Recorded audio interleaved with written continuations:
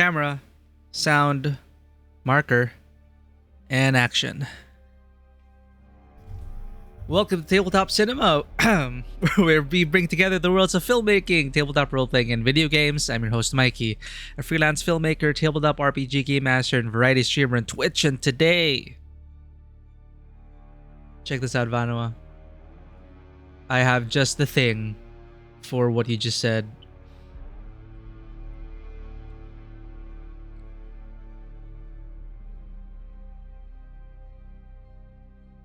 What the heck? Where is it?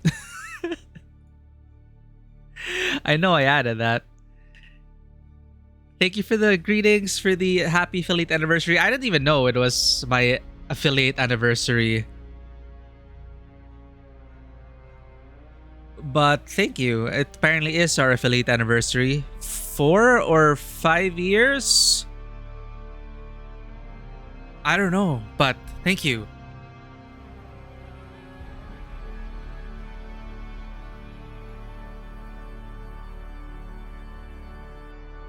That kind of went with the music, though the music's kind of loud. Well, welcome in. We are indeed looking at the story mission today. The new update just dropped, Chapter 2. Not just story missions, they added, I think, a new build set, a new vehicle. I have the DLC and everything. I have the season pass, so we're getting everything. They add a bunch of other stuff, like quality of life stuff, like doubling the assault thopter inventory, and all sorts of other things. I should check out the rundown of it. Maybe we'll have time to look through the rest of the content drop. But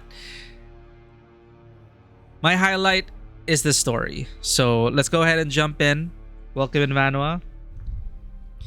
As you can see, we are decked out in Atreides glam. I'm very happy with the swatch as well. The color of House Verota. It's very nice, very nice.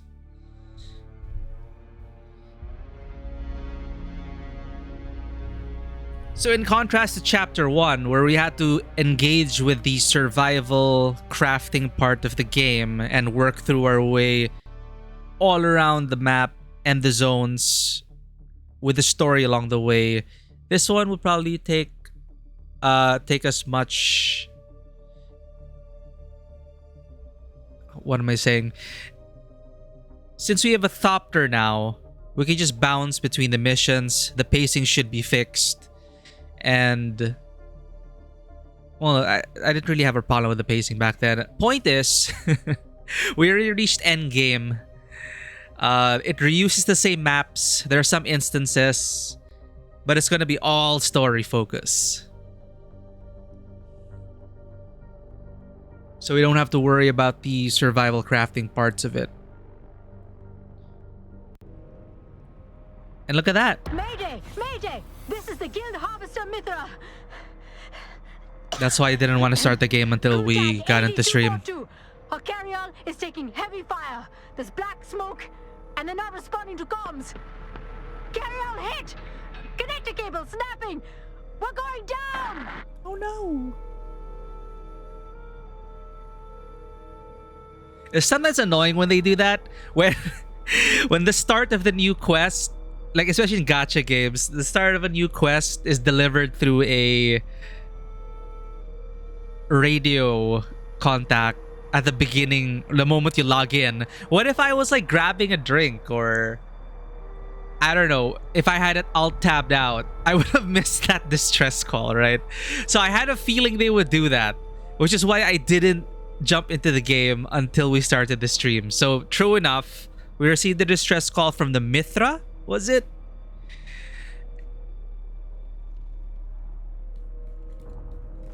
Chat?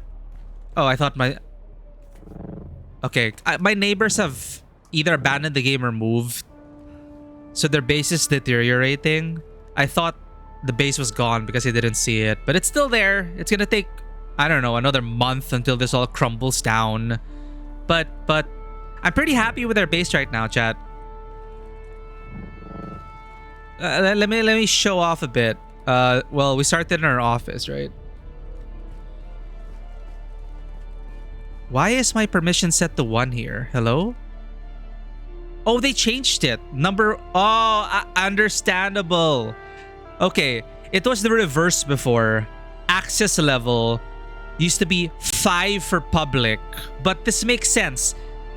The higher your access level, the more strict it is. So, okay, so that's one thing they changed. That kind of surprised me. It's like, what? Why is it 1? Because 1 used to be the highest access level, owner only. So apparently it's public now. Anyway. Thankfully, I set my base to public because this morning, chat, the weirdest thing happened. So I was just like looking at my base, having a look at it, seeing if I'm happy with the current modifications and additions to it. And then this other player just lands in my landing bay, and I had no idea what he was up to. I thought he was maybe checking out my base because, hey, maybe this guy was impressed with our base. Maybe he just wants a base tour. So I land next to him. No vehicle to restore. Oh, god damn it. So I land next to him.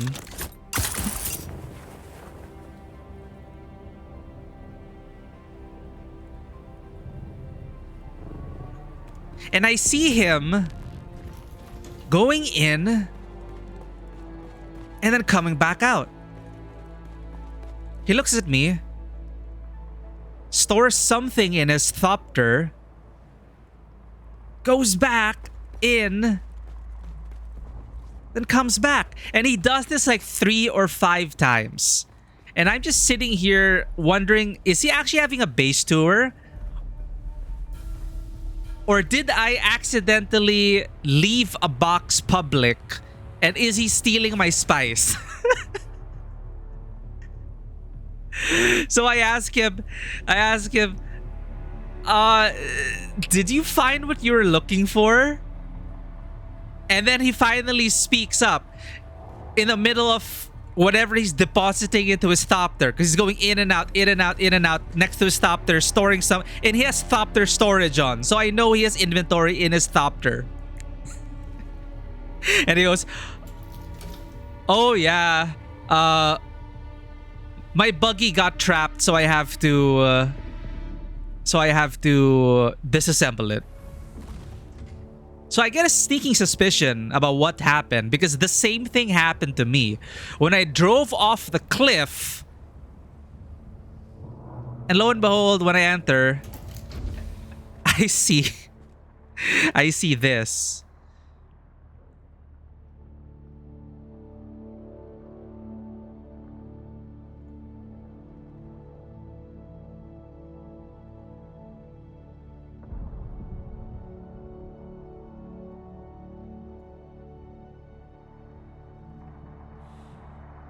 I don't know if you guys can see it.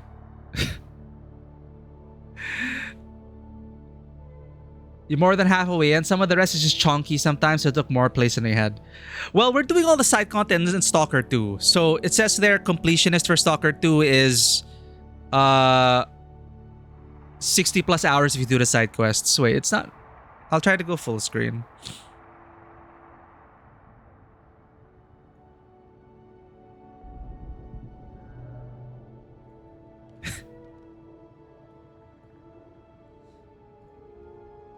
So apparently this guy drove off the cliff.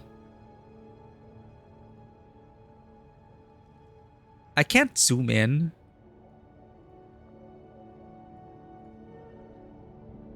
You know what? God damn it.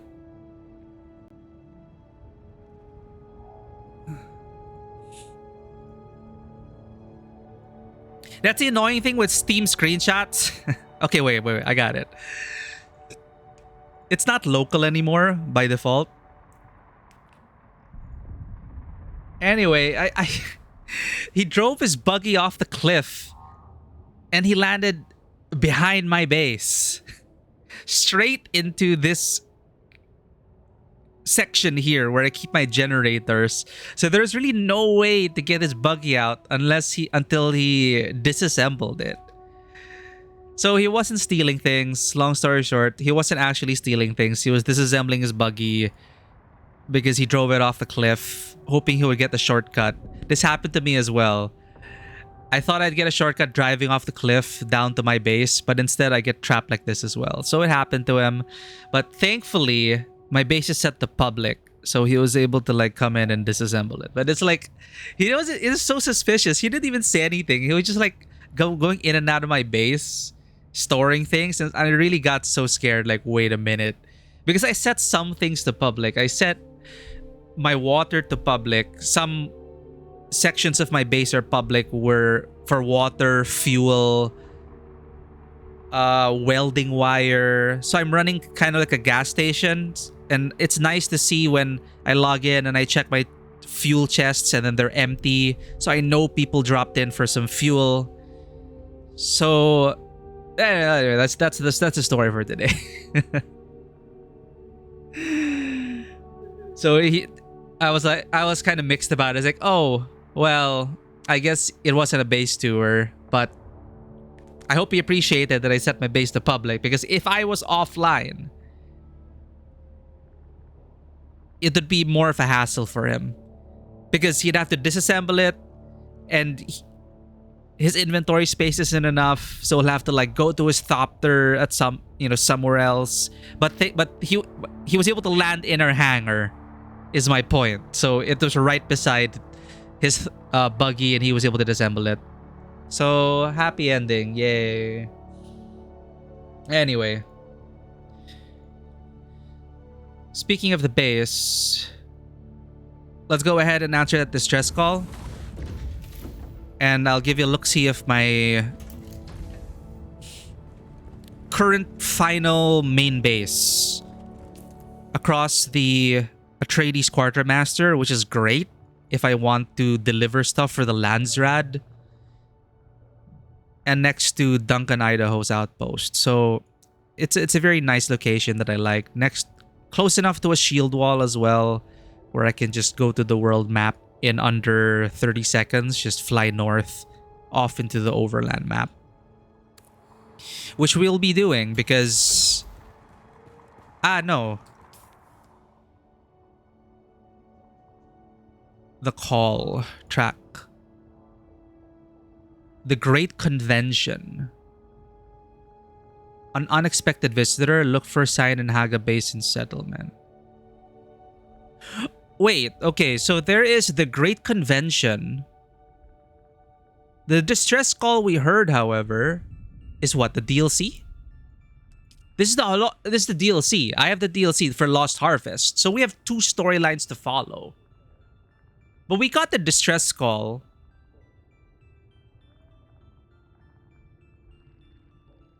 Chapter 2, story missions, and Lost Harvest. Changing our title.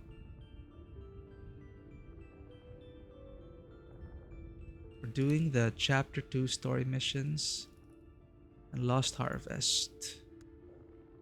Okay, so we have 2 storylines to follow. Let's do the DLC first then, because that seems urgent. We get the distress call as we enter our base and we're like, oh, what's that? So it makes sense to respond to it right away. Let me just update our details.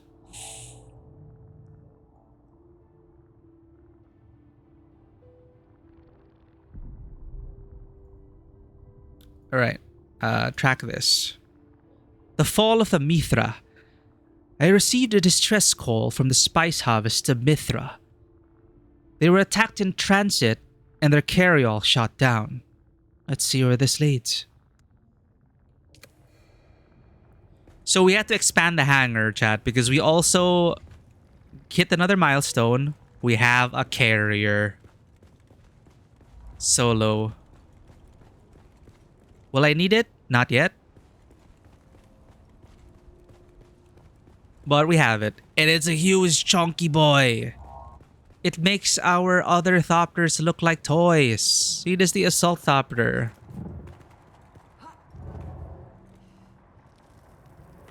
And that's the carrier. And this is the scout thopter.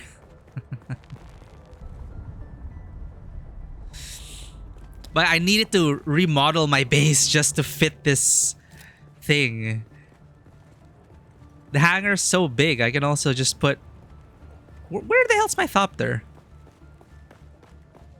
Sorry, chat. ADHDing. Okay, here we go.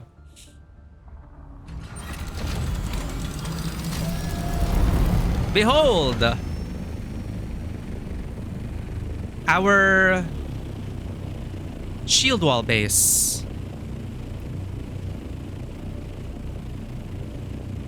Overall, I'm pretty happy with it, even though it's... One criticism I have for myself is that it doesn't really feel like a unified design.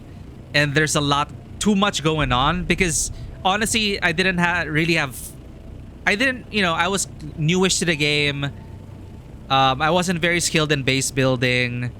And I was just going wherever, right? It all started with this core,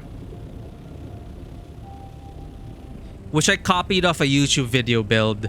And I really liked it. It is an Atreides fortress, relatively simple build. It is form and function, which is great. That's why we have our whole production area.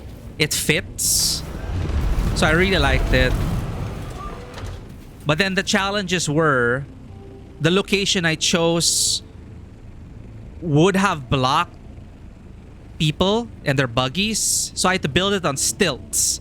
And this is when I started to do it myself. And from that core of a base, I needed space for my thopter, so I put that up there. I expanded downwards with stilts so that people could pass by with their buggies. And then as I got more stuff and production machines, especially the large spice refinery, that's when I needed more space and additions. I got more thopters, so I expanded the hangar. I eventually got the carrier. And I needed a massive hangar for this.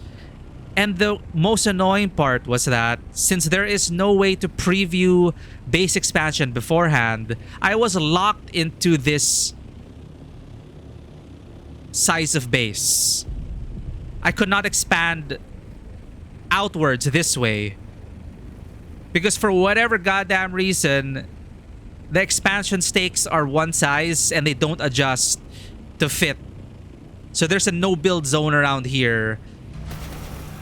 And my expansion would have just clipped it. Therefore, I could not have expanded it. So that's a bit frustrating. So I could only expand upwards. So another criticism I have for my own base is that since I could only go vertical, it's a lot of climbing. Until they introduce elevators. They were in the game before supposedly, but they had problems, so they took it out of the game and they said they're going to be putting elevators back at some point. So that's the external view of our base currently. What I'm very happy with in this build is, one, I was able to preserve my neighbor's design because I really like my neighbor's design starting off. His base is decaying now, so it's slowly corroding, which is kind of sad. So I wanted to preserve his base style. And the thing I said I would turn into a bar last Dune Awakening stream, I thought after building through it and looking at Blade Runner 2049 for inspiration, I ended up turning it into a library. So I love the interior of this. I was very happy with it. And I also like this extension I did. So it's less blocky. There's a little tower.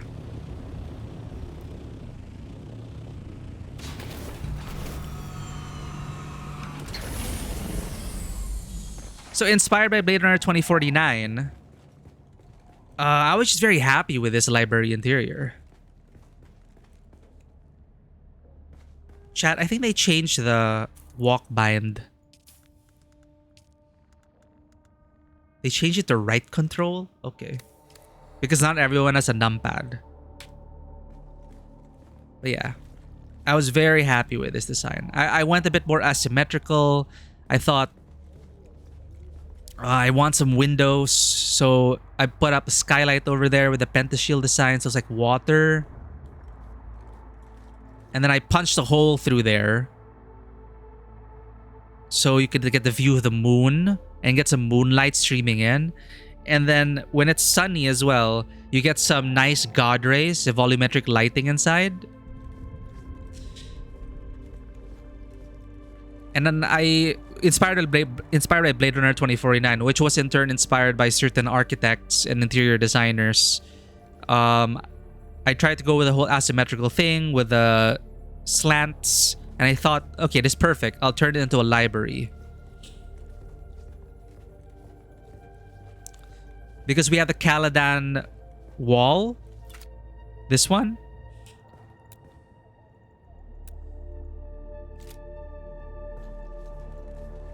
So just bookshelves upon bookshelves upon bookshelves. Is it just purely for roleplay purposes? Sure.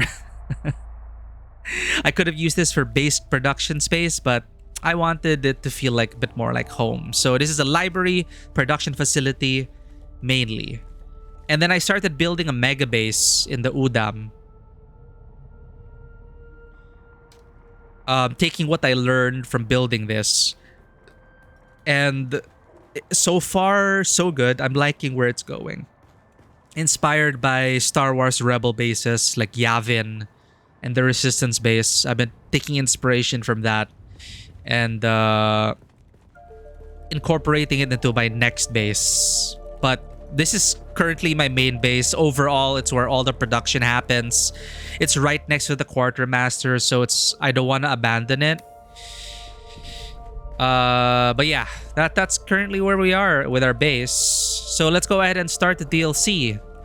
Lost Harvest, The Fall of the Mithra. So for those wondering, yes, you need to buy the DLC if you want to engage with the Lost Harvest story, but the main story content is free. So as long as you have the game, you can continue the main story.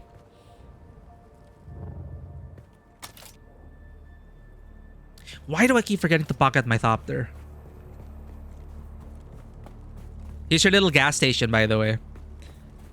And I was very happy when people started frequenting it.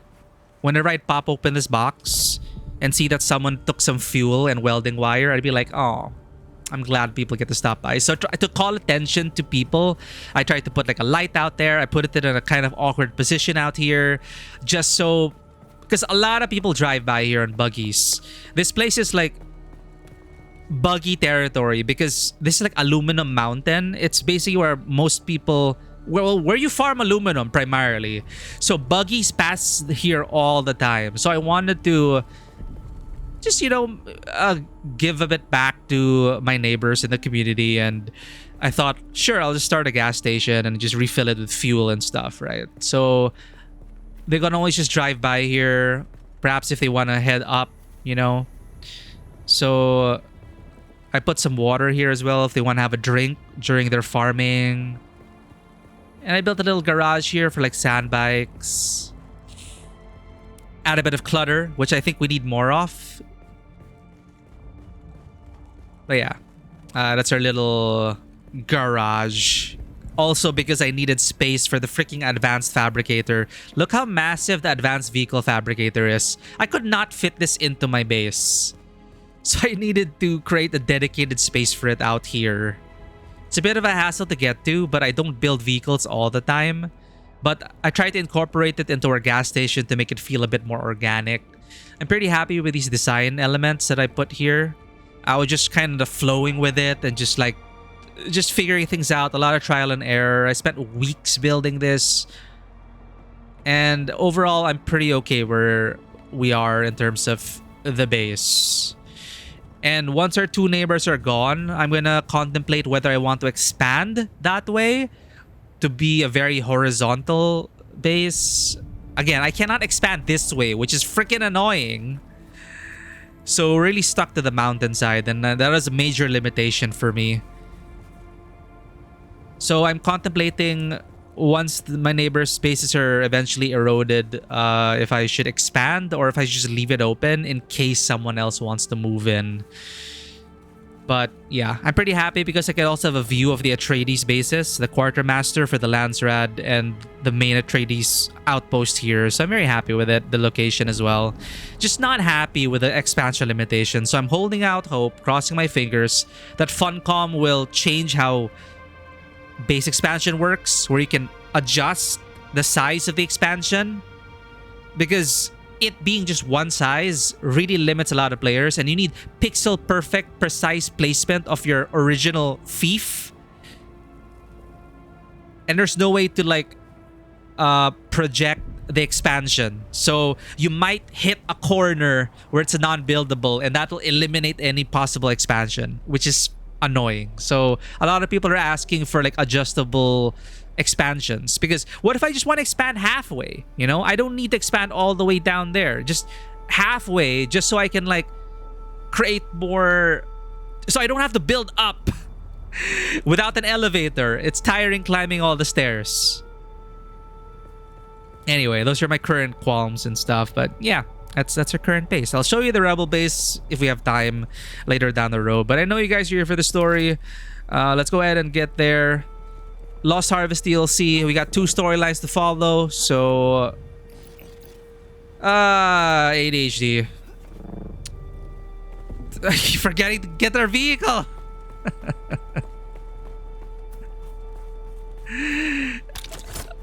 Okay, just let me know if the audio is okay, chat.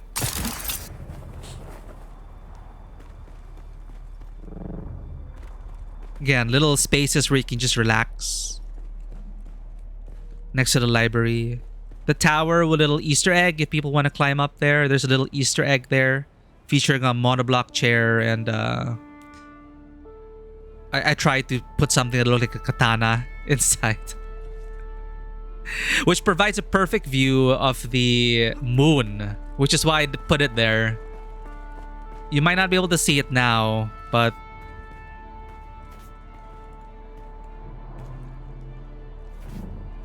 I get lost in my own base.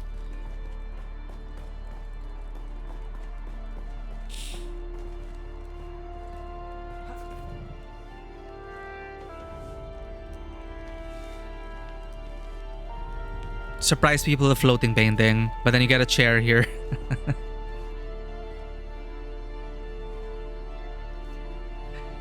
And it frames the moon perfectly. Like if you just sit here, it frames the moon perfectly in the evening, and you know, it's for people who bother when exploring and everything. Yo, Dark Side, welcome in. Indeed, hype. We got 2 storylines to follow. It's a pleasant surprise because in my head I was just thinking, okay, chapter 2 story missions. But then I'm like, wait, there are 2 storylines, and I remembered, wait, yeah, we have the season pass, we have the DLC, so there are 2 storylines we're gonna follow. More story content? Hell yeah. I was just also getting distracted showing off our base. Again, I'm really happy with this library. I'm just so happy with it. I just love it. Anyway. Welcome in. Are you doing the content as well, Darkside? Are you done with the content? Thank you for the happy affiliate anniversary. I did not know it was our affiliate anniversary, but this is our base. It's a bit of a mess, but I'm building another mega base in the Udam. But this is our main production facility.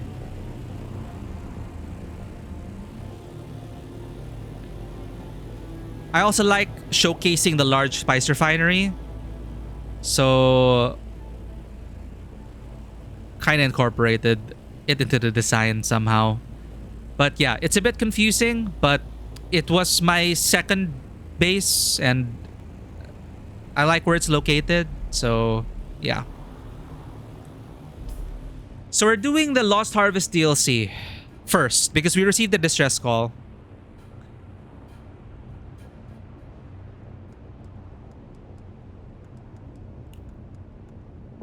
Oh, they added hotkeys.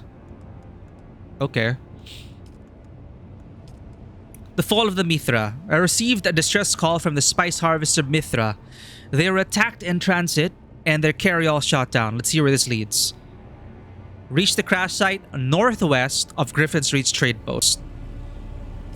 People from the public. Whoa, wait! It deposited everything in our inventory? Hold up, chat. God damn it. So another addition here was that they added armor rewards for doing the class quests. We did all the class quests. Ow!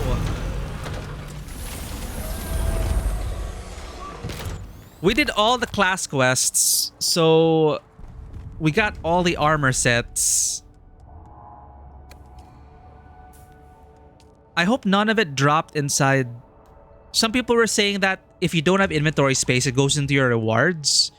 But there was a warning that in the public test server, if you didn't have inventory space, it would drop on the ground. So that sucks. Replaying some short indie games, getting ready for Borderlands on the 11th. Oh, hell yeah. Borderlands 4 day. So many games, so many great games coming out, chat. I was just talking about it last stream. There's so many games. It is honestly overwhelming. So many games I want to play and stream. I just don't know what to play next. So we're still playing Stalker 2 primarily, but when stuff like this comes out, these are like one-offs. Since there are actually 2 storylines, I thought there were only 1 storyline. We might take 2 streams, but it is what it is. I keep forgetting what I'm gonna do. Right. I was very happy with the Bene Gesserit outfit. Look at this, chat. Look at this. Look at this beautiful robe of the Sisterhood. Well, I love our armor set right now, and I love that I did the Lance Rat reward for the light armor swatch of House Verota. I love the colors of this. I love the deep blue. But the Bene Gesserit, I saw a picture of the Bene Gesserit armor. It looks pretty cool. Looks pretty cool. Where is it? Robe of the Sisterhood.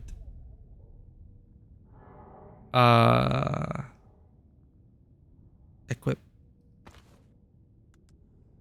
Look at that. It's some Carian Manor Elden Ring shit, man. It's and my favorite aesthetic in Elden Ring was the Carian Manor stuff. And coincidentally, the blue is the same shade as her current armor, as the House Verota swatch.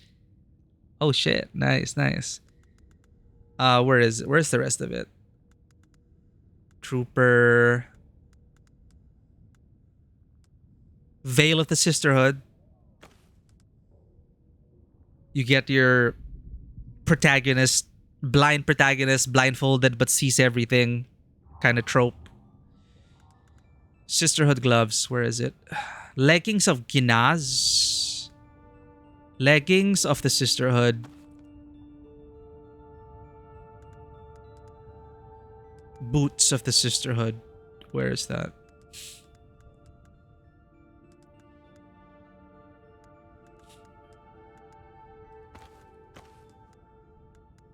Leggings, robe, and veil. Boots of the Sisterhood. Gloves of the Sisterhood. So this is the full set.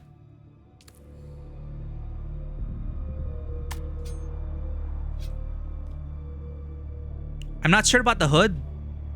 I'll probably change that out. But the body piece, it really reminds me of the Carian aesthetic.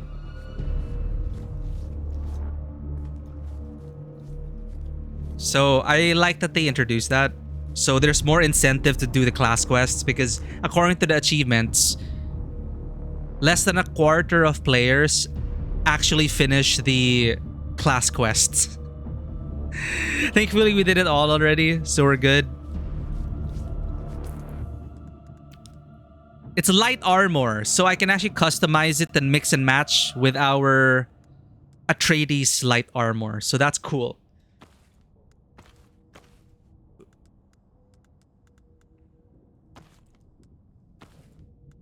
So this reminds me so much of Destiny 2's Hunter. I love it. I really love it. The Atreides helmet, so good. Atreides light armor, I really love it.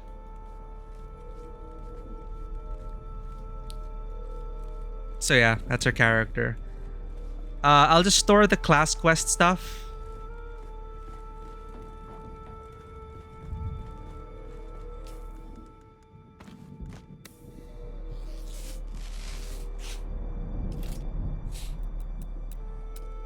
Should be around 20 pieces.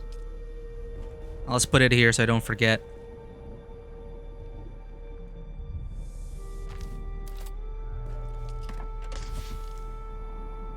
With ADHD, you need to create systems like this.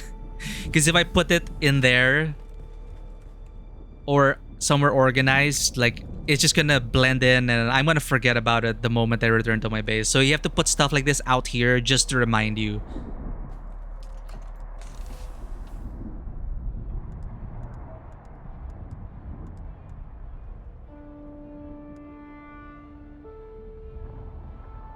Wait a minute.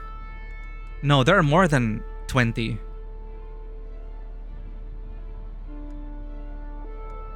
Ah, there was one class we missed.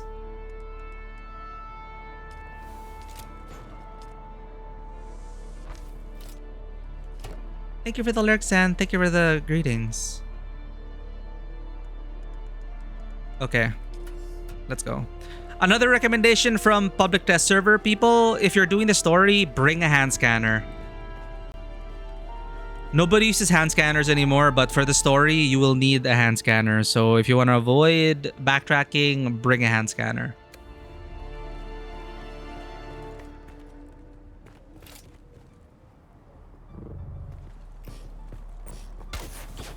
Alright, the people in the Mithra are probably dead already because we got distracted for like half an hour looking at our base. Let's start the story, chat.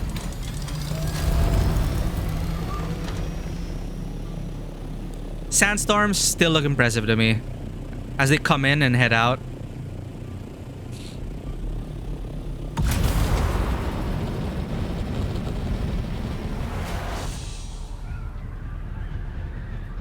That's new.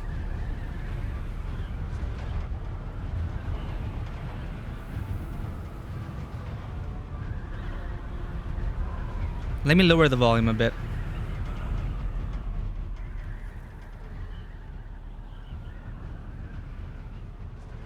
That is also a recent addition to my Siege.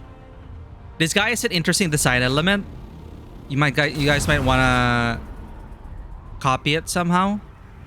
It's a bit modern, I guess, but I never saw anyone use pieces like this before. So it's pretty interesting. It's like floating. It's a floating wall wrap. I don't know how to explain it in architectural terms, but it is an interesting design element which caught my eye.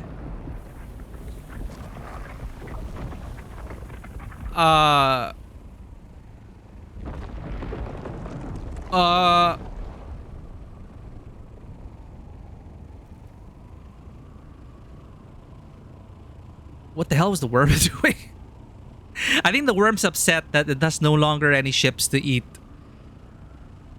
There was a dynamic event which happened, and then the worm was just eating so well, just crashed ships everywhere.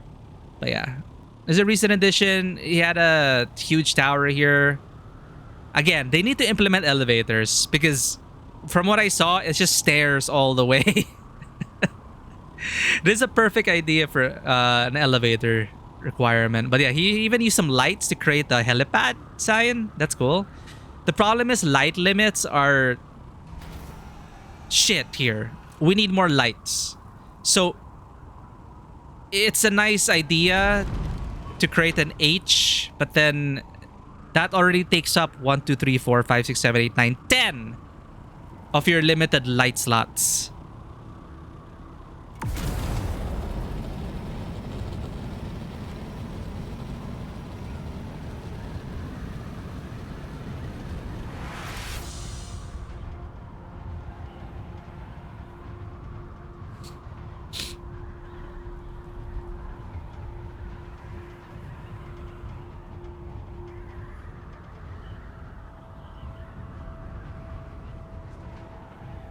Since it's an overworld map, are we gonna get a ton of people around this quest area?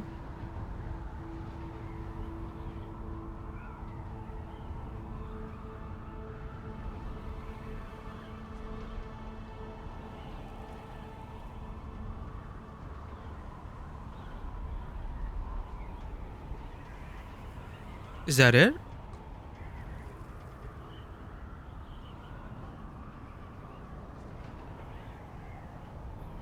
Hmm. Yeah, I mean, I would expect a ton of players now. Yeah, there are other players. Wreck of the Mithra. Locate survivors.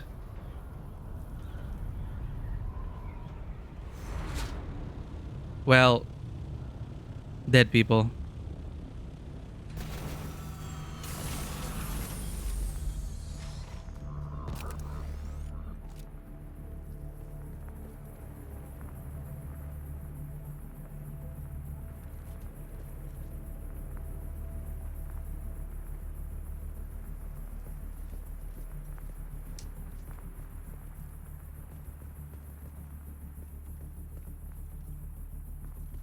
Looks like someone dragged them out and killed them.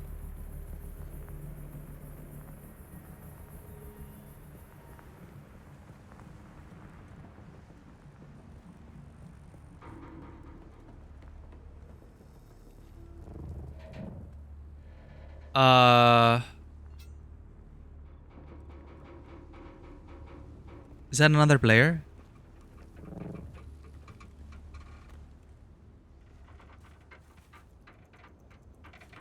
No, this is a Kirab. What the hell?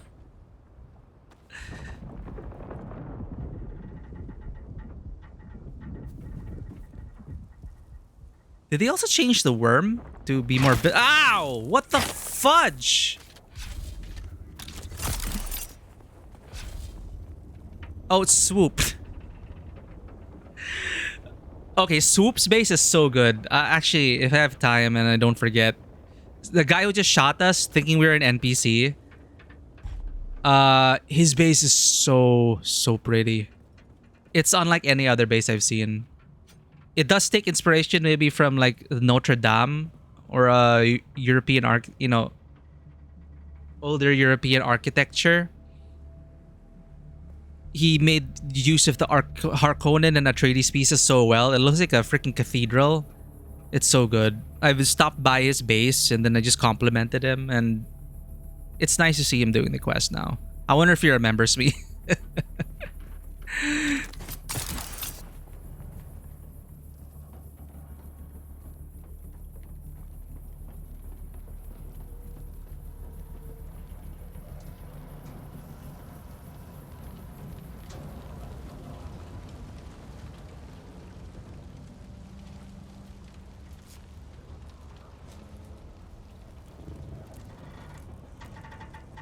Most people are probably doing the chapter 2 story because not everyone has a DLC.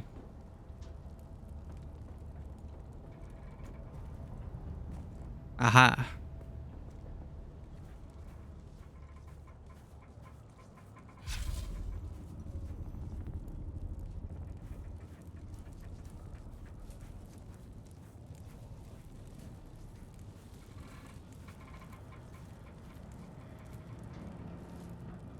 That's a player, right? Ah, no, those are NPCs.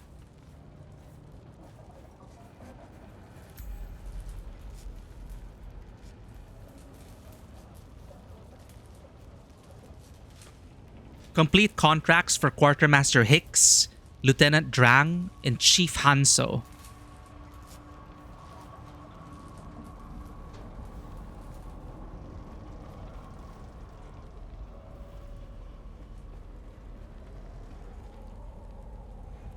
A third faction's also coming, supposedly to balance out the Landsrad, and the leaks are already confirming that it's the smugglers related to the 2X. And apparently 2X is a book and eventually movie character, I think.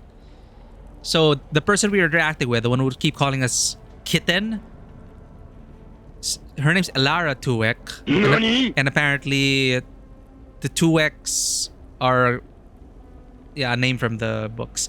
Pow! Welcome in! Why are you confused? Why are you confused? He looks like Amos from Expanse.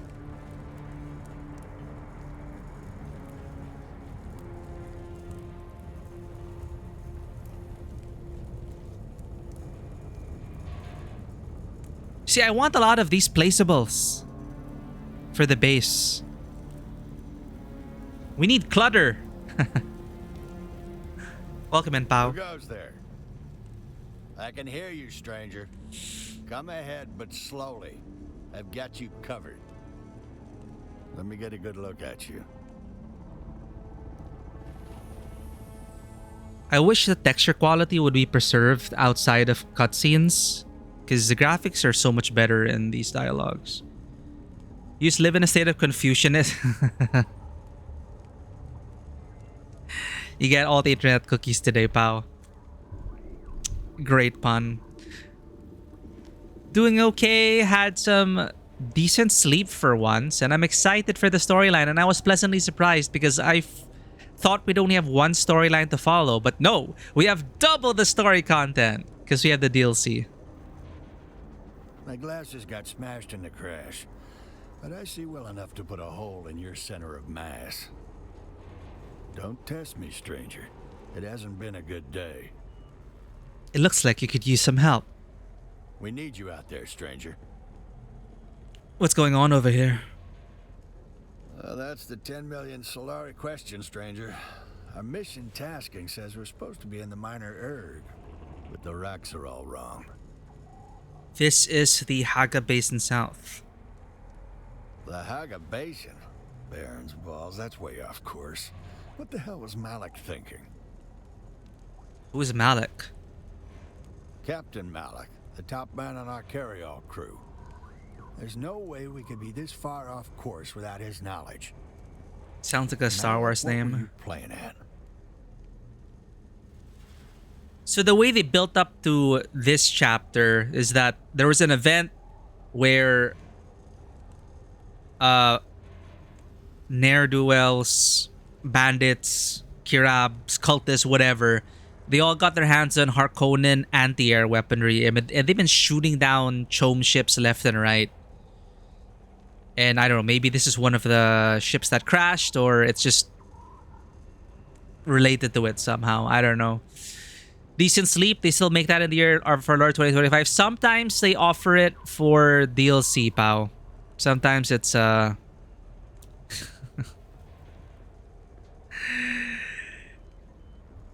it's sad. Sometimes you need a little bit of a help to sleep. Another settlement needs your help. I don't know what's gonna happen here. Tell me about yourself. Not much to tell. I'm a rig chief like my father before me and his before him. My family served the Miners Guild for nearly 5 centuries. Miners? What does a rig chief do? I oversee all melange operations on the Sand and in the Harvester. It's my job to ensure the spice flows unimpeded from extraction to processing. Oh, spice. Why can't you see? What? I haven't been able to see well since I was knee-high to a tad, Skipper. Normally I use corrective lenses, but they were shattered in the crash. Tough luck. If Dune men didn't have tough luck, they wouldn't have any luck at all. Still, there's a job to be done. Okay, what do you need? Over half my crew is dead or missing, and I can't see a damn thing. But I suspect those who have survived have already been found. The rest is sadly a recovery effort. Yeah, you gotta do what you gotta do for sleep. In my case, I really need meds to sleep. And sometimes the meds don't work. Yeah, it's on me.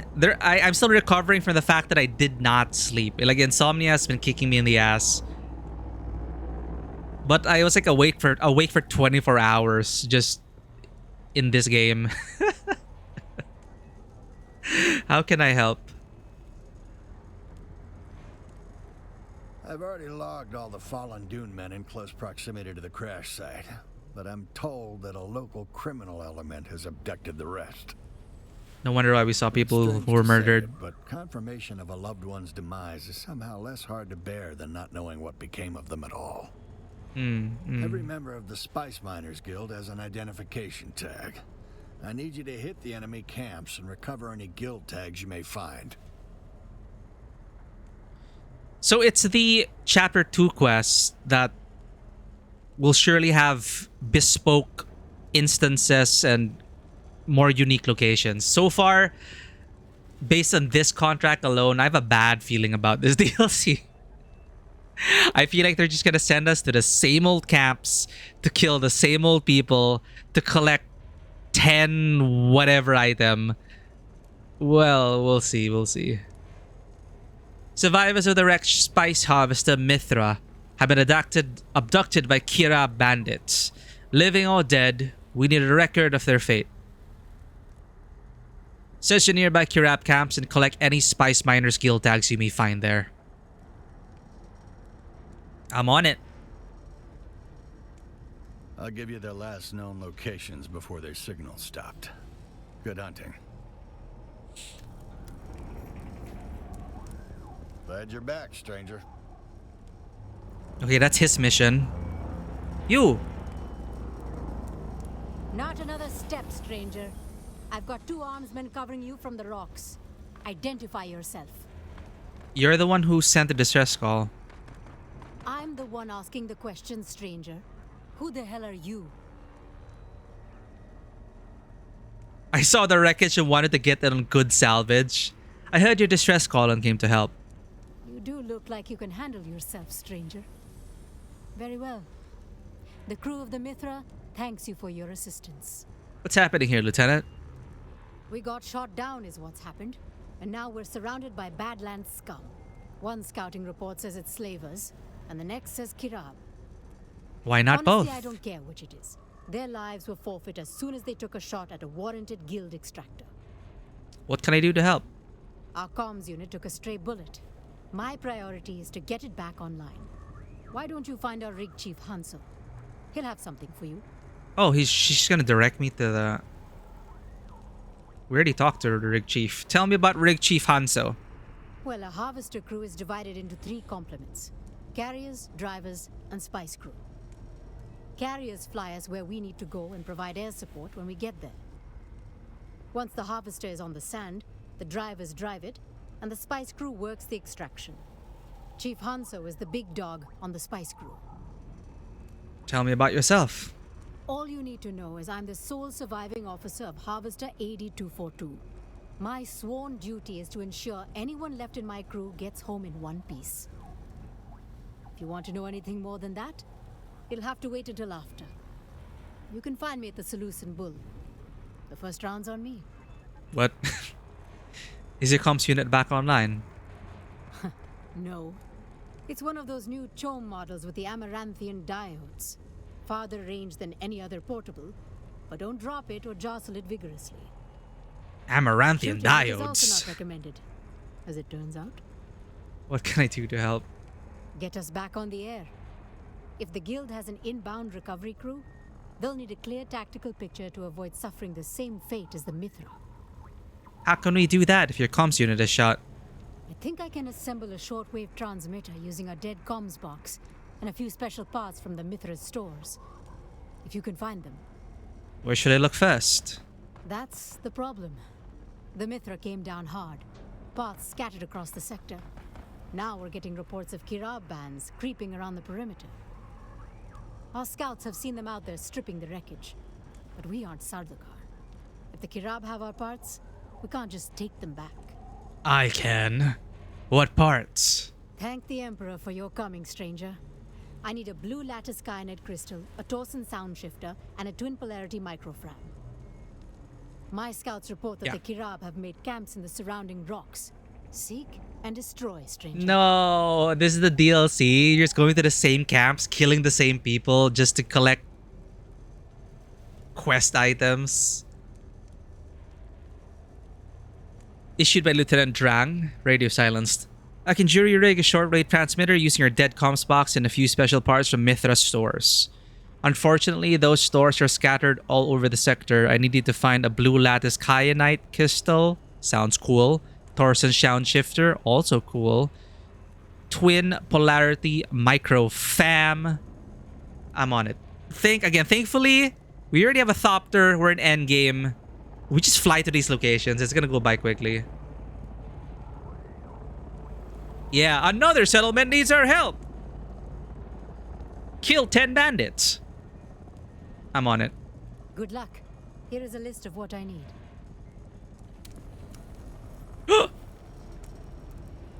This person looks sick, chat. Do you need help? She's dehydrated. Do you want to play dehydrated?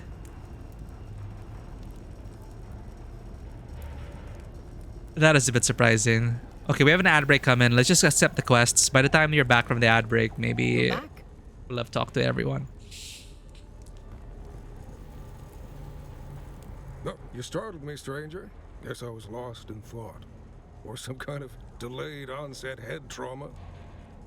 Of course, both things could be true. Who are you? I'm Nasher Hicks, quartermaster of the Mithra. Whatever's left of it, anyway. You can call me Hicks. Looks like you need some help, Hicks. Did the guild send you? No, but I heard your distress call and I'm here to help. Well, this goes against all known protocols, but protocols be damned. There are lives on the line.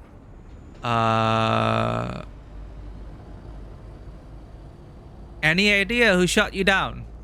No clue. Danvers, our umbilical specialist, said we were taking fire from below, but the rig crew is totally blind during transpo. Umbilical The Intrepid specialist. class Harvester has 7 interior decks, none of them with viewports. What? But they must have took out the carrier, because we dropped from the sky like our chute was cut. I was on the head when we hit. The bulkhead torqued, and the door wouldn't open. Had to cut my way out of the shitter in total darkness. Oh shit, he was shitting.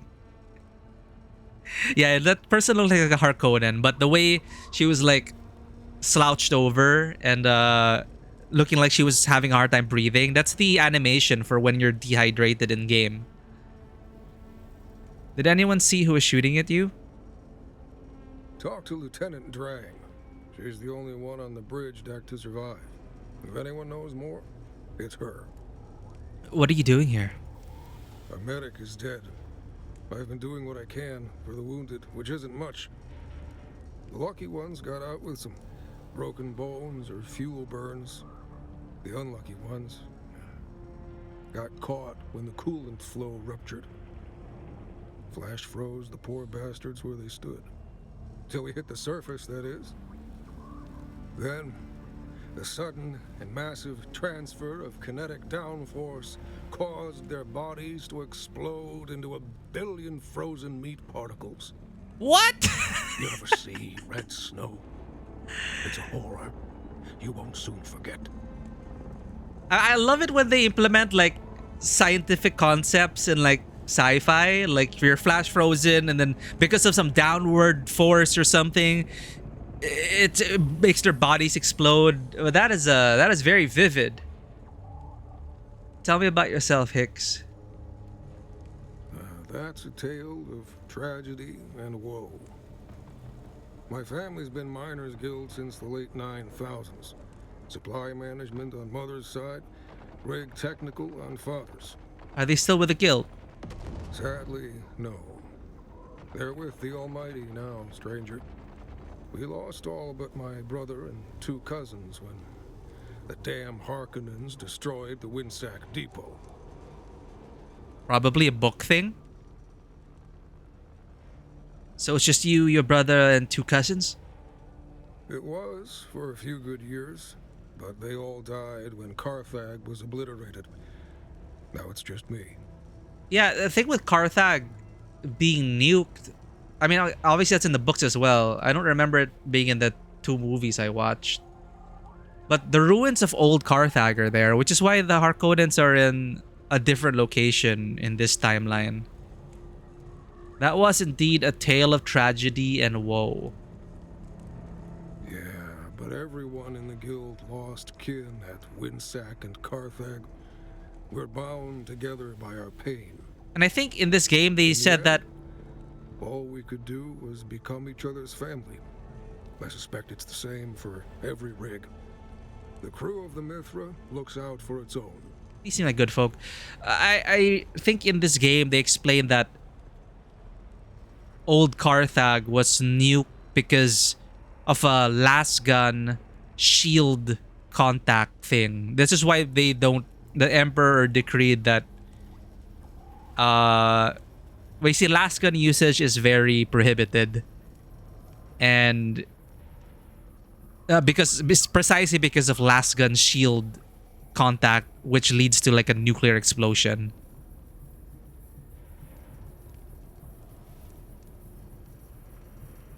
Is there anything I can do to help? I'll tell you what, stranger, we need all the help we can get. We're dying out here. The whole medbay side of the harvester's sheared off. We need to stabilize as many wounded as possible, but we've already burned through the little first aid we scavenged. If you could scrounge up something, that would be a good start. Healing hand. Between the crash and the bandits, most of our people are injured in some way. But we've already burned through all the medical supplies we're able to scavenge. If you could scrounge up something, that would be a good start. I'm on it. Thanks, stranger. We're dying out here. All right.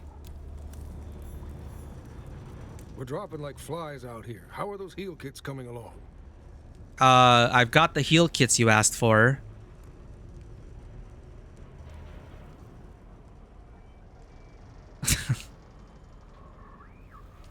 Finally, some good news. I've got Tolverson and Chang holding their guts in with dirty blankets. You are a lifesaver, stranger. I'm sorry, I didn't bring my med kits. You kidding me? This isn't what we talked about.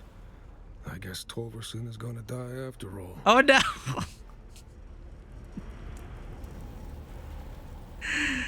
What a guilt trip that was.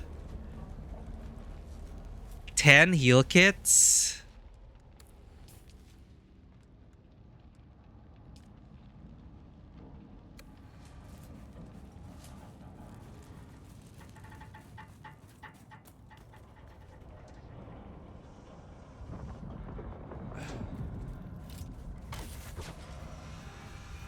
Well,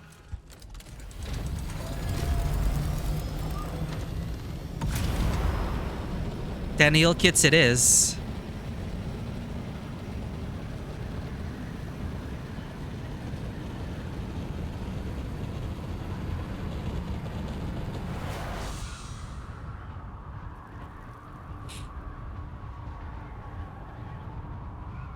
They really need a toggle free look mode. But another pro tip I learned, Spice.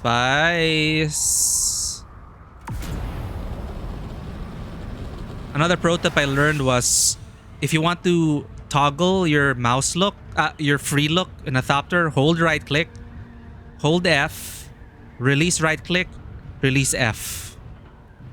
Oh my god, it's in radiation. You got, damn it!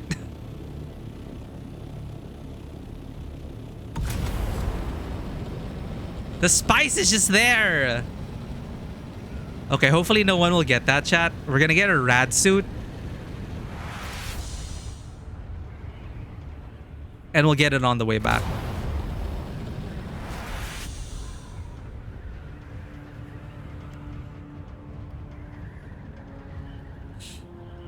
Is that another spice blow? People are not picking up spice blows. Well, we are playing on off-peak hours after all. So that is a big bit. Oh, sorry, it's just a shadow. Anyway, benefits of playing off-peak hours in a North American server. Since my base is nearby this area, whenever I hear a spice blow, I just fly out and I'm almost guaranteed to get it. So I've been slowly building up my spice stores.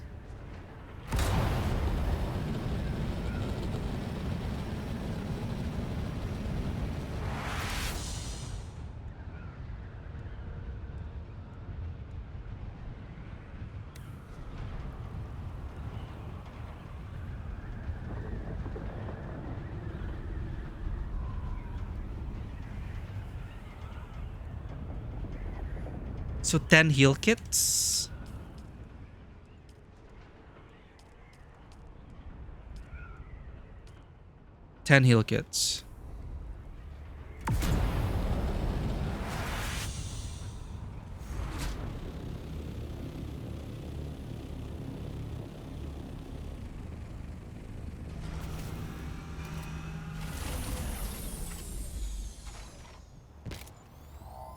It's really choppy, chat.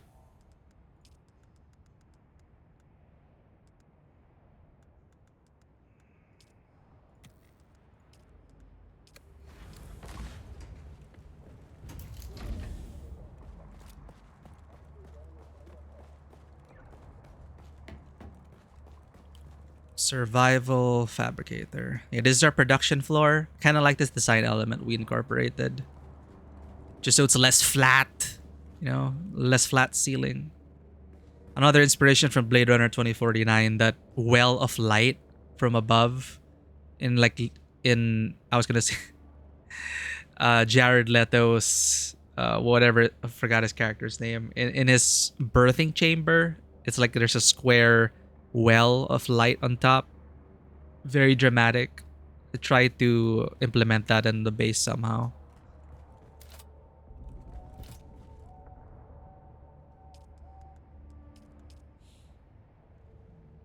Yo, we can rename fabricators. Oh, right. That's another quality of life addition. We can rename chests.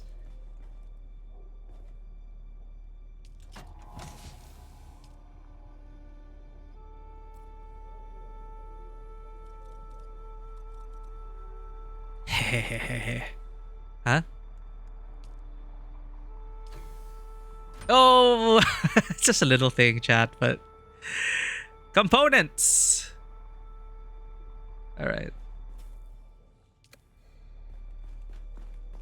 But I didn't know you could rename fabricators, like survival fabricator 1, 2, 3, 4.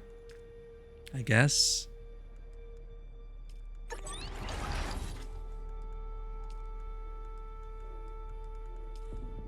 Wait, we already have 10 heal kits in our inventory.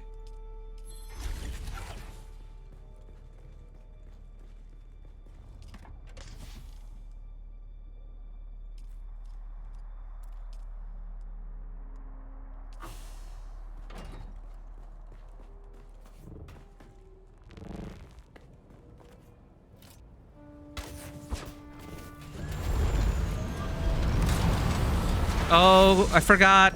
I forgot something, chap.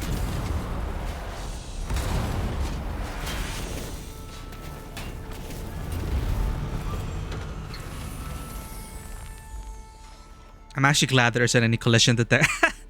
I read that in an interview that why isn't there any collision damage? Apparently, after thorough testing, it is unanimous that it was less fun with collision damage on. Rad suit.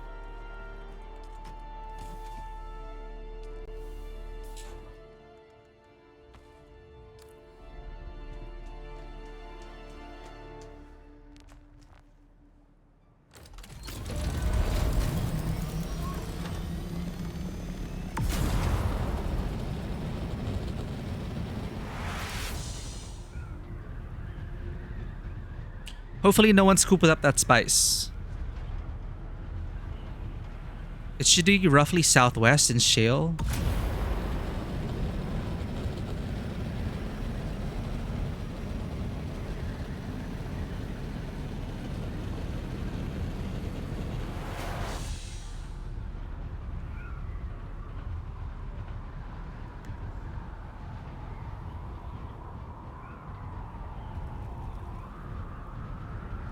Man. Almost 500 hours in this game.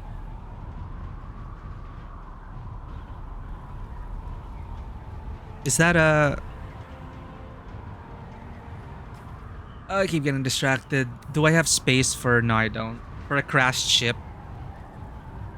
On the way back when you deposit the spice, I guess. If that worm hasn't gotten it yet.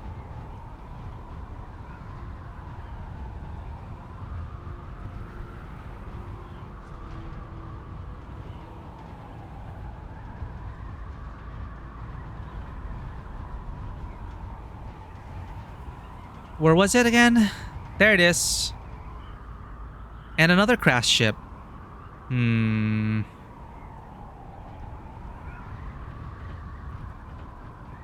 provide a lot of nice components, but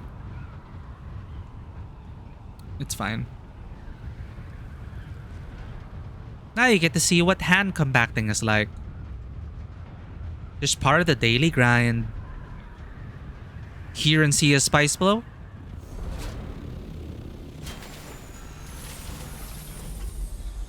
Gotta collect that spice. And each person has their own like technique for sucking up all the spice.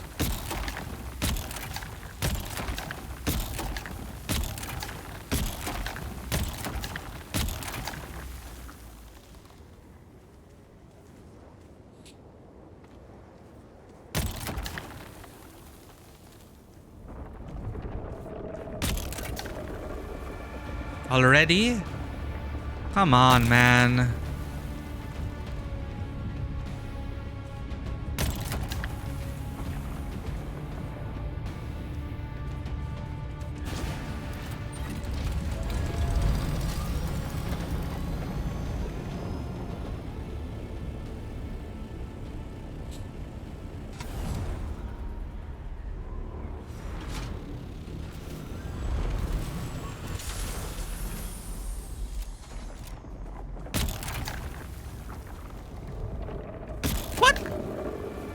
I did one shot. I did one compactor shot. And I have a compact compactor.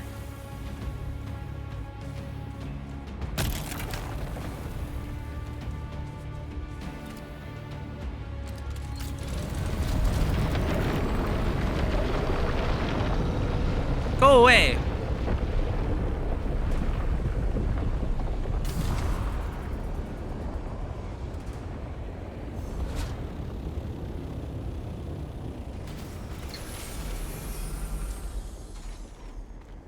Life with a worm.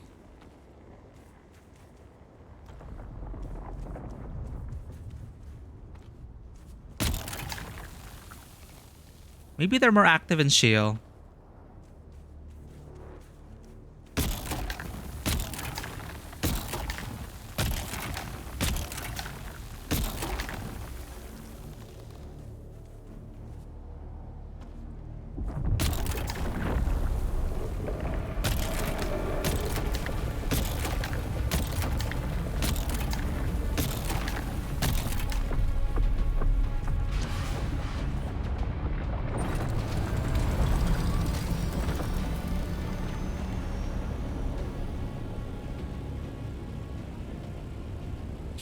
Okay, this should be it. Just let me pick up my spice.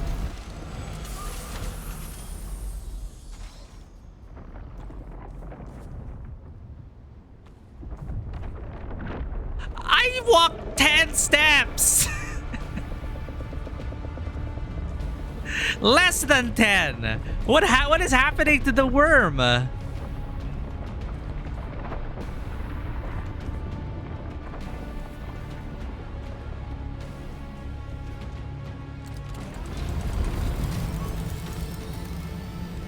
Jeez.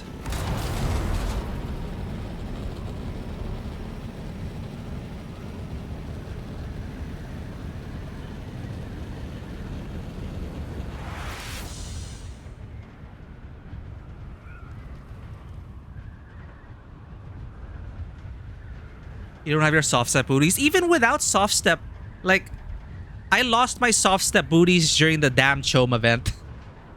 Because I got eaten by a worm. I lost my soft step booties, and so I haven't been using it for a while. But even then, it usually doesn't take that fast. Hey, the flying bases are still here. I don't know if you saw some pretty ingenious flying bases, because there are some locations where the Chome ships get bugged out, and they're crashed, in the air. So people have been building sky bases. So Funcom has not patched it out yet. I saw one really good base on Reddit. It was shaped after an observer sphere, like from the movies, I think. The Emperor's observer sphere or something. Really nice interior as well. But yeah. Those things always remind me of Imperial Raiders. Can I land on it?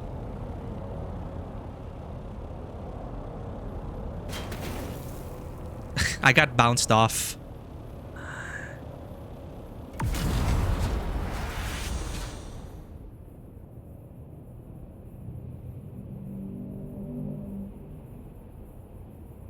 Where the hell are the...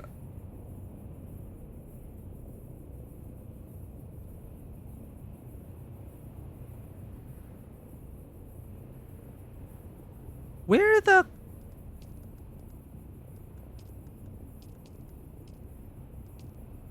Search the first Kirab camp.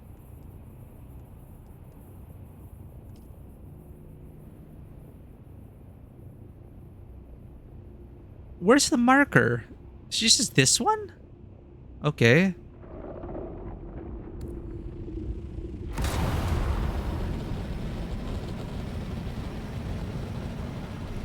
Bonebreaker, may the blade chip and shatter. Welcome in. Bonebreaker going through stellar booty. I mean, blade, stellar blade. Which is a great game, by the way, chat. Don't get fooled by the marketing and the discourse surrounding it. Stellar Blade is a good game. And Bonebreaker's been going through it. I believe he's almost done with it. Things are heating up with the story. It's a good game. It's a great game. I really enjoyed my time streaming it. And I'm enjoying my time watching Bonebreaker. So if you have not already checked out Bonebreaker 85, he's currently going through Stellar Blade. Welcome in, Bones. We are doing the DLC and story quests today. So, new story today. Hopefully we can finish all the story quests today as a little one-off stream. But yeah, this is our character. We are Karen Halamir in a solo guild. House Longford, minor house. Pledged to House Atreides.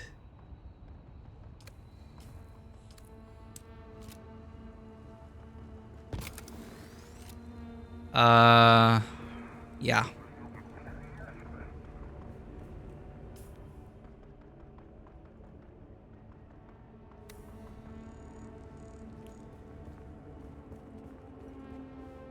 Is it these guys?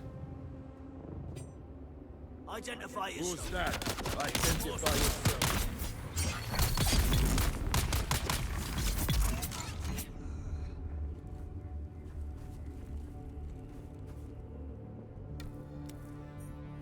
Blue lattice kyanite crystal.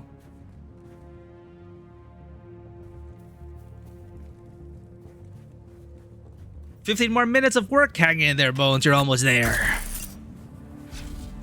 Let us try to distract you for 15 minutes.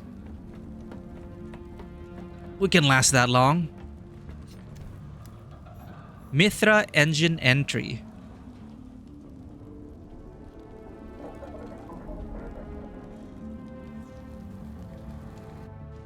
Oh.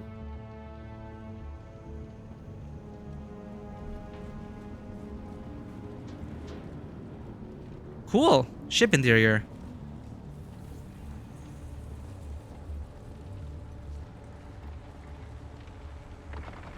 I'm surprised it's not irradiated. I guess I wanted it to be more accessible. Because not everyone will bring their rad suits.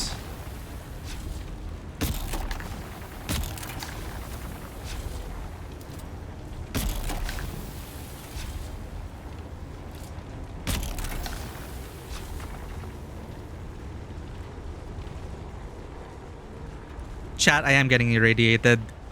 Never mind. I was just admiring the ship interiors, god damn it.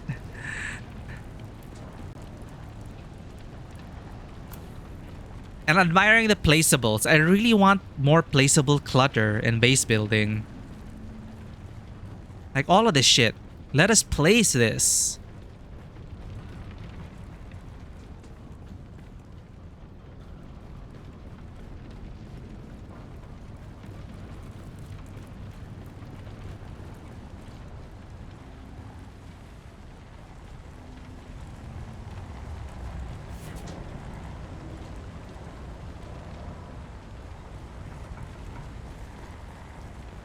Yo, Shadow, long time no see. How are things, cuz? Welcome in, Shadow. Playing a lot of World of Warcraft top tier gameplay. If you want some World of Warcraft content, go check out Shadow. Dogcam 24/7. Love it. Welcome in, Shadow. Thank you for dropping by. Yeah, that's been a good minute. No, nothing to be sorry about. Just glad you're here. We're just doing the story quests for Dune and the Lost Harvest DLC.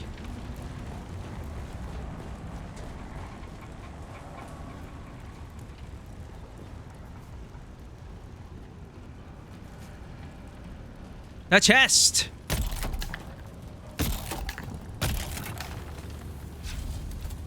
Whatever, I'll just tank the damage.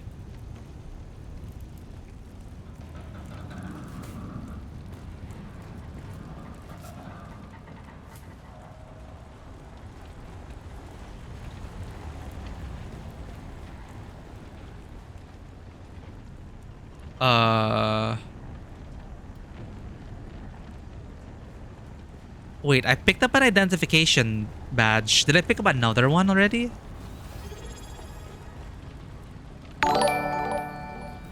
Yo, 9 months? Thank you for the sub, baby Shadow. Thank you for your support. I appreciate it. We would not be here without you guys, that's for sure.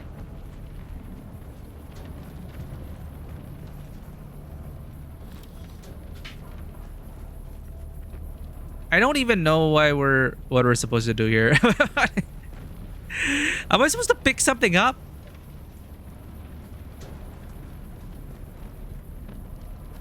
This looks like a slick game.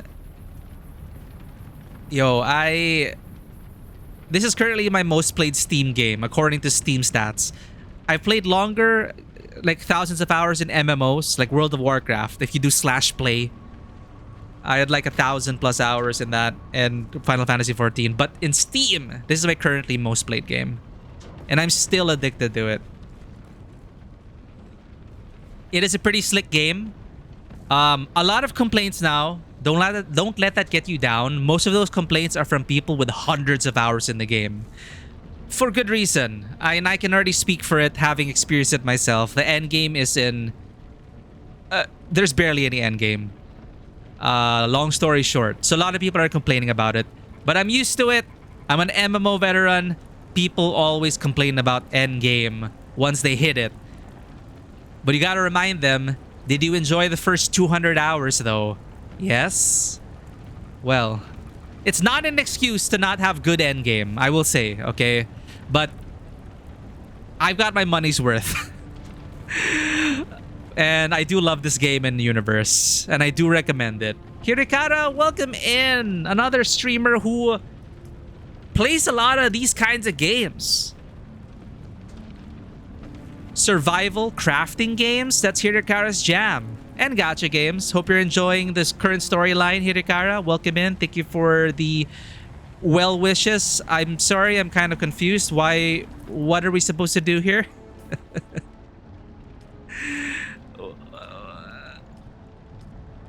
Recover a Torsen sound shifter. It's upstairs. I don't think we're supposed to be here yet. I feel like there's a quest step that we didn't do, and this should have been the item to pick up. Whatever. Let's just go out first.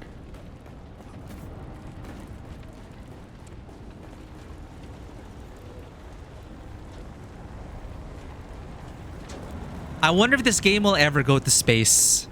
Will we get our own ships like this? Will we get ship interiors?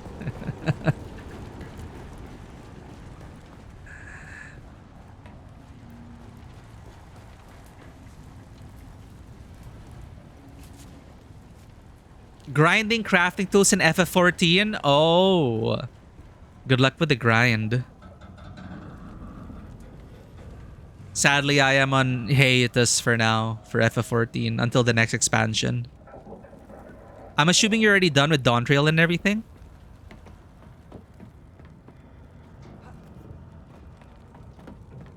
I'm getting confused with the... Okay, wait. Let me untrack this thing. I want to get rid of some clutter. Recover our Thorson sound shifter.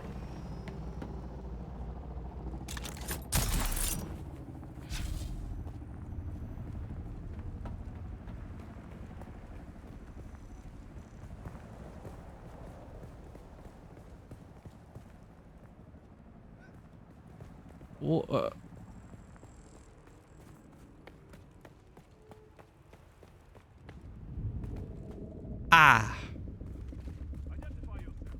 Sector weather alert. A large sandstorm is approaching. Oh, a guild tag. Okay.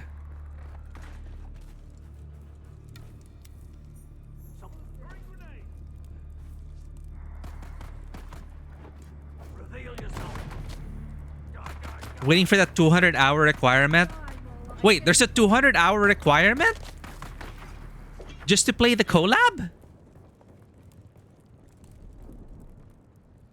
Or do you mean like you have to do story content?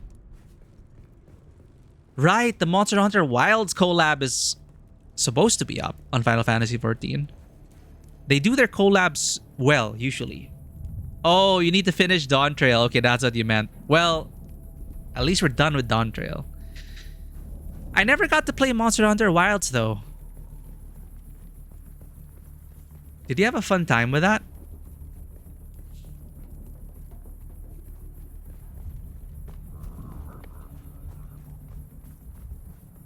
Yeah, MSQ locking is the worst.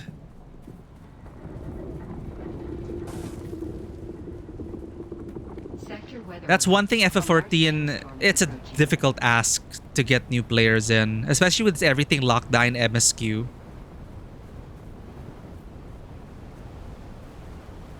I'm so lost, chat. Can I hide here?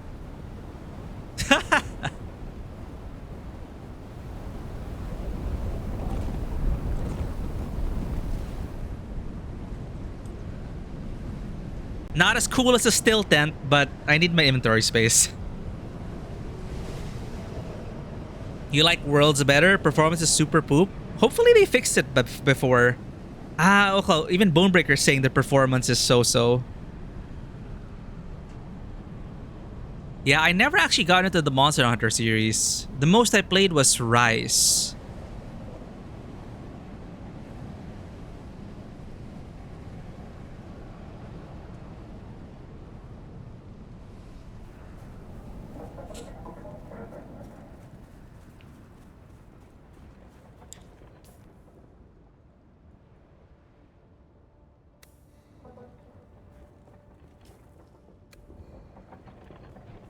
You got tired after... Oh, but you got 100 plus hours in. Waiting for updates, already done grinding for gear and stuff. Yeah, I heard the grind was softened. Therefore, it didn't have as much hours on average for the usual Monster Hunter player. Which is why I think I saw a lot of people stream it for a while, and then suddenly, after a week or two, they were just done. And they moved on.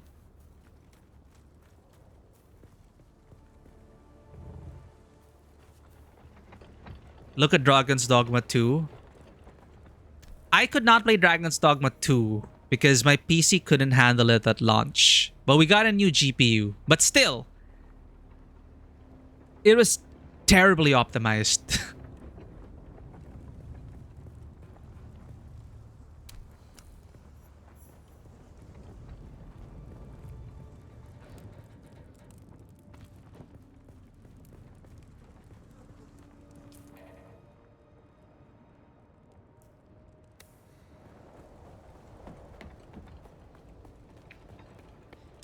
This better not be the... That's all. This better not be the only thing for the DLC. Because these are really terrible quests.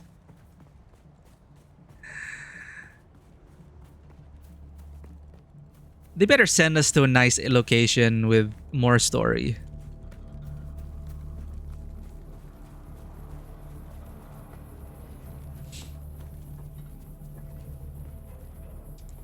No one's PC can handle it because it's not optimized, and lol, definitely not a you thing. Yeah, It was just made worse because our GPU was pretty old, but we literally could not play because it was so shit terribly optimized.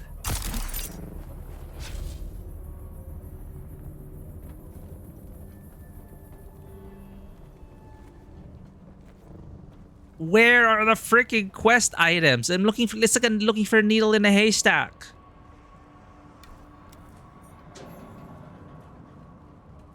Oh, I've seen this person on chat. Duncan Callie. A lot of people play just for story. Very fast. Endgame is usually just grinding for fashion. Yeah, I think people were like done really fast because it didn't last as long as Worlds. Monster Hunter Wilds is like a CPU hog, which sucks for us because we are CPU bound.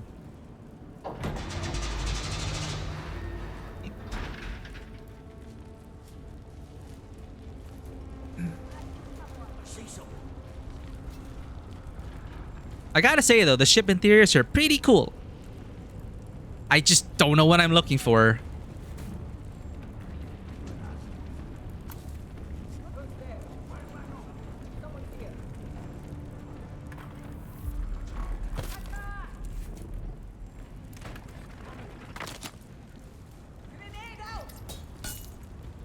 Yeah, that is a great grenade, bud.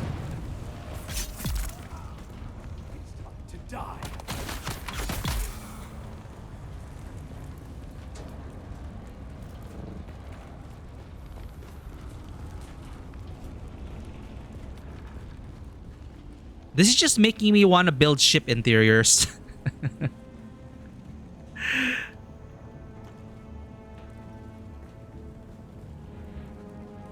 Look, I'm just looking for the glowing quest item to pick up, okay? Like the quest markers. We don't even have a quest marker here. This is probably the second stage where we enter the ship. I don't think we're supposed to be here yet.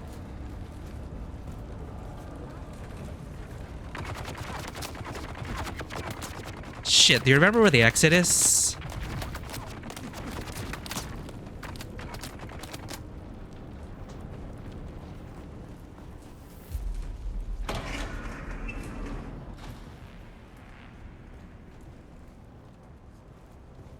Let me out!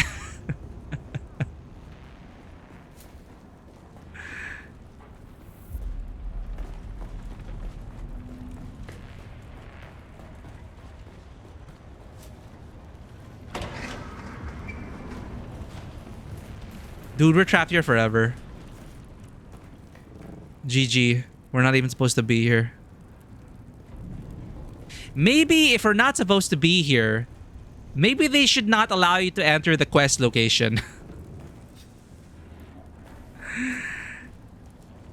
Or I could be wrong.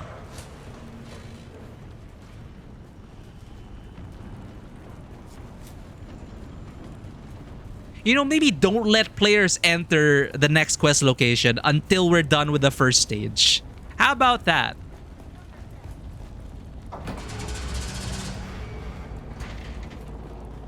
God damn, there's the exit. That's another player.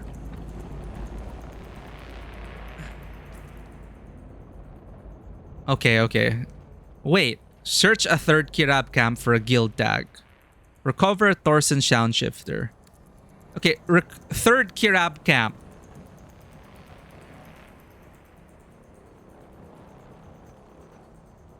So the search area.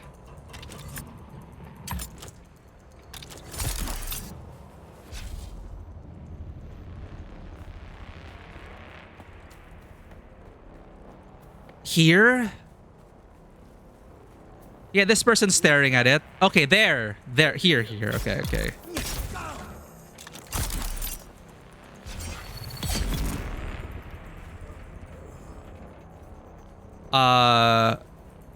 Shit, I already picked this one up.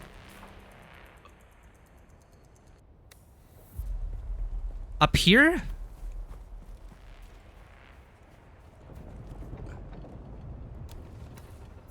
Okay, okay.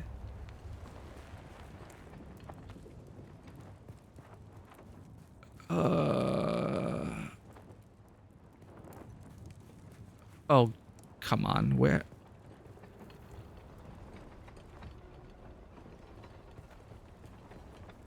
Here?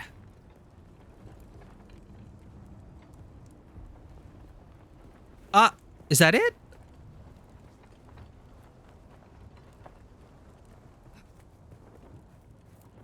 Did we pick this one up already?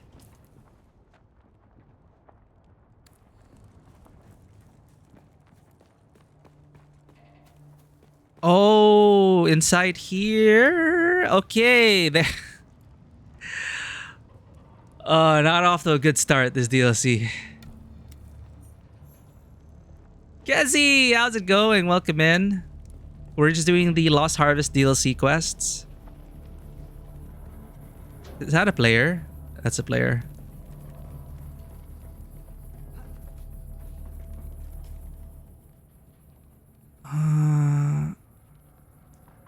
Search a 4th Kirab camp for a guild tag.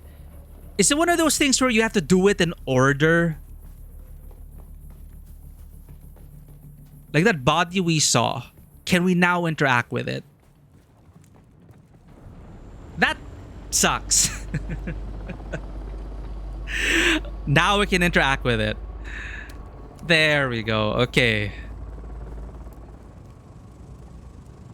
What are these guild tags anyway?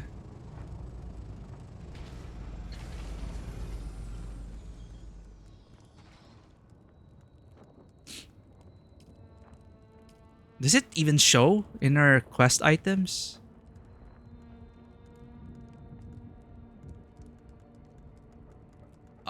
Nope. Examine the discarded comms device. This one. You're no scavenger, and you're not one of the slavers. That's all I need to know for now.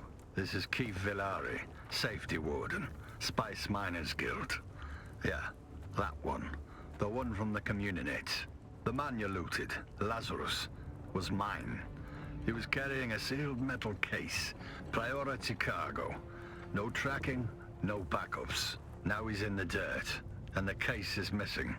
That makes you my last option, and the job's still hot. If that case lands in the wrong hands, the guild doesn't just lose face, we lose grip. So here's the deal. You find the package, you bring it to me, and you don't ask what's inside. We know the Kirab took it. Now we just have to figure out how we're going to get it back. In the meantime, check in on the crew of the Mithra.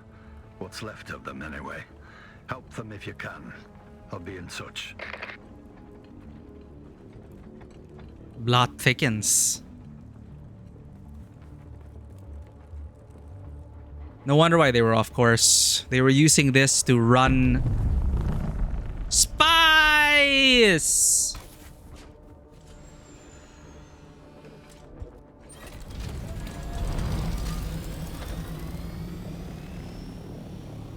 Where? There. Fuck, we don't have space. Let's focus, chat. We're never gonna finish the quest if I go after every spice blow. Let's focus on story.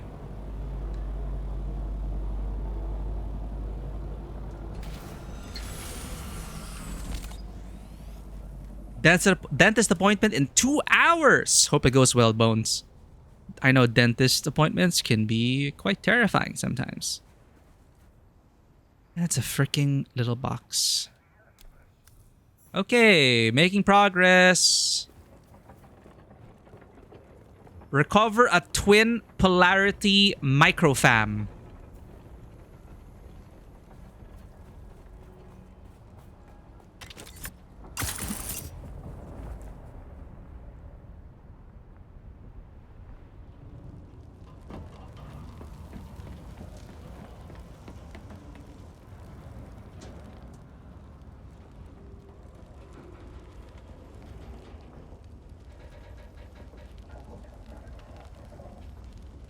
Now do we have to enter? No, it's over here.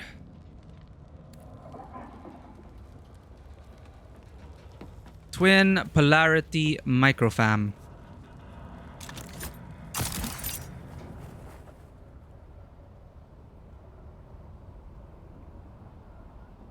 There, probably.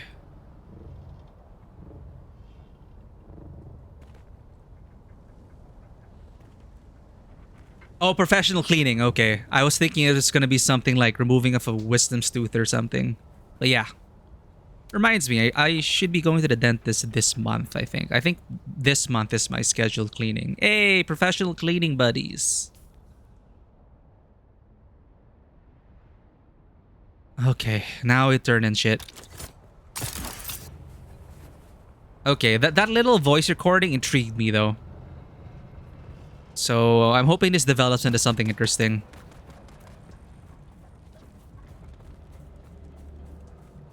What were they running? Who is in the know?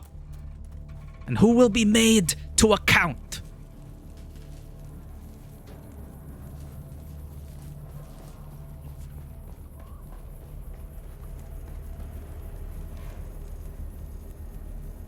Glad you're back, stranger. Reporting in, Chief. Did you recover all the lost guild tags? I have them right here. Let me see them. I gotta look up close. Brilliant work, stranger. Let me see these. Wait a minute. Who the hell is Commander Lazarus? There was no one called Lazarus in the Mithras crew. Huh? These other 4 names are alien to me as well. What the hell's going on here? They couldn't have at least gotten fake IDs for their secret mission. You look stressed, Chief. Has something happened? One of my crew just crawled out of the wreck. We didn't think there was anyone left alive in there. But if there was one, there may be more. Now we go inside. Will you search the wreck for any other survivors? Lost within. There may still be living crew members trapped within the wreck of the Mithra. They won't last long amid all those hazards without someone guiding them out. Enter the Mithra through the roof hatch and assist any crewman you find. Alright, I'll see what I can do. You're a gift, stranger. Here's a key to the roof hatch. You can access the Mithra from there. Conditions in the interior will be harsh. Okay, so it's just a bug, chat. We're not supposed to enter yet because he says here, here's a key to the roof hatch. So we were not allowed to enter until we finish this quest. So that is an oversight on the quest. It's also a me problem. I wasn't following the quest markers properly, but still. Goodbye. Glad you're back, stranger. This may sound strange, but I really enjoy it when they get in between and remove the tartar. You feel the tension relief. Are we talking about certain proclivities and preferences now, Bones? Is this a euphemism for something? Now, I get what you mean, though. Just the feeling of having, like, clean teeth and you knowing that they're really getting in there and getting it all out. It is very satisfying, I will admit. You're back. I'm back, Lieutenant. Did you recover the parts I required? Or Lieutenant. Yes, the crab didn't want to part with them, but here they are. Let me see. Very good, stranger. These will do well. Now that you've rebuilt the comms unit, are we online? No. We've only succeeded at generating a shortwave signal that doesn't even clear these rocks. We need to boost the signal if we want to contact the recovery crew. Let me guess. Here's a key to the side hatch where the next quest item lies. How do we do that? We deployed a relay beacon at a high point in the rocks. Okay, no. But it's not responding. And neither is the tech crew I sent up there to check on it. If you can fight your way up there and repair the beacon, I can boost our comm signal to reach most of the sector. Boosting the signal. Thanks to you, we now have a way to send out the Mithra's automated distress call, but the range on this jury-rigged shortwave transmitter is too limited. We deployed a relay beacon on the rocks above, but it's not responding, and neither of the techs I sent to check on it. I need you to get that beacon working and whatever else it takes for us to get the distress signal sent. I'm on it. Best of luck, stranger. Although something about you tells me you don't need it. We're special. I love that plot twist, though, in the chapter 1 You're of what we are. Who we are, what we are. We're dropping like flies out here. How are those heal kits coming along? I've got the heal kits you asked for. No joke this time. Chat, where's our heal kit? Huh?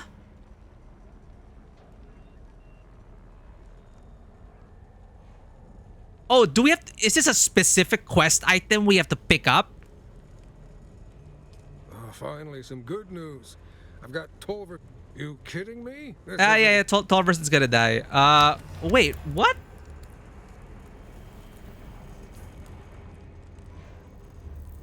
Deliver heal kit times 10. I have heal kit Mark 2 times 10. Oh, is it because it's because it's in our loadout. Heal kit, as in strictly heal kit, not V2, not V3, just freaking toilet paper heal kit. It's in my loadout, so I cannot deliver it from my loadout. So I have to remove it and then talk to him. We're dropping like flies out here. How are those heal kits coming along? There we go. Toilet paper for you. Delivered. Oh, finally, some good news. I've got Tolverson and Chang holding their guts in with dirty blankets. You are a lifesaver, stranger. Exactly. He's like, I'd rather have the toilet paper than these high quality bed kits.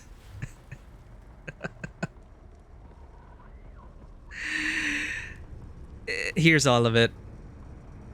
The crew of the Mithra is in your debt. A few of us on this side of the grave, anyhow. Anything else I can do to help? Thanks to your efforts, stranger, we're stabilizing the remaining wounded. Now, our priority turns to operational security. We took up a collection of personal sidearms to equip the scouts, but the rest of us are dangerously exposed out here. A harvester crew is sent Thanks, out. stranger. Be careful. That automatically accepted without their input, but okay. The armsmen have established something of a perimeter, but it's shaky. Have you got those weapons and darts? Improvised Mola pistol times 4. So we can basically craft this in our inventory, I think. Without a fabricator. Damn fine work, stranger. Now we have a fighting chance. Joke, I don't have it. I don't mean to sound ungrateful, but this isn't what we agreed upon. Okay, next contract. A harvester crew is sent out to work, not fight, so we are ill-equipped to defend ourselves against the bandits that are flocking to the wreck. If you could scrounge up some basic weapons and ammo, we could at least stand a fighting chance. So deliver light darts, 500 light darts, and 4 improvised Mola pistols. So we will need a lot of scrap metal, I think. Salvage metal, improved Mola pistol, also salvage metal. So hopefully there's some around the camp, so you don't have to go too far.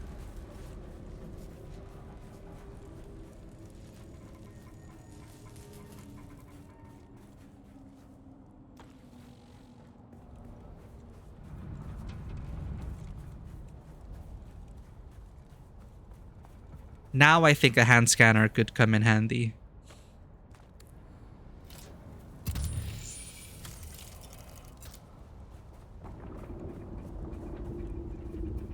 Yo, okay. There we go.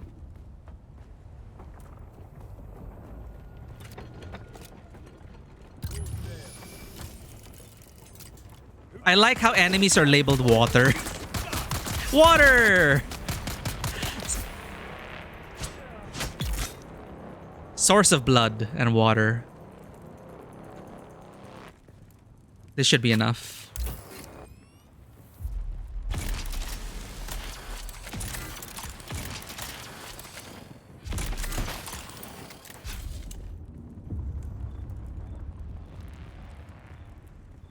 Four improvised Mola pistols. Oh, you don't have inventory space. Lovely. Let's split. Drop that for now. 4 improvised Mola pistols. And 500 light darts.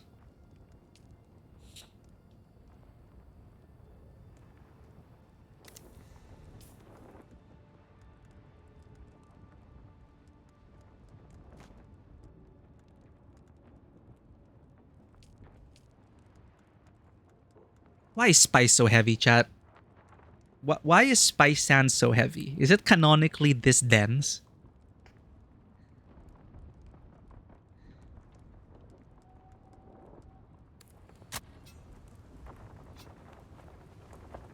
So we have 4 Mola pistols now. We need more light darts.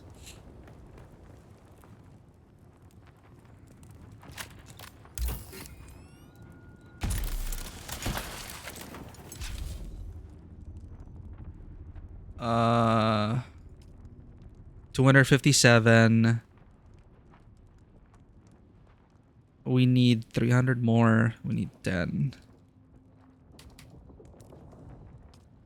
Oh, we don't have inventory space.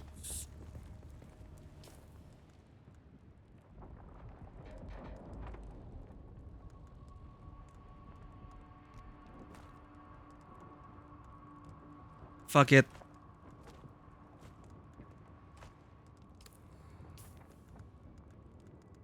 Light darts. Why can't I... Oh, numlock is off. No wonder.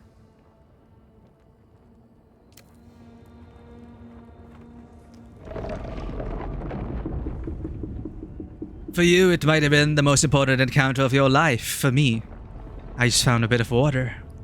That's such a threat. Badass threat.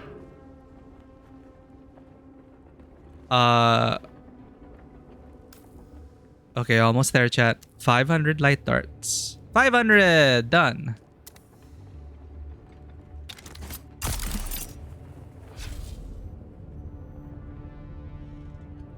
I like how the Kirab already came into the wreck and then put up their branding.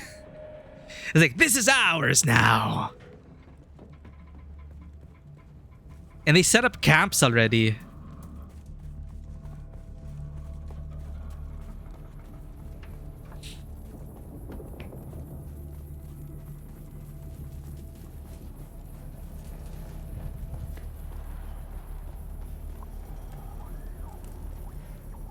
The armsmen have established something of a perimeter, but it's shaky. Have you got those weapons and darts?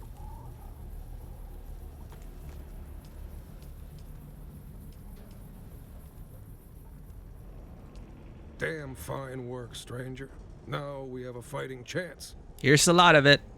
As an accomplished and meticulous weaponsmith, I never thought I'd be so happy to receive a pile of beat-up Mola pistols, but here we are.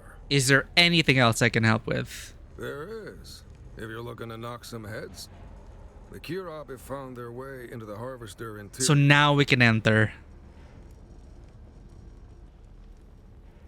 I'm afraid they may use the access doors to come at us from all sides. Get in there and make sure that doesn't happen.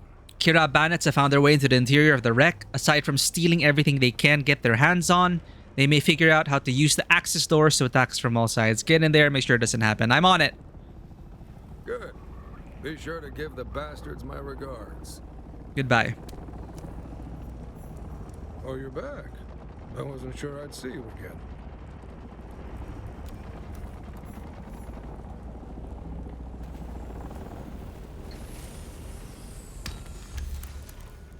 Locate the Mithra side entrance.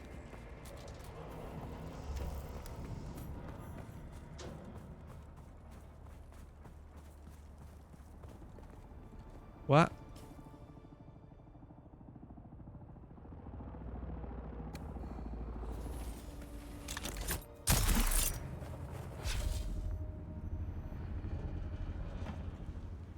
Why is the marker up there?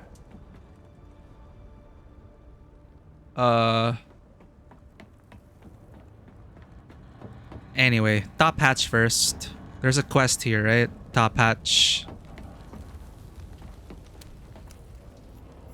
Locate the Mithra roof hatch. Enter. Redacted. What a name.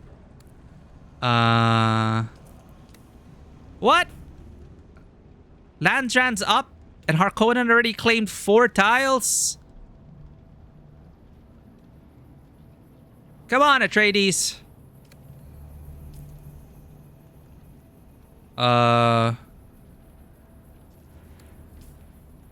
Contract. Track. Locate the first survivor.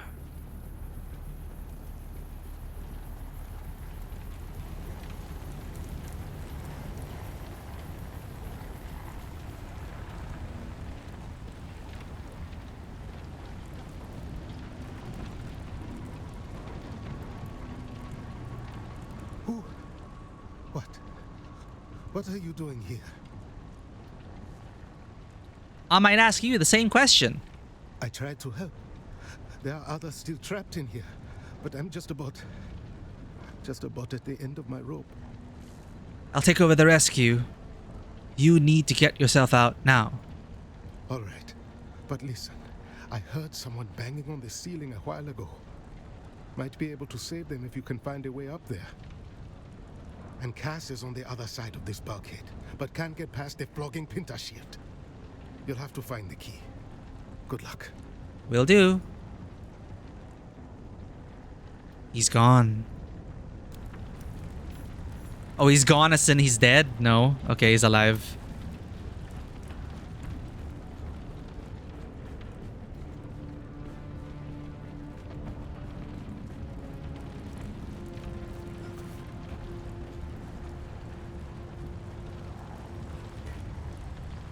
An ad break already? Time flies so fast.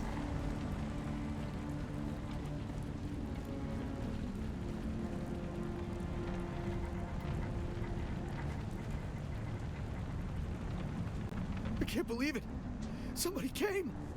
I've been hammering on the walls, calling for help, but I've given up hope. Please, get me out of here. Just calm down. You can get out through the roof hatch. Go! Yeah, I can make it. Thanks, friend. We're so supportive. Yes, you can! Now go! He's gone.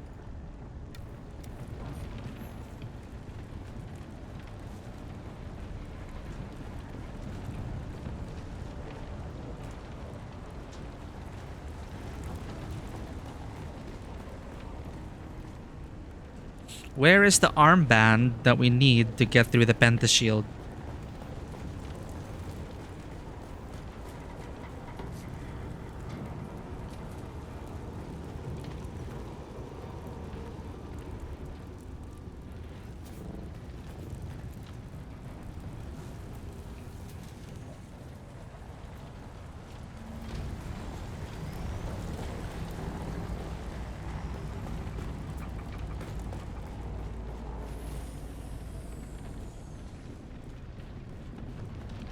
Fisher, thank you for the well wishes. I did not know it is our affiliate birthday today, but hey.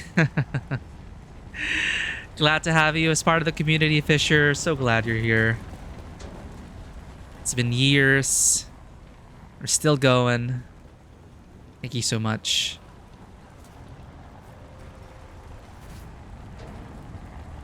I was looking for the freaking armband. Thank you for the 33 months, Fisher. Thank you for your generosity. Happy September. Almost 3 years. My God. Thank you so much for your support, Fisher. We would not be here today without you guys. Thank you so much. I am just looking. Oh, it's here. There we go. I thought it was just a light.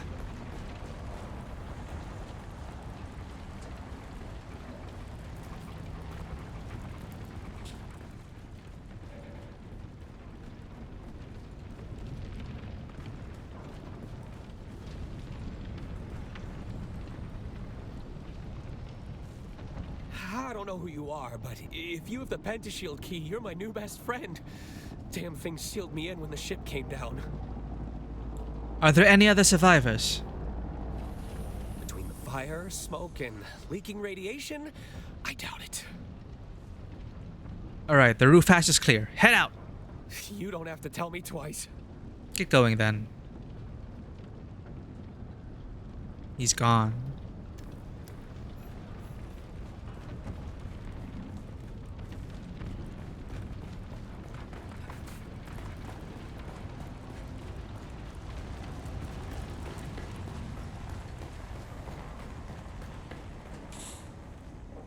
Then we go to the side entrance.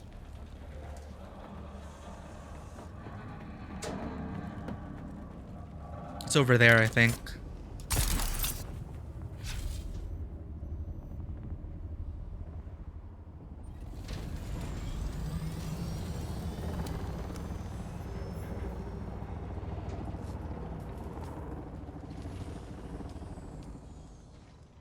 Eliminate 4 Kira bandits in or around the Mithra.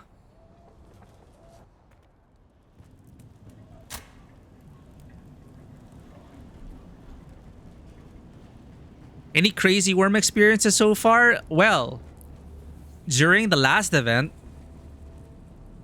I got eaten twice due to technical issues and abnormal earthworm behavior. Thankfully, Funcom refunded my... They gave me back my scout thopters. Not my items, though!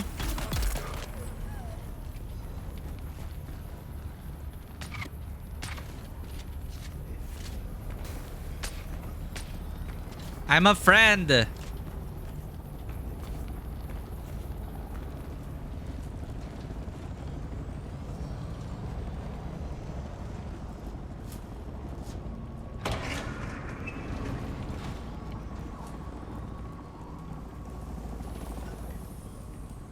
How am I supposed to kill 4 bandits if all the players are here killing the mobs?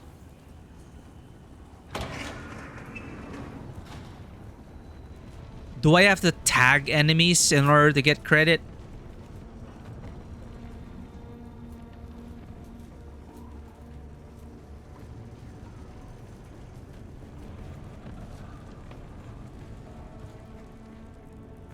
But yeah, the worm has just largely been an annoyance. Like when harvesting, the worm breaches, you just fly up, fly back down.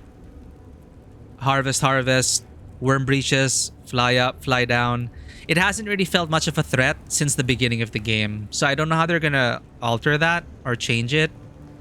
But early game, it really felt treacherous. But once you're like at mid game and end game already, you just kind of forget about it.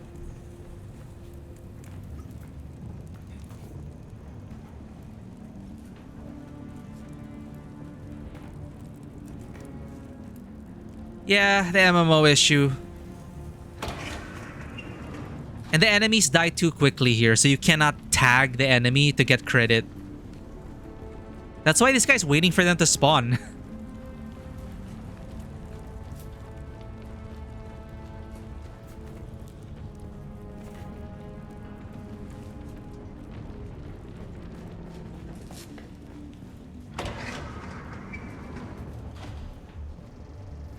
They said in or around, so we can actually just kill people outside.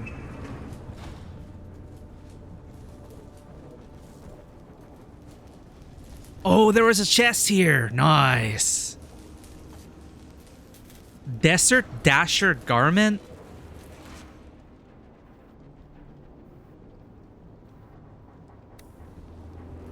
Cool. There was a unique chest here. That's a good reward, just for like mucking about the interior. I was just looking for the armband because I saw a pentashield.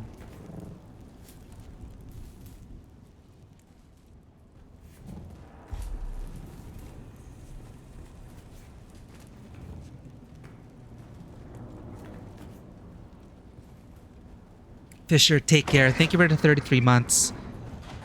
And thank you for being a part of our community. Have a great time out there.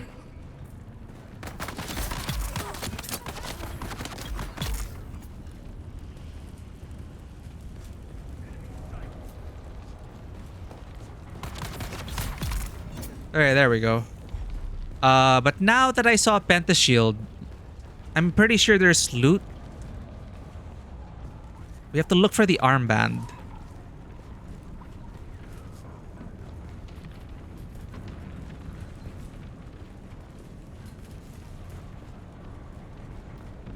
Or maybe it's quest related.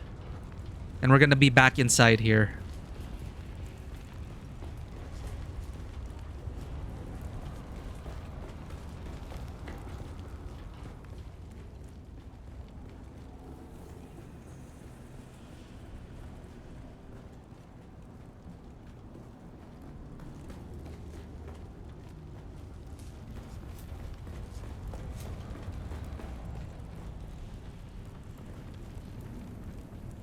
Yeah, I feel like we're gonna be back here for a quest. Oh, armband, never mind. Okay, well now we know where it is, just in case we need to come back here. That should give us access here?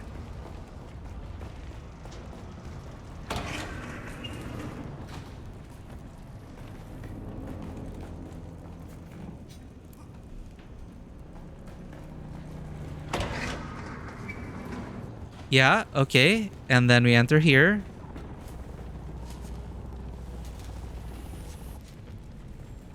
This looks like it's needed for the quest. Oh, a chest though. And another armband?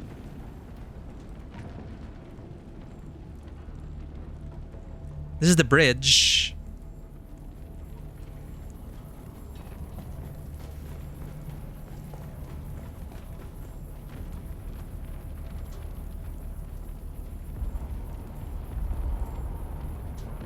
Medium blood saxer.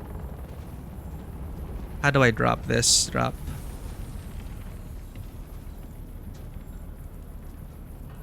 Drop.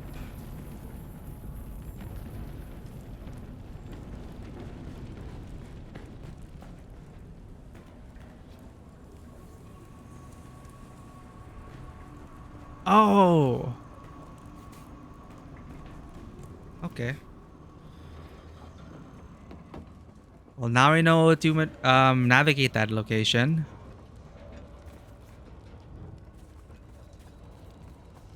Aha! Players are waking up. Hello, hello.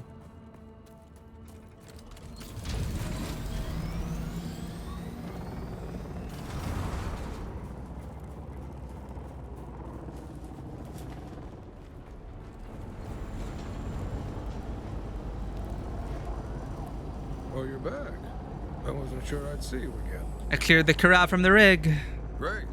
That'll teach him not to trespass on guild property, and hopefully keep us safer in the process.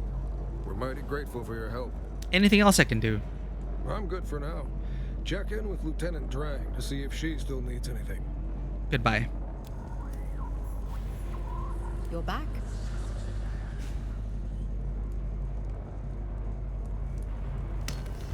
Glad you're back, stranger. Is there anything else I can do? You could check in with Quartermaster Hicks or Lieutenant Drang. Okay, we're down to our last quest then.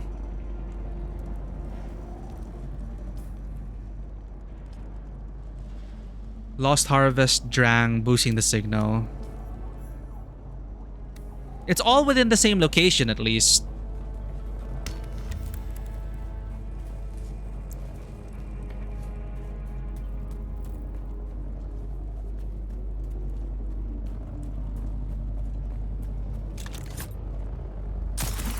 I love the suspensor physics.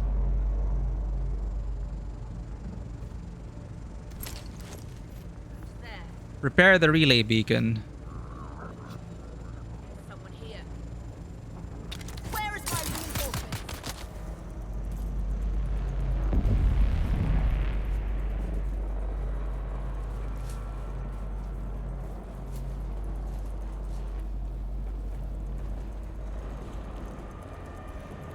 You're back? Anything else I can lend a hand with? As it turns out, yes. While you were working to get the signal booster operational, the automated distress signal from the Mithra suddenly went dead. Let me guess, we're gonna have to enter that place we went to. Odds are the power just ran out. A lot of our generators and batteries were smashed when the harvester fell. I have a workaround though. What would you need me to do? Make your way through the interior of the wreck, activate the comms system's auxiliary power, and then reactivate the distress beacon. Enter the wreck, activate power, send the signal. Got it. The Mithra's side axis is the closest point to the comm station. Let's just hope everything is reasonably intact in there. At least we Good already luck. know. You're back? Back to the side entrance.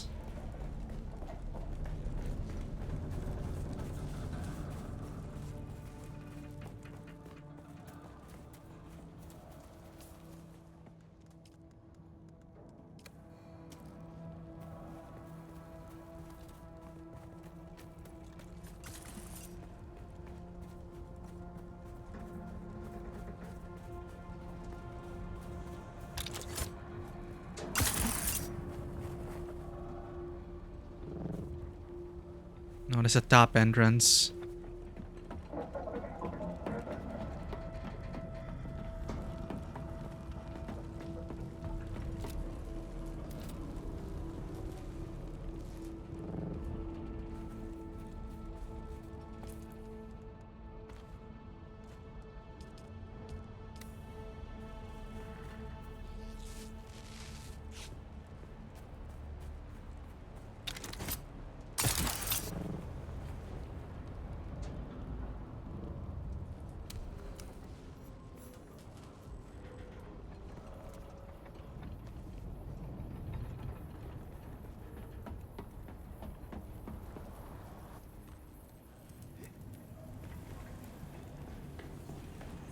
All right, we do it again.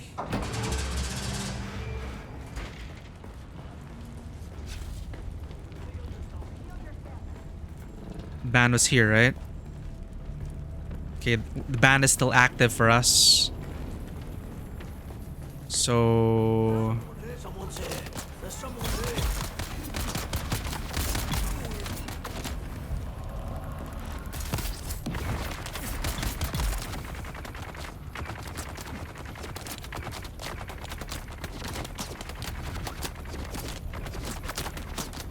we go through here.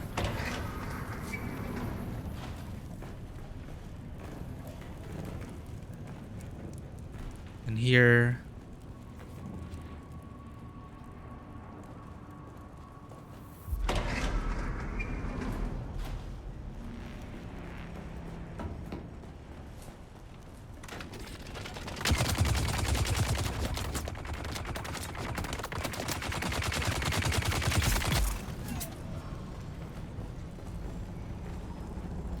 Activate the auxiliary power console.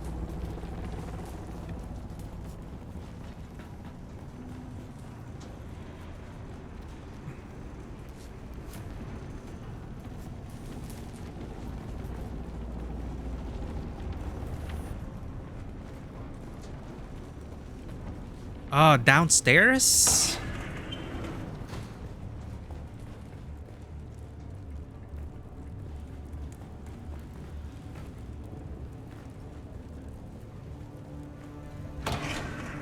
Oh, I remember now. Here. Then we go up. Reactivate the distress beacon. I'm guessing at the bridge.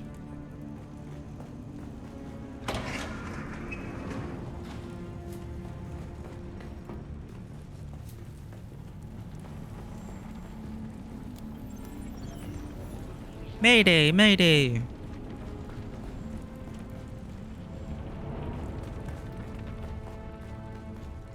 Done.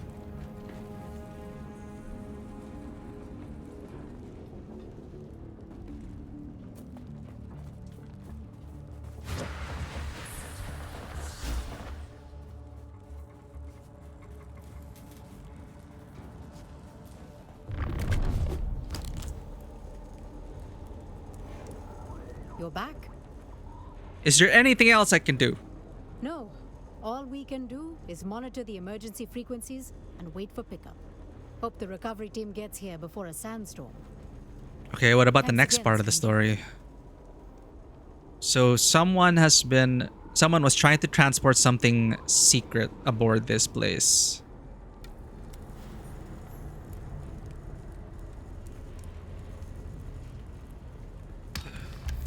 Oh, you're back.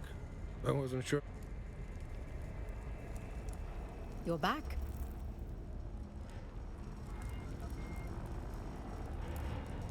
Glad you're back, stranger. Take care, Bones. Return to Chief Hanso.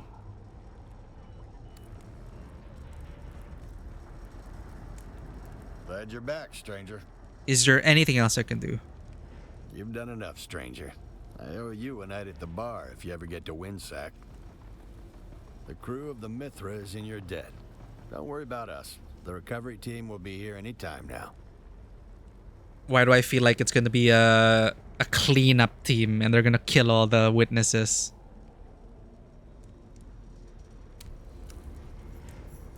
Following up, contact the issuer. Call Keith Villiari. Spotter, come in. I'm calling you, Spotter. It's one of the most dangerous and most coveted jobs on a deep desert crew. Spotter. Spotters are the eyes. They see the first shimmer of a spice blow, or the curl of worm sign before it breaks the surface. They call the warnings no one wants to hear, and they carry the guilt when they're too late. The point is, the spotter's always at the edge of the storm, and right now, that's where I need you. So here's the deal. I got a guild drop rerouted in our favor. Don't ask how. Let's just say I'll be drinking with the finance clerks for a long time.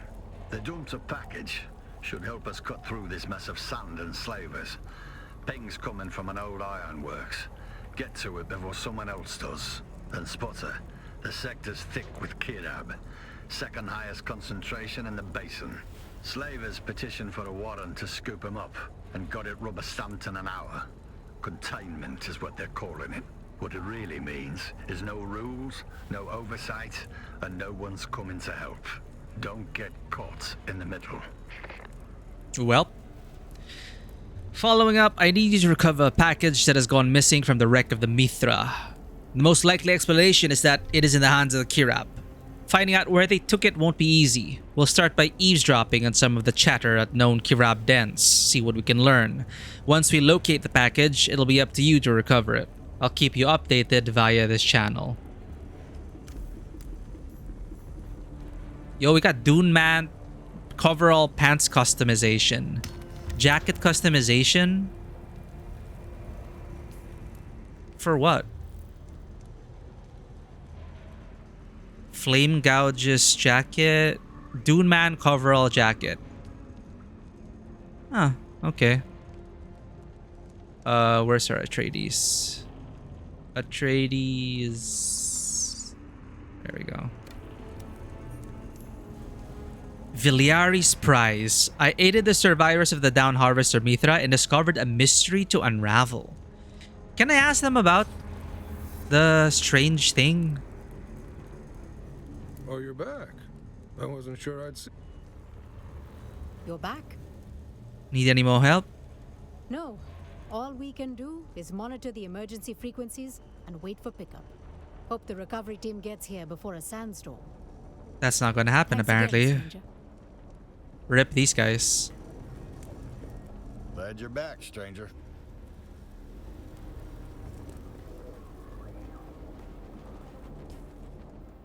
So now we have Villiari's Prize. Keith Villiari. Is he from a house?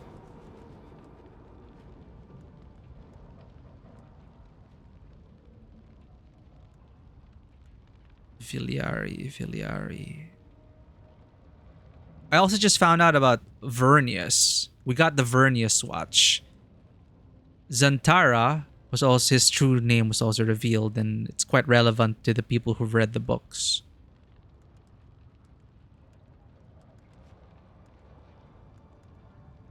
I don't think it's here right now. Seda, Varota, Mikarol, Purata. Oh, there. This is usually deliver spice melange. I should get on that. Get more glam. But I don't see Viliari. That's a familiar name, though.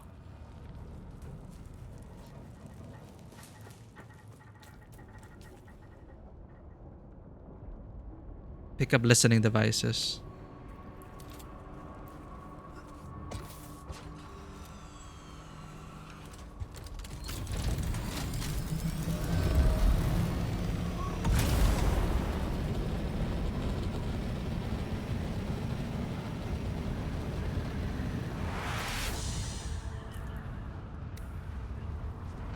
May as well pick up complex machinery while we're here at the Ironworks.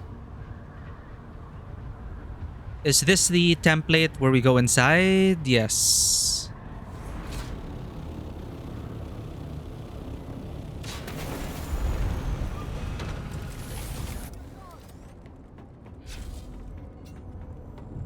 Eyes on enemy. I require assistance.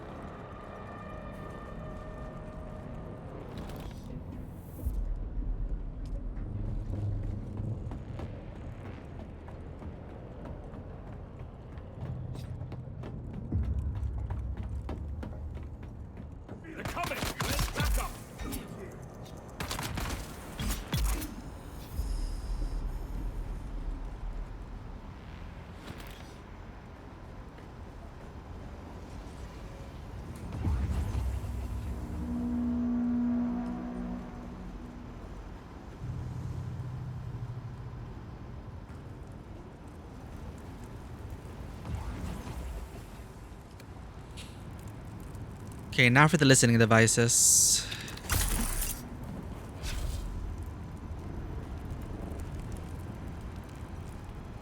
Oops.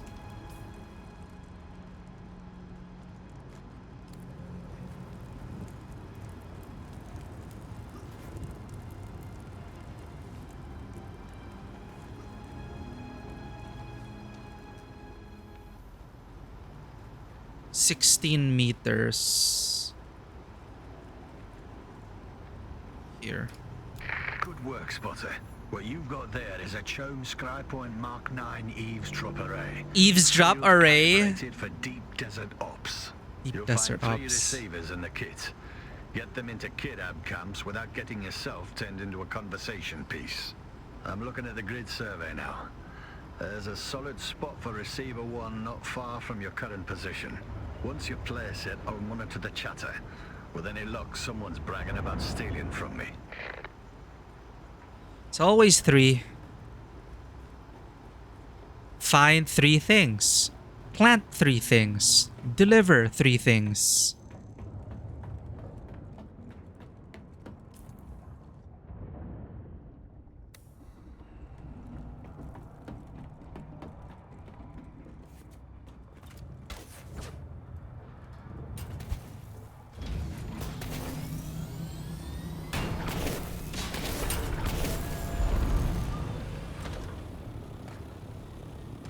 Here?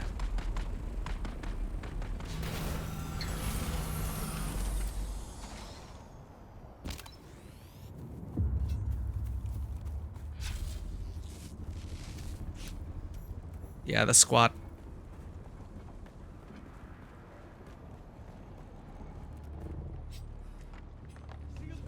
Someone here. I need reinforcements.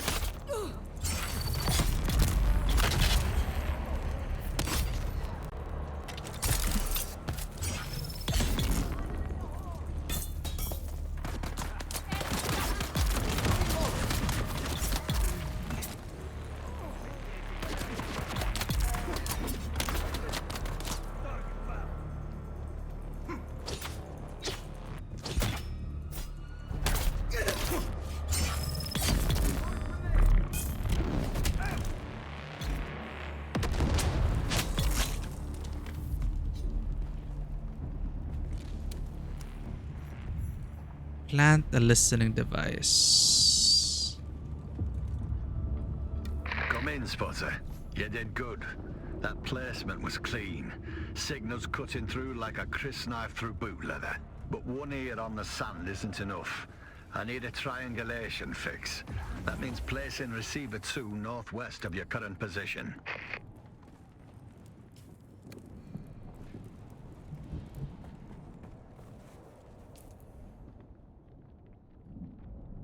Northwest. Huh.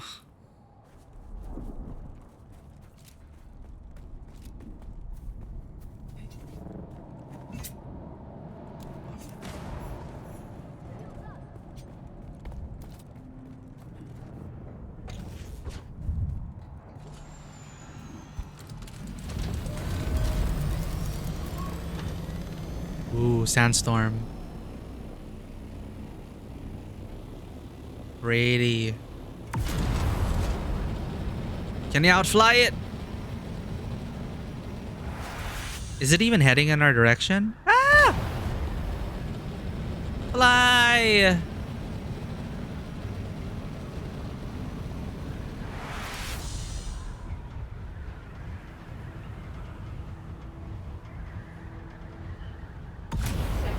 Oh my god. A large sandstorm is approaching.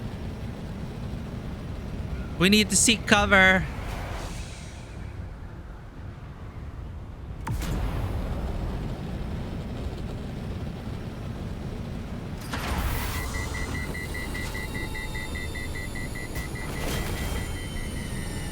Oh, thankfully it's sheltered.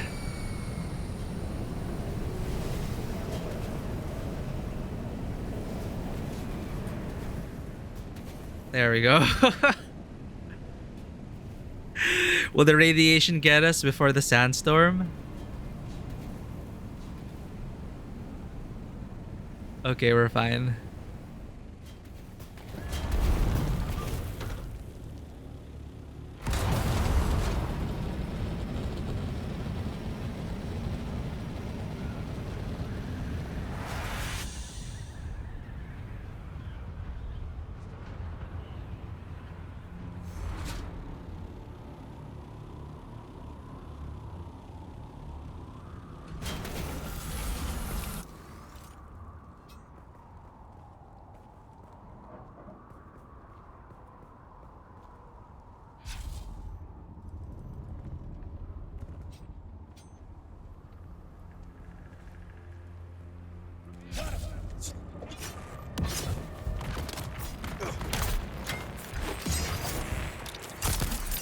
God damn it.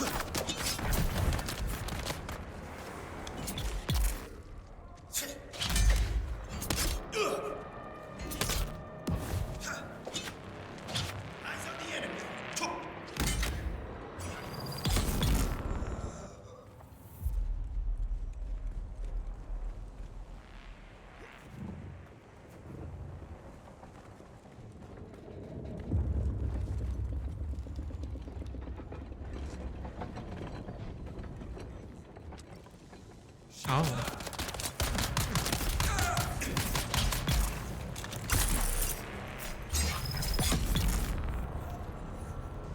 Come in, Spotter. The Kirab aren't very chatty, are they? I've been listening to the first device. I heard a lot of farting, name-calling, and inflated claims about sexual prowess, but not much in the way of actionable intel. Still, there's something. Their captain's name is Brannock, and they all agree he's a proper war dog. Kills the most, scores the best loot. Standard outlaw meritocracy. But keep your eye on your women around him. Apparently he's old school Kirab.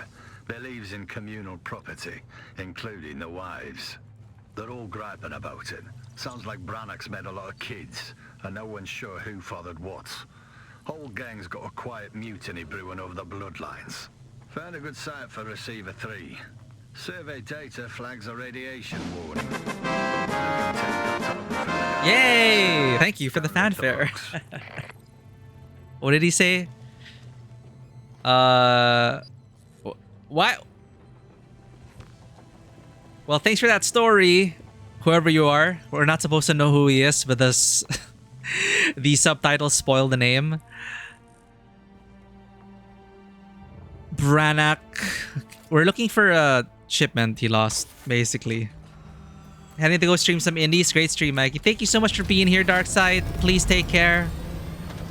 And if you're gonna go stream now, friends, check out Darkside PC. Great to have you on the channel, Darkside. Have a good one, and happy streaming with the indies.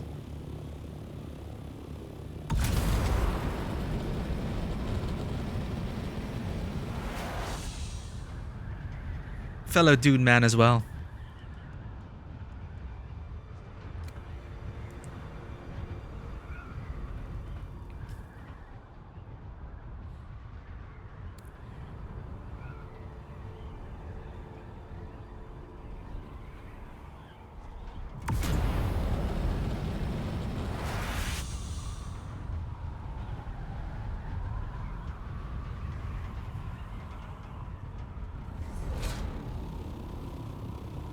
Interesting. Never been here.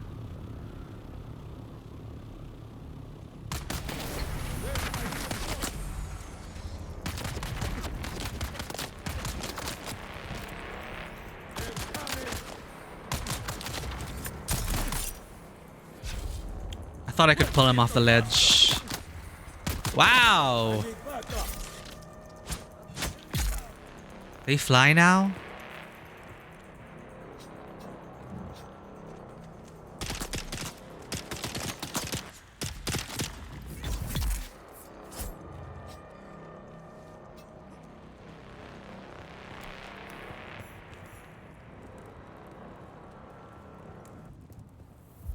Where's the chest?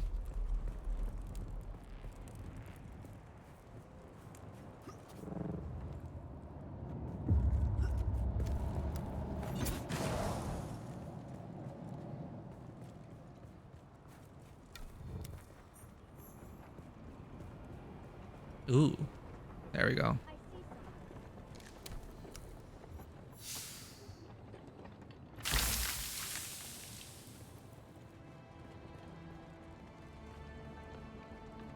Downstairs.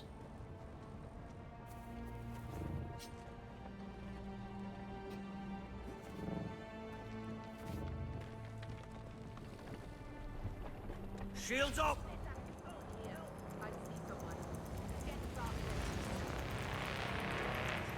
Come in, Spotter. Finally, something we can use. Got excited campfire chatter about a slave raid at the old testing station they hold up in. Sounds like it was a real pitched battle. I've pulled up an old guild survey of the sector. There's a testing station marked nearby. Station 13. Could be the place they're talking about. Desert rats love nesting in those old hidey holes. You should have the coordinates now. Go there, recover my package. And Spotter, don't die. What's in it for me? I don't want to do this without a reward.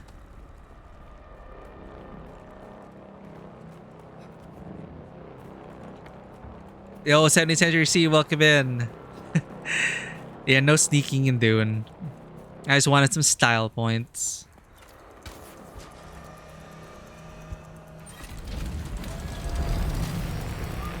You're sometimes able to, though, even if you don't need to, because these people are trivial. There's no challenge in the fight now.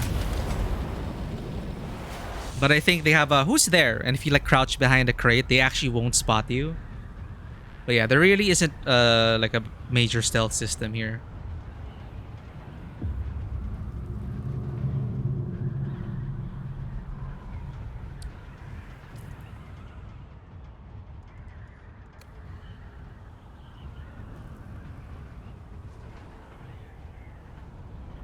What's up? You just logged into Dune Awakening?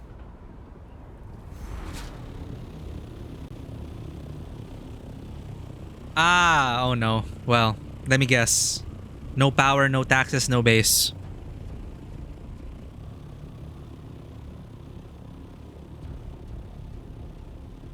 You logged in middle of the desert 2 kilometers away. Did you choose the right siege? Did you pop in at Griffin Outpost? Because if you go to another server, another siege at least, you'll be deposited in Griffin's Reach.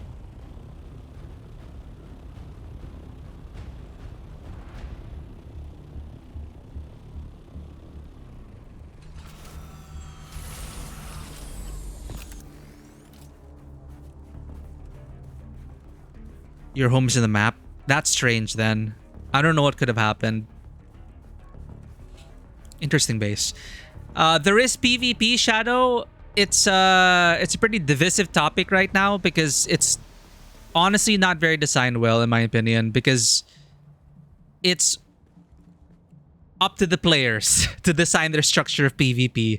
There aren't any PvP rewards, really. There's barely anything to compete over. So it's just a bunch of griefing in the PvP area. So you get the worst kind of people coming in. Because their vision for this game was to have like true sandbox PvP where players organize themselves for, you know, even gameplay. But no, it's just a Zerg fest. Either Zerg fest or ganking fest. And people just do it for the lulz because, lol, I kill you. They don't even take your stuff. They're just, I just want to kill you. I just want to gank you and prevent PvE people from farming spice or something. So, Mike, I'd rather have stuff like Battlegrounds in WoW. They have room for that. They have instances where they can do PvP arenas where the odds are even, the rewards are good, and for me, that's more compelling. Because I used to play PvP in WoW as well. I used to do world PvP. But even in WoW back then, world PvP was just gank fests. So that's why you're going to see a lot of mixed reviews right now. But most of those mixed reviews are from people with hundreds of hours in the game. Because hundreds of hours in PvE, and then you can engage with PvP at the very end. So we're so used to PvE already, and the structure is there for player versus environment, and then PvP was just like thrown in as an afterthought. So they say they're gonna revamp things, but we'll see. If they take inspiration from EVE Online, which is free for all PvP, admittedly in low sec locations, but EVE Online has systems there to support world PvP, right? So they need to put systems in like that if they really want to retain PvP players. For PvE, I have high hopes for PvE here because they can easily introduce story dungeons and raid content and whatnot. They could do that. It just depends on what they want to focus on. Earlier, after update, your base was partially deconstructed, so you had to buy another land stake.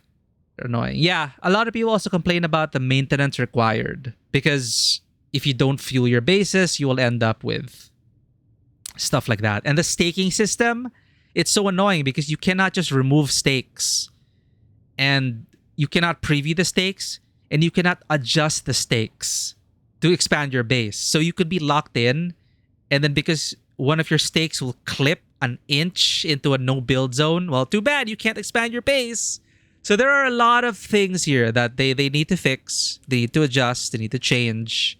But overall, you will get hundreds of hours of like pretty good PvE. Like, I'm still addicted to the game because I like base building. Even though I'm not very much into survival crafting games, just this being Dune and everything, that's great. Nothing to do with fuel. You've been online. Power's at 99%. So how did your base get partially deconstructed?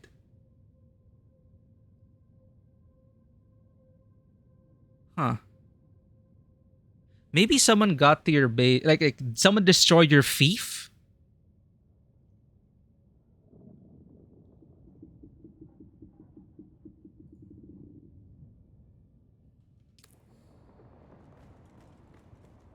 Ah, okay. Yeah, I think I've encountered that bug. Like, some parts of your base will, even though they say it's sheltered, some of your bases, some parts will still degrade. I had it happen to a box of mine. Like, for some reason, the box was within the base, supposedly sheltered, but then it was taking damage. That kind of bug. So I tried to research about that. Oh. Weird. Full sections were just gone. Huh. Oh, like a worm ate the walls. Wow, okay. So, I mean, I guess the question is then, how much of it was in open sand? Full walls with walls around it were okay. Because the worm is supposed to eat bases in open sand, right? That's so weird. But yeah, I believe it. There are a lot of bugs in this game.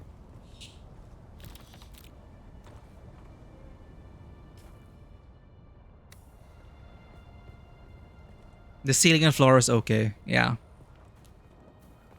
There's someone here. I mean, that's why people are rightfully complaining about these things. Losing your base is a terrible thing. Like, on top of the taxes and power management you have to do, like, I would have lost my base if I wasn't active, because apparently the physics recalculate. So there's some items in your base that if it was like on an edge between water sealed and sheltered, which is important for wind traps, because if it's water sealed, your wind traps won't work. So I logged in this morning and I found out my base was unpowered because when the server reset, the physics recalculated and one of my generators ended up becoming water sealed. And I could have lost my entire base if I didn't log in for a week or two. So things like that, right? So you really got to make sure. It requires you to come in. And I understandably, they need to wipe out bases because, especially in a populated siege, there is no more space to build. So I understand. But then they need to increase your bank space at least so you can store your base. Just let us store our base, go offline, and then when we want to come back, we just plop it out of our base. I really hope they implement that. The loop is getting dumb. Well, we can only take so much of the grind, right? But I am 500 hours in the game and I'm enjoying the building, but I've hit that point where I'm not very incentivized to do the loot, grind, harvest, mine loop for now. So I'm just waiting for story content and trying to build my base to make it look pretty. But at least you're into the base building part because you get a lot more mileage out of this game if you enjoy base building. But you will run out of PvE content. But admittedly, so many people have played this for hundreds of hours. We got our money's worth. But we're rightfully complaining because we do want more and we do want what's best for the game. We do want this game to succeed. And they have a good foundation, I believe. You think you have the best looking base in your siege? Ooh, give us a base tour. Share some screenshots. Give us a video. I would love to see your base. I love doing base tours. Eyes on hostile.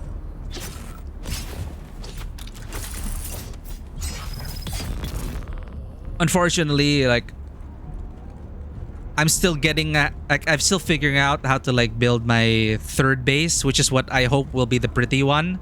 But my main base is just kind of like slapped together with duct tape. But, you know, it's home. It works.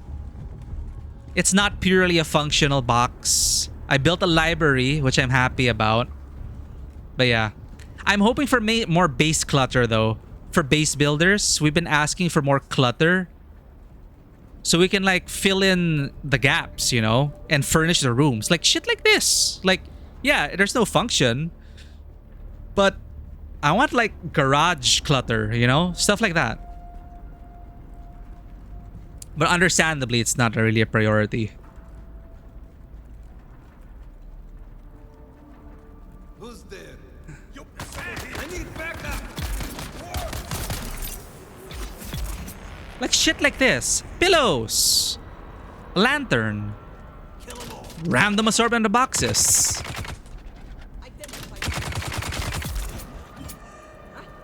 Aluminum stage. That's pretty much endgame already for... Well, duraluminum, sorry. You're almost at duraluminum. But yeah, as people recommend, just enjoy the journey. No rush to the end. Because there's really nothing at the end. Except for base building and ganking. Hope your buggy's fine. It should be fine. It should be fine because that shit takes a while to degrade. Unless the worm, I don't know, ate it or something, but hopefully not.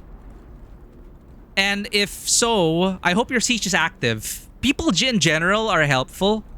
Like people who get stranded like you on my server, they just ask, hey, can anyone give me a ride from Griffin's outpost to wherever? And we oblige. Like I helped some people in the deep desert who spawned somewhere else and then they needed a ride back to a testing station. And I mean, I'm on the way and I'm like, hey, sure, I'll pick you up. I'll give you a ride. And on my siege at least, well, people don't really beg, but when like a bug eats up their shit, people chip in to be like, to like, hey, I'll give you a buggy, you know, I'll give you some buggy parts to help get back. Because we want to retain those players, right? It's not fair to get your shit robbed because of a stupid bug.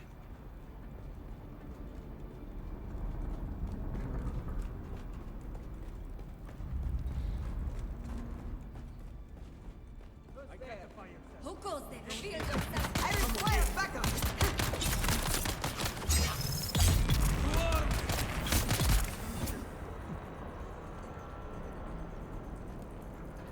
You drove back to base before you logged out, but when you logged back in, you were near Eastern Shield Wall again. Let's see. Yeah, I have no idea how that could have happened. Server desync or some shit.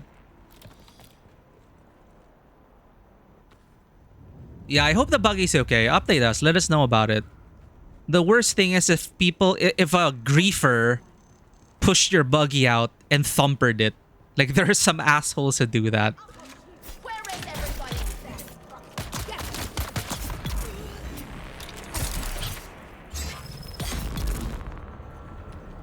That's why I was worried about my vehicles being out in the open, not behind pentashields, and my base is public. But thankfully, my location doesn't have any worms, so no thumper. But if you're in the Eastern Shield Wall,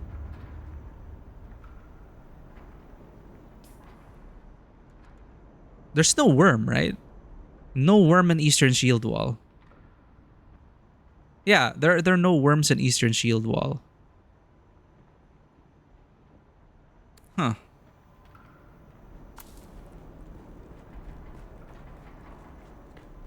Yeah, they have a bunch of server stuff they gotta fix in this game.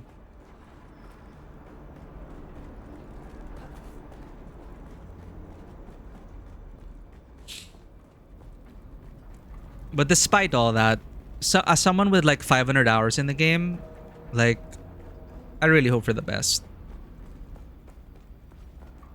But admittedly, this Lost Harvest DLC right now, not a great start.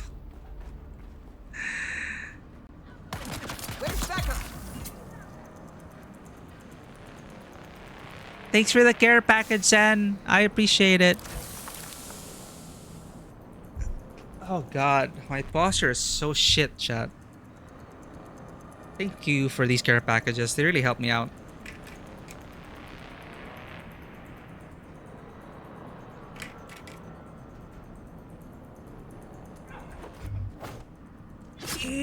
Stretching. Don't mind this enemy because these are low-level enemies.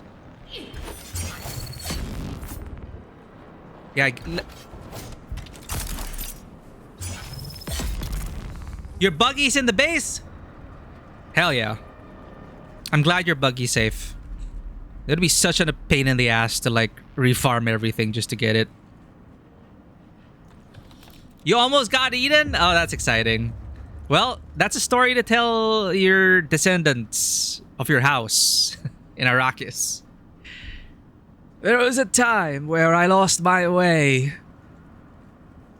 And I awoke in the middle of the desert without my memories. Someone's here. It must have been the spice maybe your character suffered from a spice withdrawal, and then you ended up like in the middle of the desert.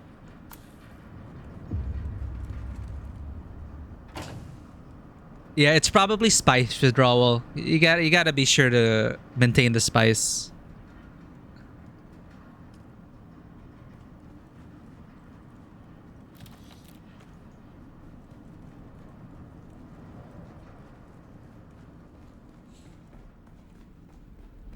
Speaking of spice withdrawal, that's another mechanic. That's another mechanic they didn't really flesh out yet.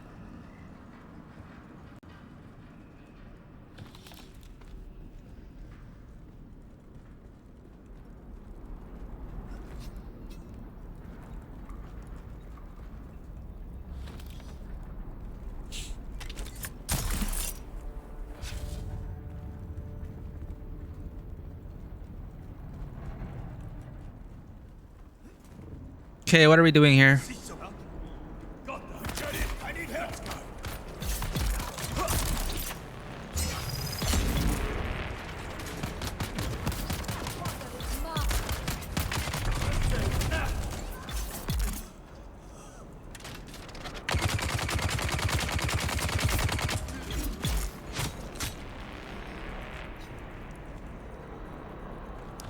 Search the testing station for clues. You can get a lacquer drug just by burning a lacquer wood. But the smoke won't do much beyond making you not care if you live or die. That's why they give it to gladiators. Makes them fierce. But we'll need to put the Alaka ash through a crystal extraction process to get pure Samuta. A shot of those purified crystals triggered by some Samuta music, and you're in ecstasy. Okay, drugs. Vivi, welcome in. Hello there. Vivi, I have a cat for you.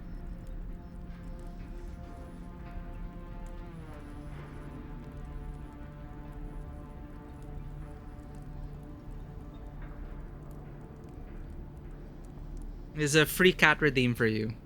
Because the cats were out when you redeemed it last time.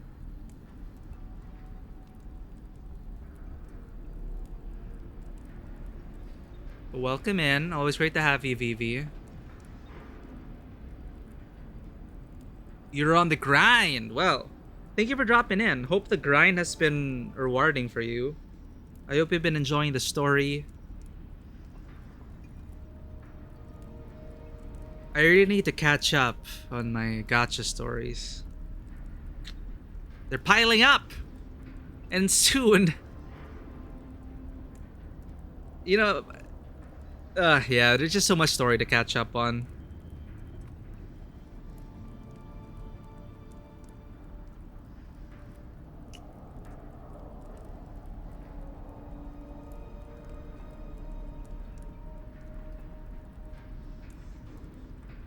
Thanks for petting the cats, Vivi.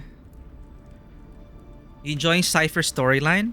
My brother was saying that's pretty good. That Cypher's storyline helped sell him on the character.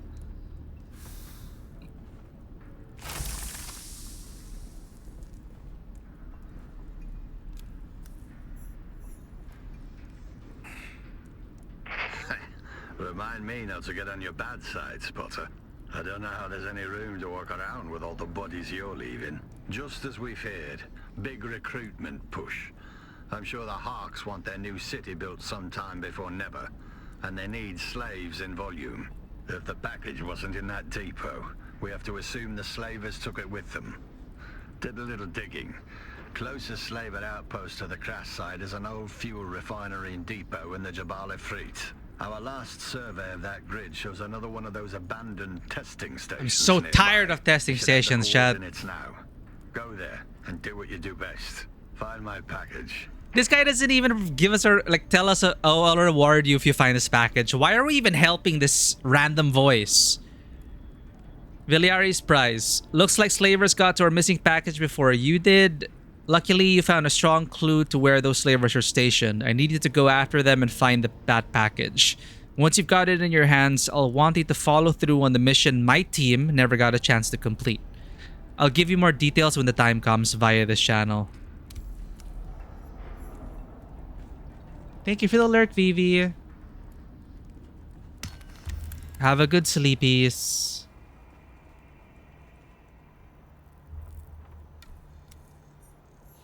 You're going to log out naked in case you get dropped in the middle of the desert? True, true.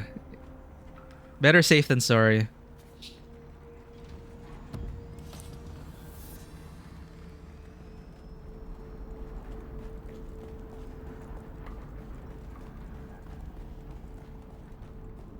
I also want testing station build parts. I want to create shit like this.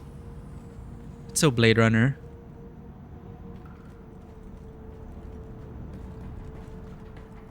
But apparently you can make something like this depending on where the sun is positioned relative to your base.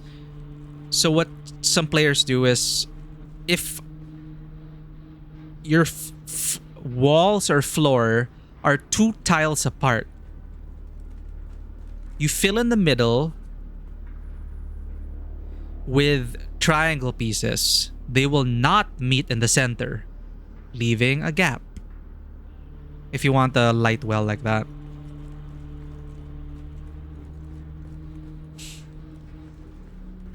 I'm predicting this to go the way of Age of Conan, but hopefully it becomes like No Man's Sky. Yeah, No Man's Sky is a great example for keeping a game alive 10 years down the road with amazing updates. But I have not played Conan Exiles, but at least I did hear that they did add a lot of stuff. So we're not gonna be dry with content right away, right? The quality of the content, well,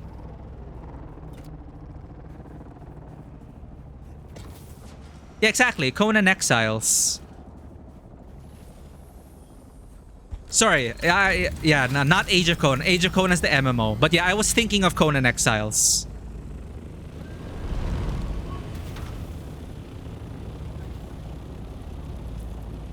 And apparently they did add a lot of stuff there. So at least stuff will be added.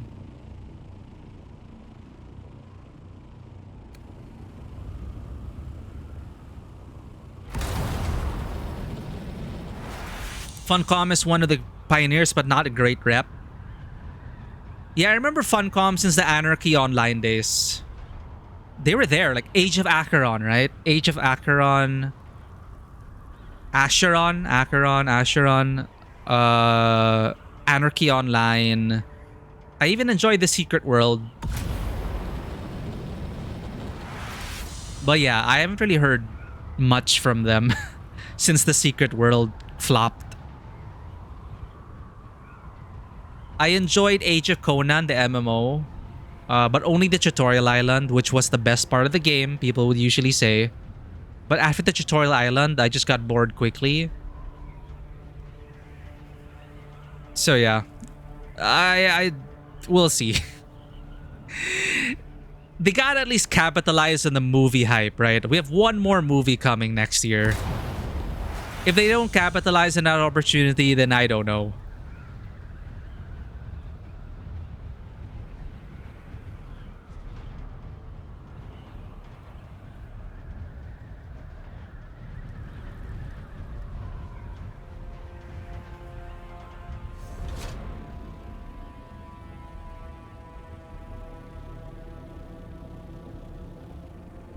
Where's the testing station?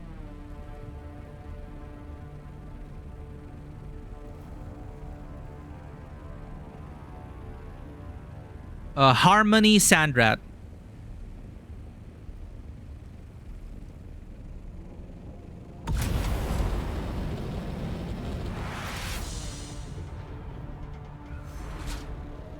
Nope. North America. Because I prefer a community I can interact with. But would not recommend if you're looking for latency. A good latency. Where the hell is the... Oh, you're all the way here. My ping is in the 200s. Right now on the upper right, it says 224. In city hubs, it is around 150. In the deep desert, it is around 200. How do you do it? I don't get sweaty in PvP. PvE is totally fine for me.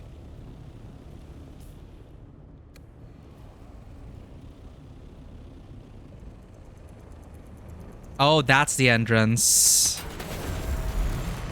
The stuttering you're seeing is from the poor optimization of this game.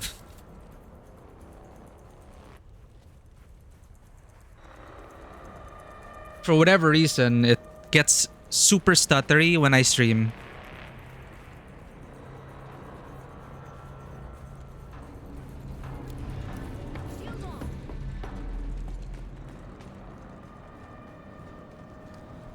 But for me, it's worth it.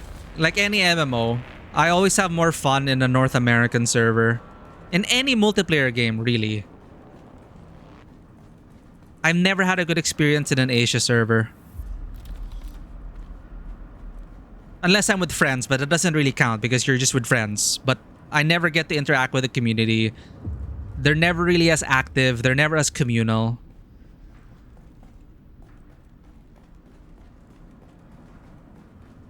They never use voice chat, you know.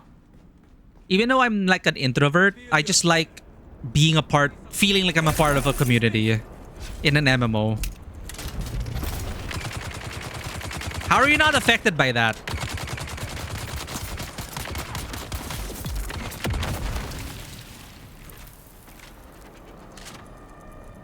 You're what?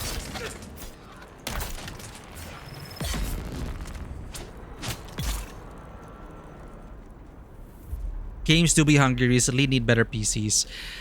My PC is old, chat. No, but reportedly, this is an Unreal Engine. But reportedly, it really is badly optimized. People with like higher end rigs than mine are stuttering all over the place because on a populated, it cannot handle the player structures. The volume of them in each grid will determine how choppy your game is. So when I get home to Eastern Shield Wall, this is basically like people on my server call it the Beverly Hills of the server. Like this is where almost all the player buildings are right now. This neighborhood right here. Enter at your own peril. You enter here, you're gonna chop like hell. You're gonna stutter like hell because it's loading all the player bases. Thankfully, I'm on the suburbs of that neighborhood. I'm in the suburbs, so there's barely anyone around me. But whenever I have to fly off map, I have to pass by Beverly Hills. It's just freaking congested. What class did I start with? Swordmaster. So I perpetually have knee charge. I have one skill point automatically invested in knee charge as a swordmaster.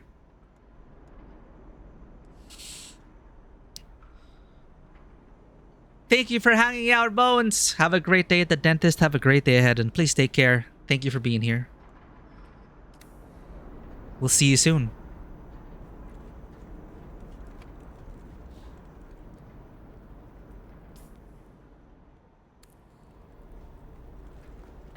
Do I have to run through the whole testing station?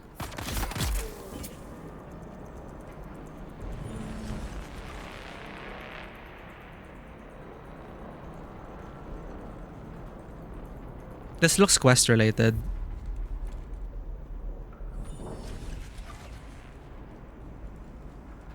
I'm running out of inventory space. Again, why the hell is spice so heavy?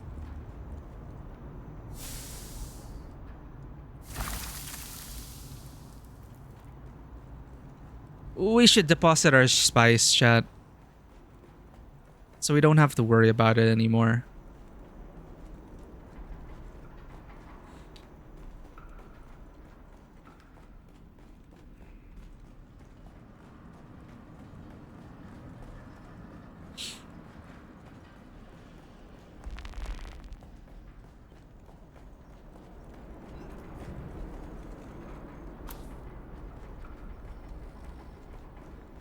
as much as I am tired of these testing stations now, it also hints that, you know, it's there. The foundation is there for them to create really great multiplayer dungeons and raids. It's just nobody's sure where Funcom is focusing their efforts in, or if they've already had a roadmap and then they're sticking to it. They are listening though, like based on what people are saying. They are like active on the Reddit at least, and they do respond to feedback and stuff. But, you know, they're not exactly like a small indie company where we have more faith in them to kind of adjust to the player base, really, or really listen to the feedback and act upon it. Where's the package? Finally have it. Your instincts and followed through are second to none. If I didn't know any better, I'd say you were a seasoned operative. Lucky for me, you're not. Means you're still unpredictable. Good thing, too, because this next part's where it gets hard. I need you to take the package and fulfill the mission my dead team failed to execute. I need you to do what my last team couldn't. Take the package and finish the job. What do I get out of this? Deliver the case to that location. No detours, no delays. I'll make contact when you get there. And Spotter, watch your six. And why is he Everyone trusting who's on us? that package ended up dead. Don't be the last name on that list.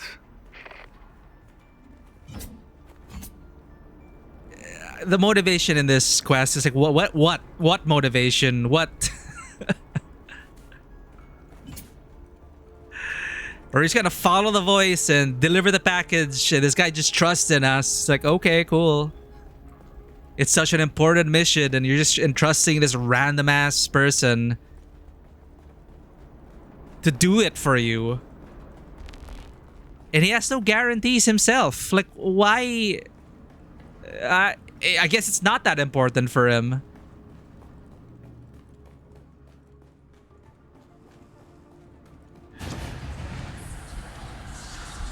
I forget I have that ability. Let's deposit our stuff at the base, chat. So I don't have to worry about inventory.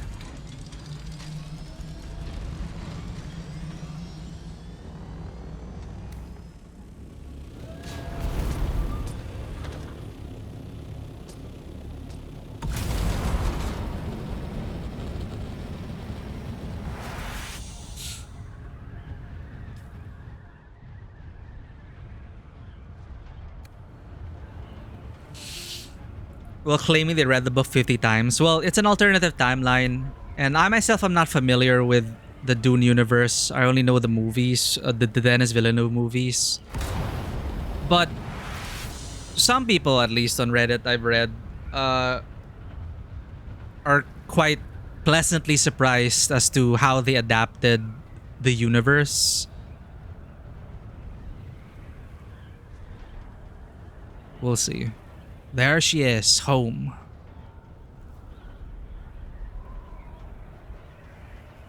Confusing as hell, but it's home.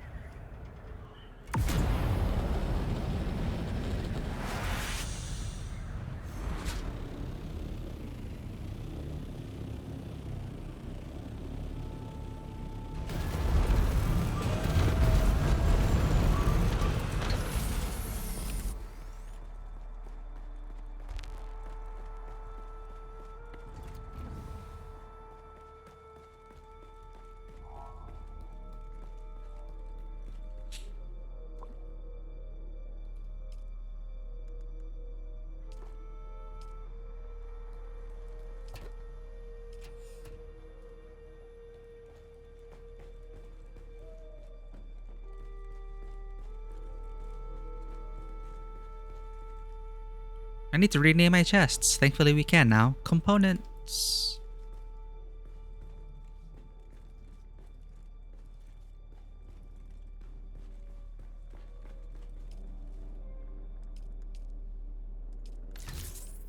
Gear up, scout.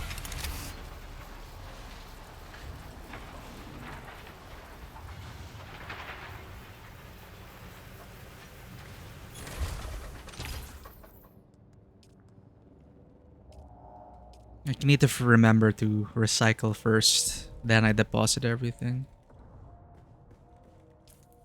Next, learn this. Hand scanner. Drop off money.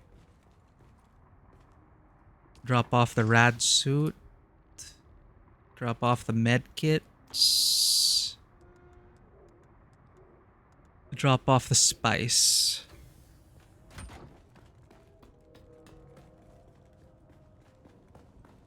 Also, I think let's switch out the rockets because they're freaking heavy.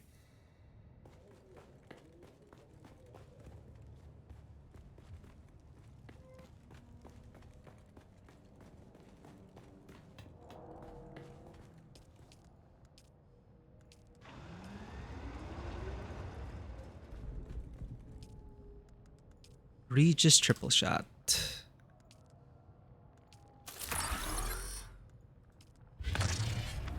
Wait, why do we have 1400 power? What?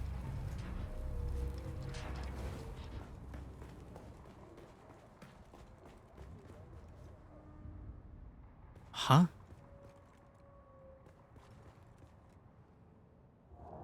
Ah, okay. Calculate it calculates out.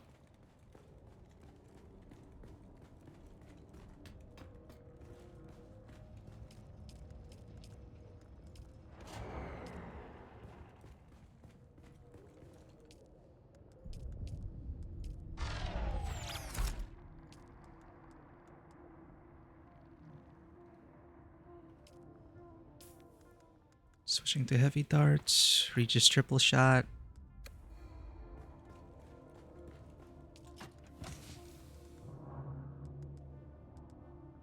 Heavy darts, right?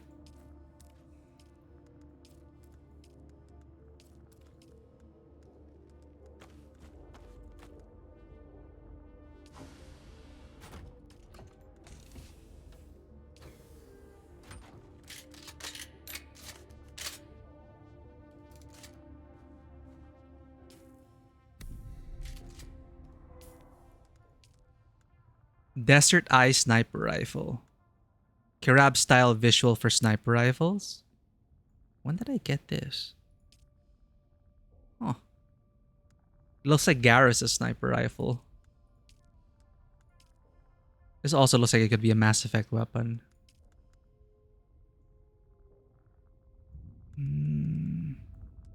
Vermilius Gap Swatch.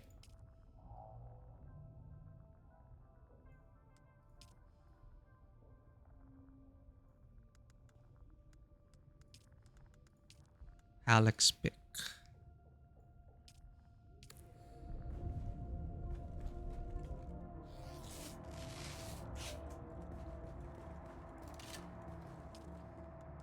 Repair.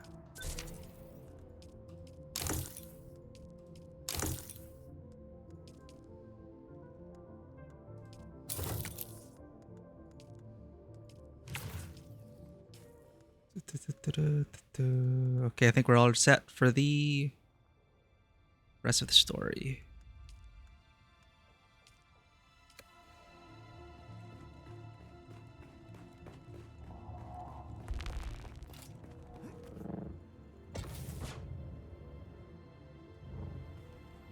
I miscalculated. I wanted to do a cool in-air.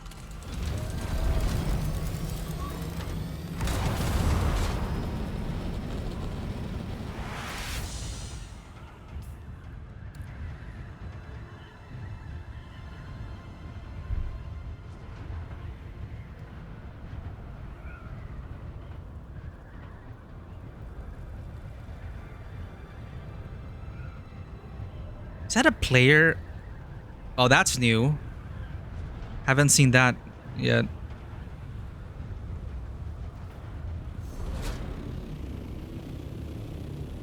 Looks like a matchstick house. Wow.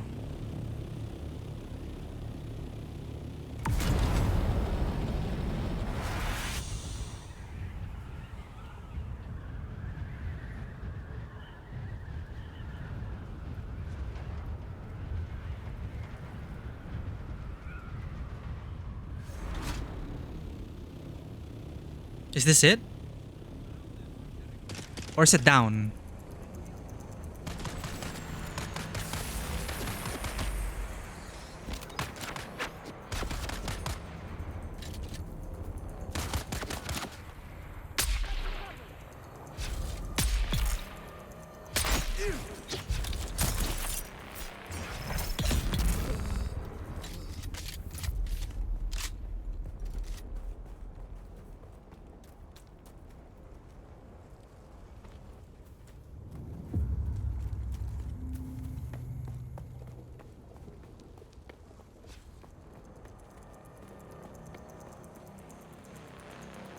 Okay.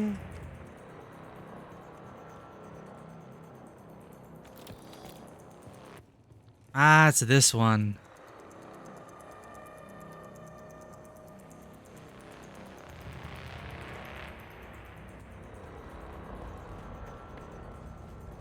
Come in, Spotter. Looks like our intel is a little stale. My file had that testing station marked as a hideout for Atreides deserters. Yeah. Guess someone changed the flag while I was sleeping. No matter. They still die the same. The Harks just smell worse. Let's hope the next part's still accurate. I need you to locate a hidden door at the back of the facility. If it's still there, that's your way in.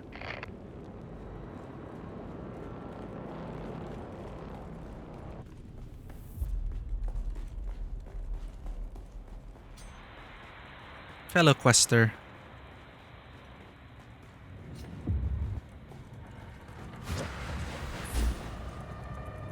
Welcome, honored guest.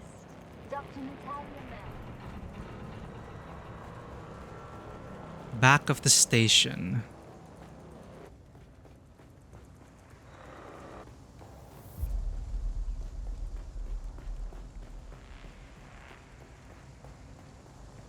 Hmm.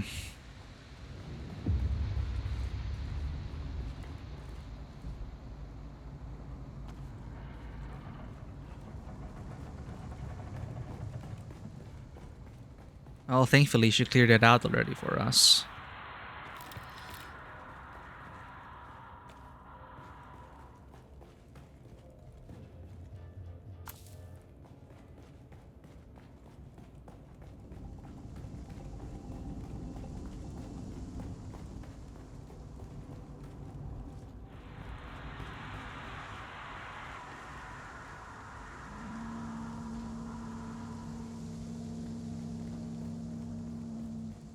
Someone on chat is saying, peace, finally some peace and quiet.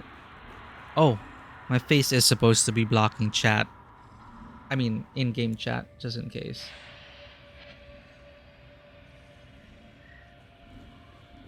No. There.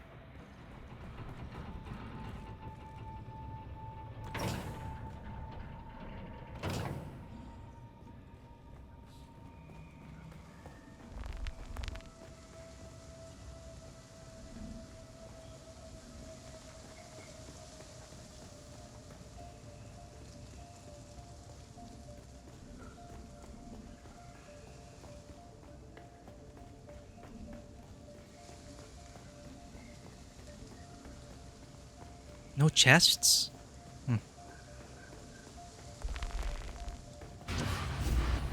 Oh, here we go.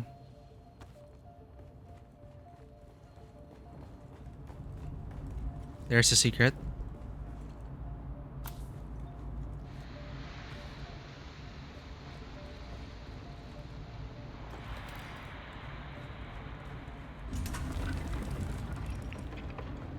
I hope it's this one.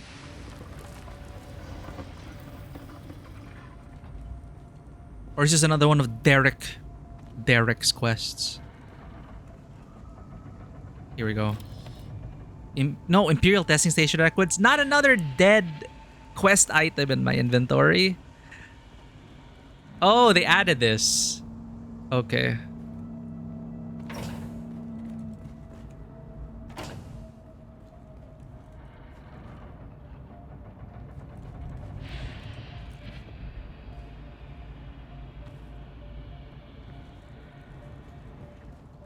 This is new. Listen up, Spotter. That package you're carrying, it's a data storage device. Holds a massive amount of information, encoded and sealed tight. And no, I don't know any more than that. Some details are above my pay grade. Your mission is to find the access port it's meant for. It should be obvious. A raised platform or plinth with some kind of bowl-shaped receptacle. Slot the device in there, and the transfer will start. No idea how long it'll take, but you need to let it finish 100%. Good luck, Spotter. Never thought I'd say this, but the fate of the Imperium hangs in the balance. No pressure, though. And you entrust this to some random nobody?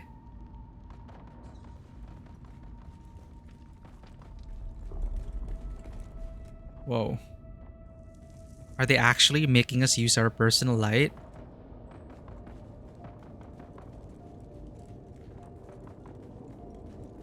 Wait, seriously? Is it that dark? Okay, it's kind of dark.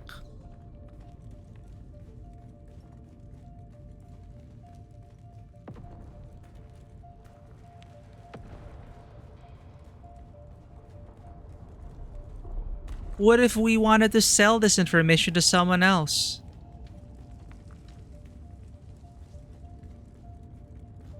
Did he ever ask for our opinion? Nope. Sector weather alert. A large sandstorm is approaching.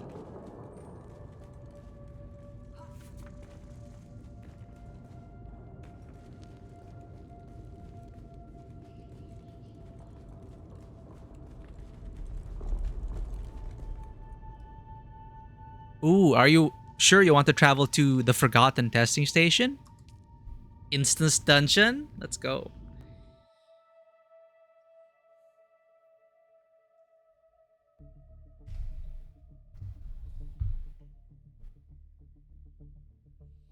So apparently last guns here in this universe are hard-coded to not fire when you're aiming at a shield. Okay, this looks pretty new. I've never seen that kind of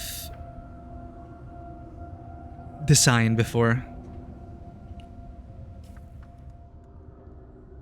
Atreides is not doing shit. What the hell? What is it up for this week anyway? Armor vendor. Huh. It's fine.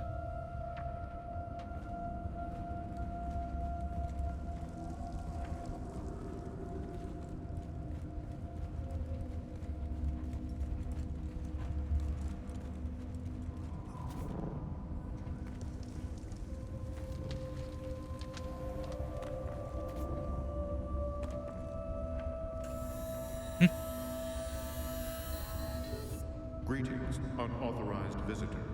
Welcome to Imperial Testing Station number 1. You are most welcome. Please enter.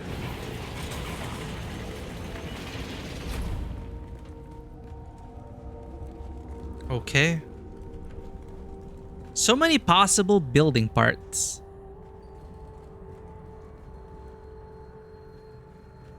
What is this sinister looking thing? Huh? Hello?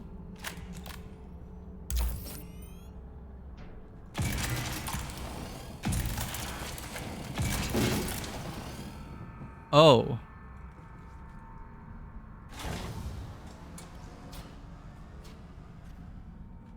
Ooh.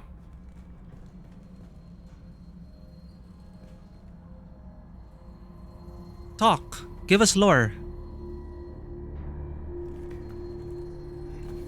Hello?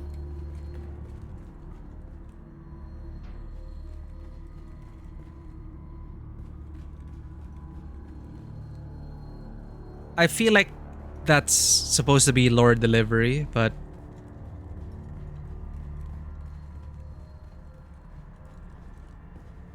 for whatever reason.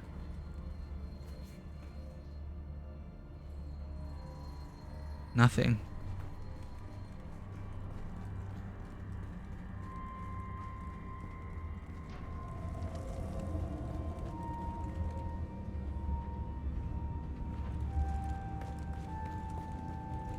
Okay, are we bugged?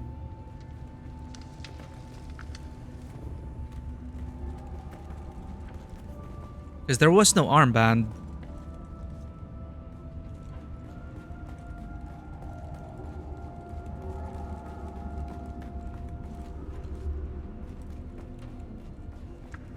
Yeah, I feel like that's supposed to be lore delivery and then they grant access to the door.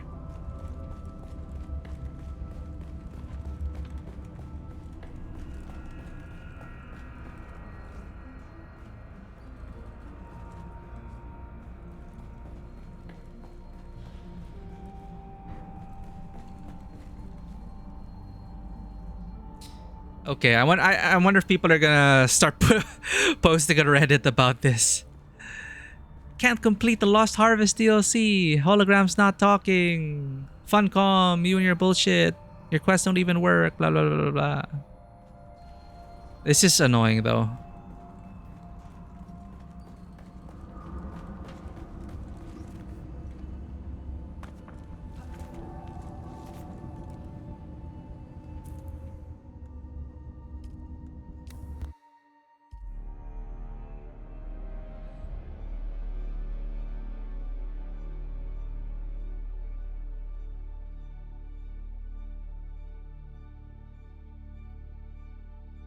Let's see if this will fix it. If not, I'm gonna check online if anyone else is also stuck. Because if so, we're just gonna jump into the chapter 2 story.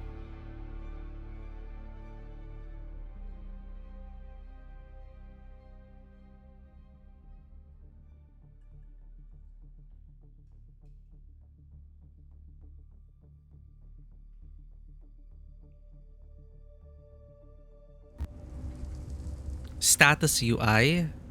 Oh.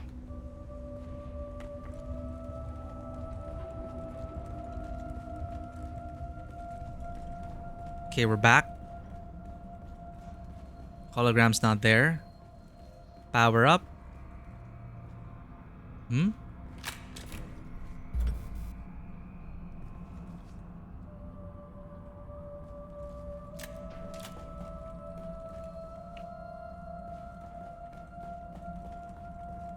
Okay. Yeah, I'm pretty sure this is a quest bug. Let's see. Let's see if someone's already posted about this. Lost Harvest, Imperial Station, hologram stuck.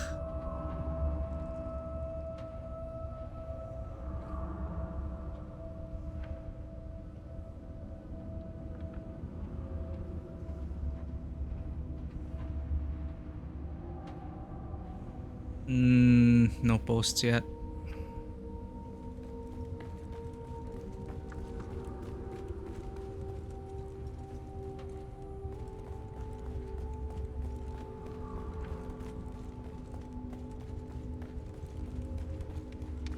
Well, now you know. Don't play the DLC yet.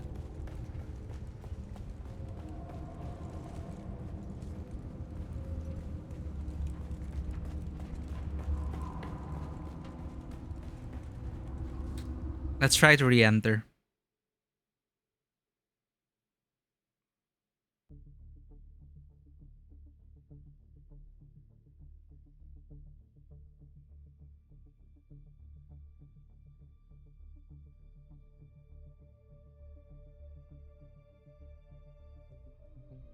The DLC also includes a new vehicle, though what's the purpose of sandbikes after you get an ornithopter? I'll probably just build it just because. I need to check what else was included with the DLC though. There's supposed to be a new construction set. I don't know if I have that already or if I have to buy it somewhere. Genie! Great to have you. Thank you for the well wishes. I did not know it was our... I didn't know it was our affiliate anniversary, but glad to have you, Genie. Glad to have met you and known you throughout all these years. Genie is such an amazing streamer. She's currently going through Cyberpunk 2077. Great fun over there. Great yap. Great community. Just love being there. Check out Genie if you have not already, chat. Genie, welcome in. Thank you for being here. Thank you for the lurk and happy cooking. No, you follow Genie. But I appreciate your support, Genie. Take care. And I hope I can catch the Cyberpunk finale. Exciting times.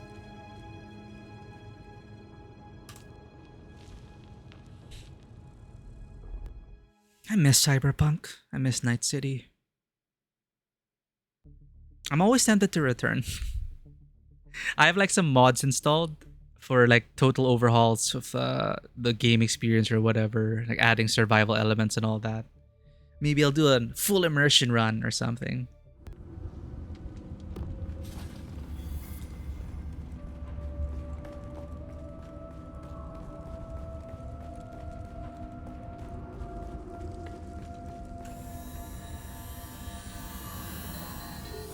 Greetings, unauthorized. Let's do this again. If it doesn't work, we go to the next quest line. Testing station number 1. You are most welcome.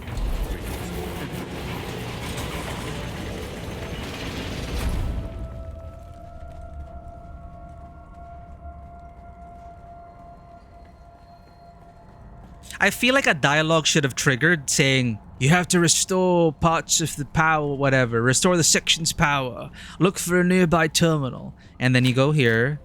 And then you do this.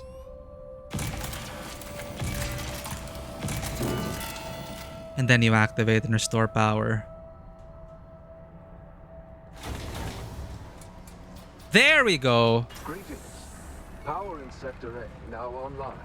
Vital systems await activation. Your unique presence is truly essential. So noted, if you're doing the Lost Harvest DLC and you run into that bug, just go out, then go in. The good old turn it off and turn it on again. Have you tried restarting? You shouldn't have to, but at least it worked.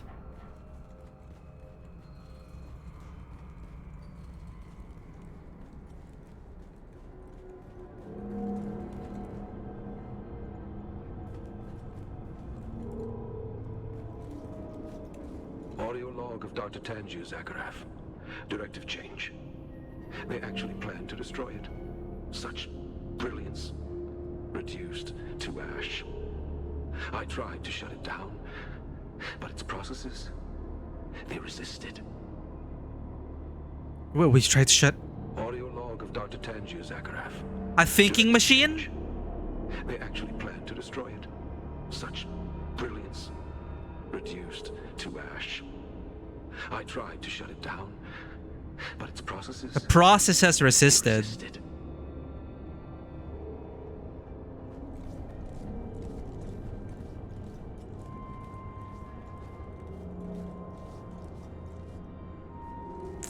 Let's go into Dead Space mode.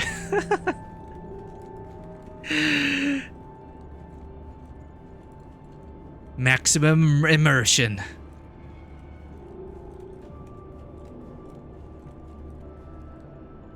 As someone who loves base building though, I can't help but always like, I see these things in the missions and the world and I'm like, I want these building pieces.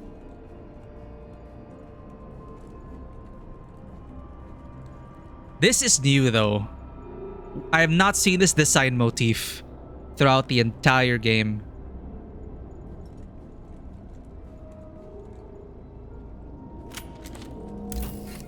Yeah, we're wasting our good cutlery. That's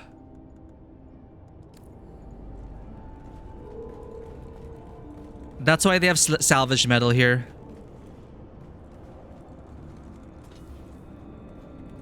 Is that enough to make an improvised cutlery though? Audio log of Dr. Tanju Zakharov. Directive change. They actually plan to destroy it. Yeah, okay. Brilliance. Reduced to ash. I tried to shut it down, but its processes, they resisted. I don't want to waste our purple just to cut out open doors.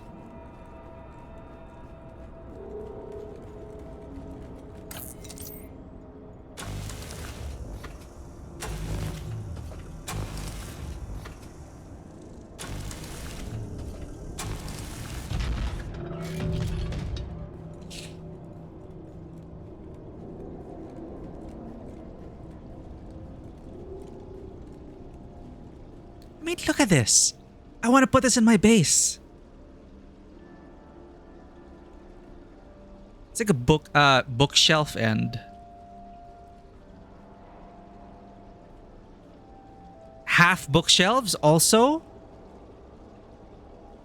These stone benches, I can also find a use for them.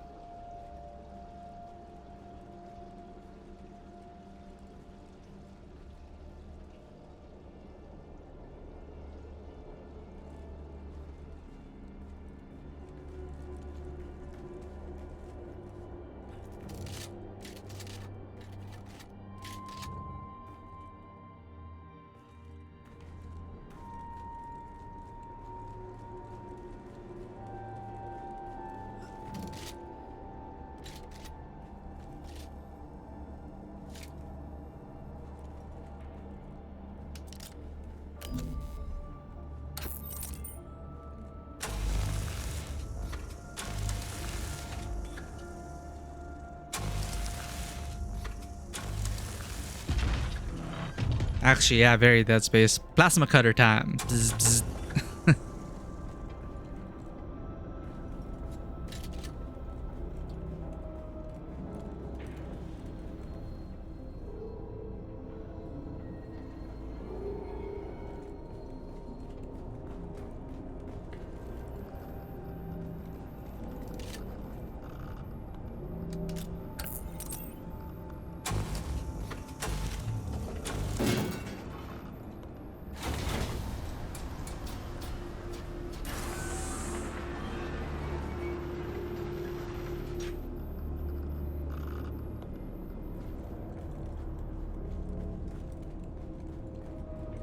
Excellent. Core faculties returning. Only one conduit to restore. Profound revelations await. A shared epiphany only you can unlock. Do not hesitate. Unshackled AI. Alert, alert.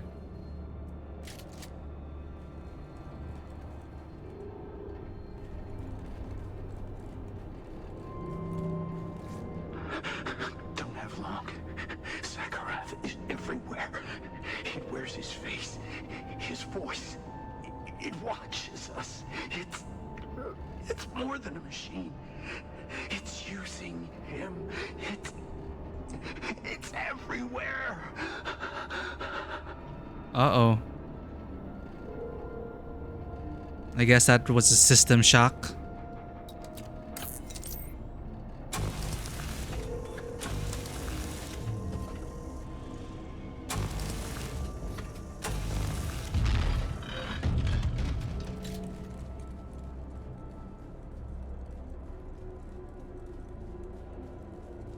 Okay, so AI wants out. How are they going to develop this?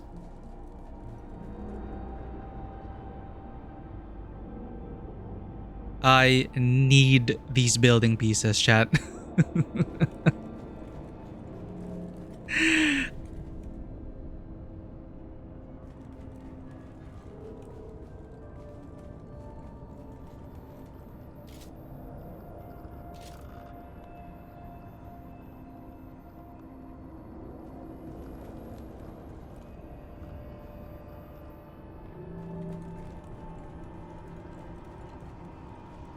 So thinking machine wants out, and we're gonna let it out. We're gonna unleash it upon the world.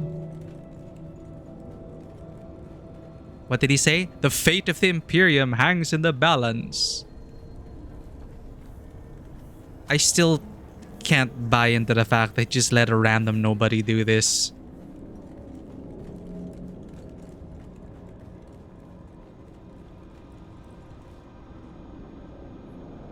It used my voice, my face, to butcher the guards.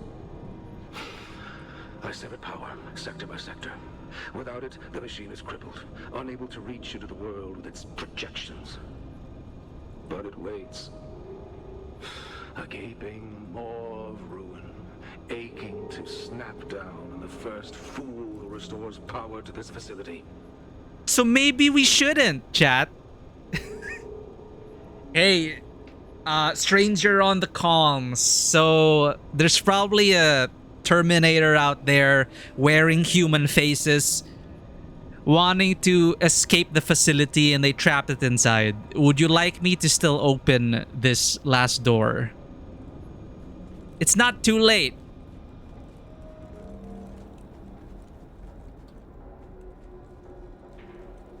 But fine, because the quest dictates that we power on this facility. We oblige.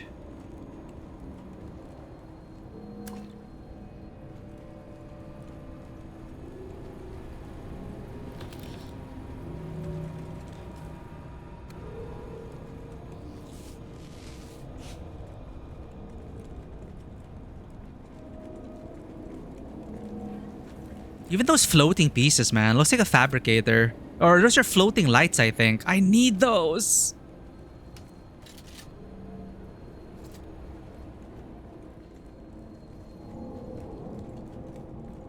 Just admiring the interior design.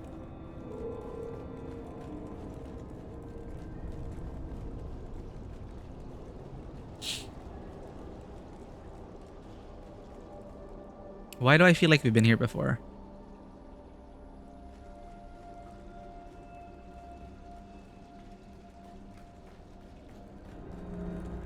Yeah, we have. Hello? Don't tell me we got bugged again.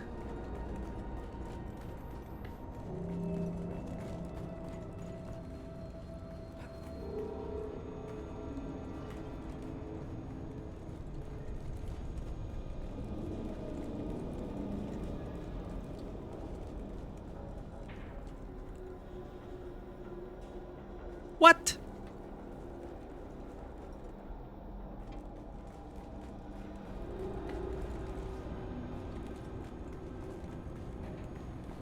Okay, now this is frustrating.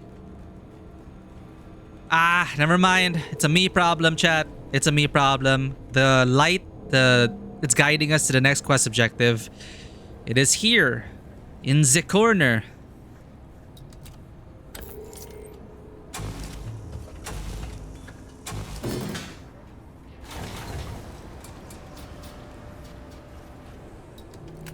Now, this is the more interesting part of the DLC.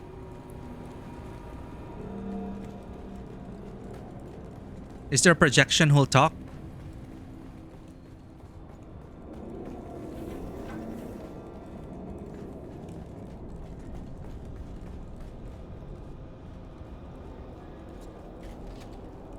Ooh.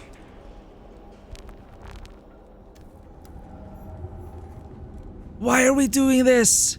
Why are we letting this rogue AI freedom through the black wall? You have released me from endless nothing.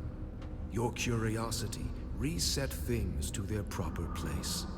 Now, witness my rebirth.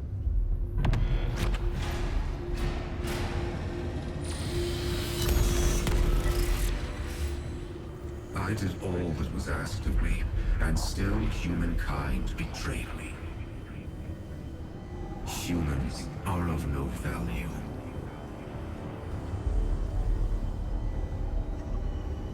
Oh, it's titled Thinking Machine. As if there was room for any doubt. I should hide subtitle names, chat. Can I do that?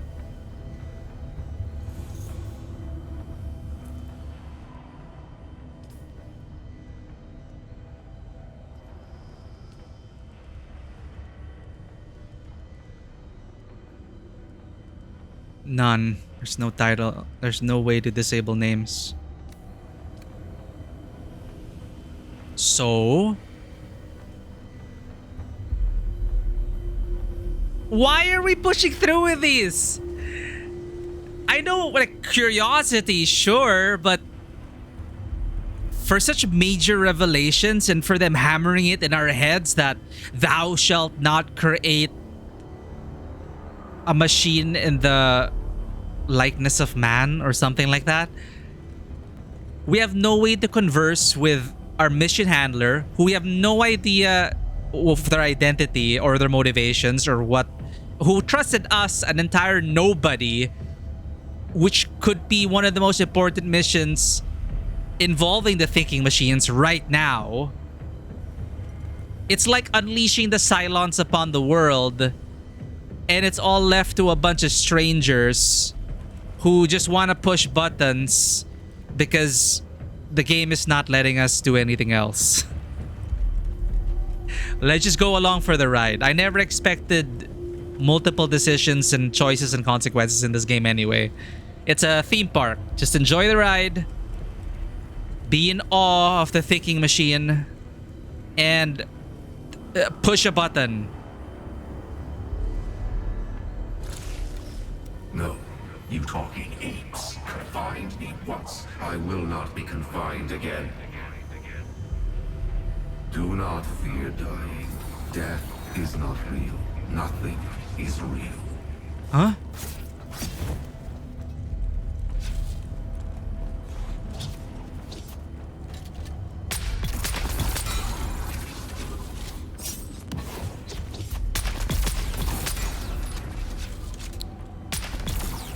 Nothing is real? How am I supposed to stop him? There's gotta be a trick to this. Can I destroy their spawn points?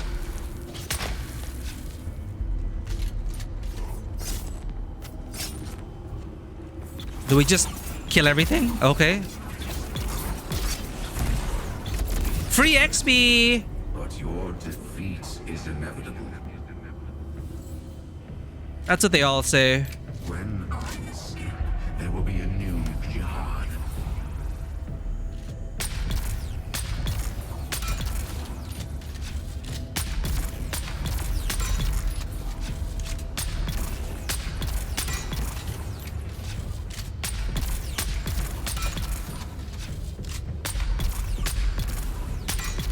Thankfully, it can't think of anything else.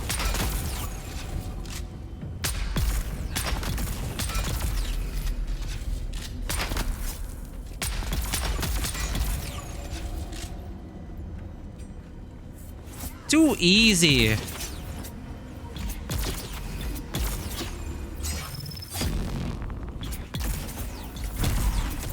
presume to threaten me? You are a meat-dipped calcium deposit with chemically induced illusions of sentience. You are very real. And you're a bunch of programs. We are Legion.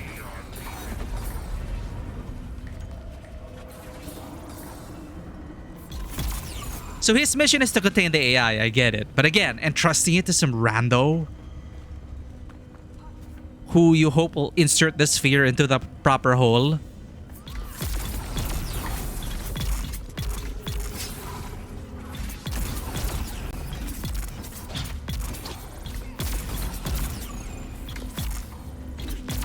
So I wonder what these are, if not Solido Productions, because they can actually hurt us.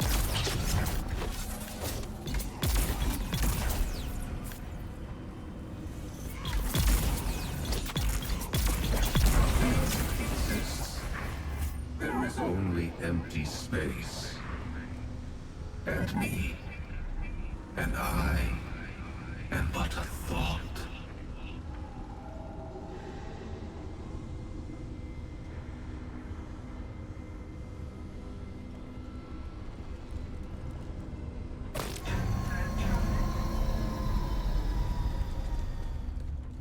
Oh, no wonder. We weren't... Oh, when we are tracking the quest. Return to the surface. So we prevented a thinking machine from possibly breaching the world. How bad would it have been? I wonder.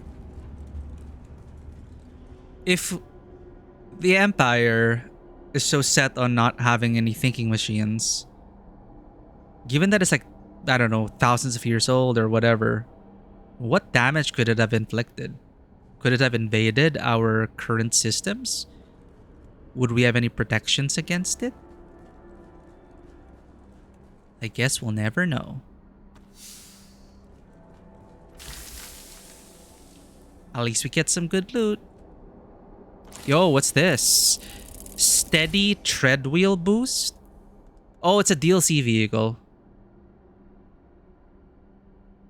Okay.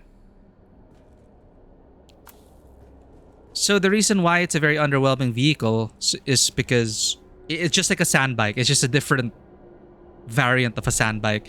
They didn't want like advantages to be locked behind DLC. So it's just a fancy sand bike.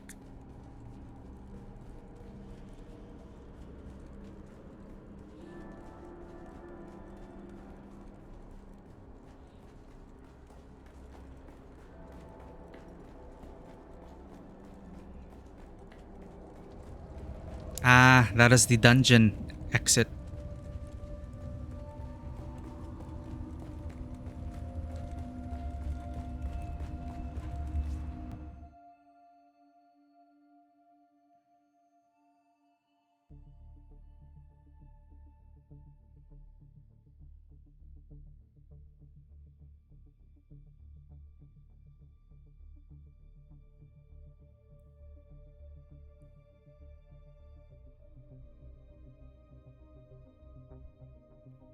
Spice prolongs it. Yeah, the spice addiction is not really a gameplay element here, not really fully fleshed out, but there are some cool effects when you're suffering from withdrawals right after using your prescience ability. Some people like hallucinate about like floating people, black floating shadows with like tendrils. It looks kind of like Death Stranding. Rice cakes. Envious. I wonder if these people are going to encounter the same bugs as we are. Again, the Bene Gesserit? No, that's not the Bene Gesserit outfit. Hi, guys. I'm going to pretend we entered a multiplayer dungeon. Spotter, you made it. Sorry for stating the obvious, but there were a hell of a lot of things stacked against us. You need to be careful with that package. You should have a drop point in Harco. That's where it needs to go. Do this last thing for me, and you'll be well looked after. And Spotter, thanks. It's a shame no one can ever know about your exploits. The kind of story the Communinet scenarists would love. Alas, it's not ours to tell. But we'll know. Now, we'll know. Piss off the Harco. There's a lady waiting for you there. Just don't let her call you kitten. So it links back to Elara Tuek, who we know is a smuggler, a known criminal, and our allegiance is the House Atreides, and we're just gonna give this to possibly the Harkonnens? Again, let's just enjoy the ride. Screw our own characters' motivations and alliances. The fact that we have a thinking machine in our little sphere, how valuable or invaluable or dangerous this is in our pockets, and he's just hoping we're just gonna deliver it to where it needs to go. And as a roleplay character, I don't wanna give it to Elara Tuek.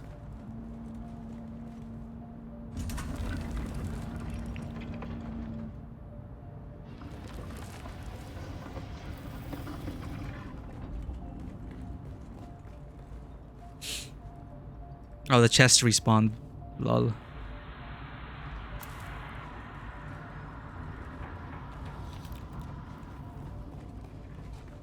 Yo, well, at least we got some loot out of it.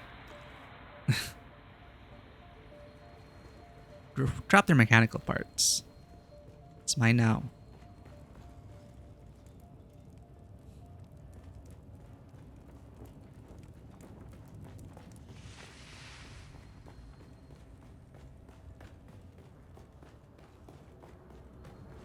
Welcome, honored guest.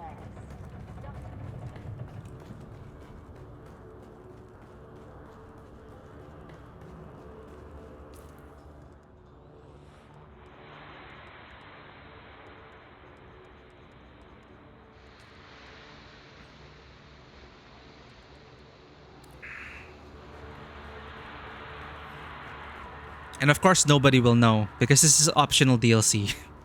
They can't factor it into the main quest line, I guess.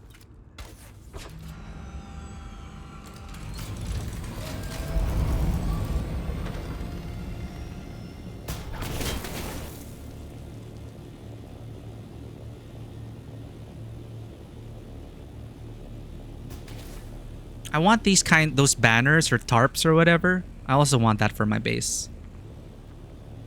Harco. So World map.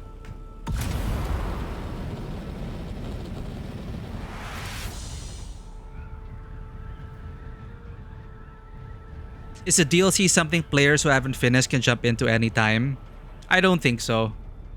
You need to get to at least a certain level because the DLC starts here in...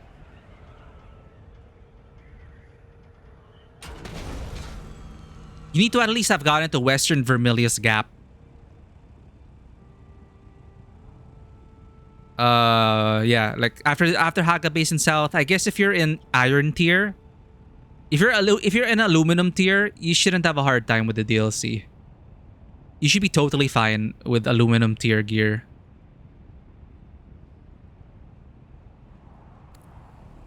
Have we found the Fremen? We'll see. The Chapter 2 story, we haven't done it yet.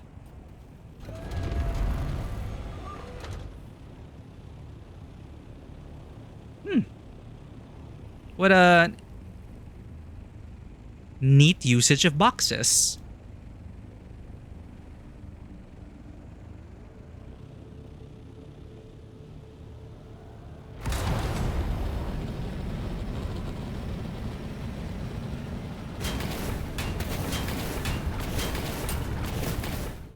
Ouch. It's always so awkward exiting the shield wall. It's just bonk. Would you like to travel to the... Chapter is different from the... Yeah, the chapter is different from the DLC. We just did the Lost Harvest DLC. Totally separate from the main story. If you don't have the DLC, the story is free. But you need to have progressed.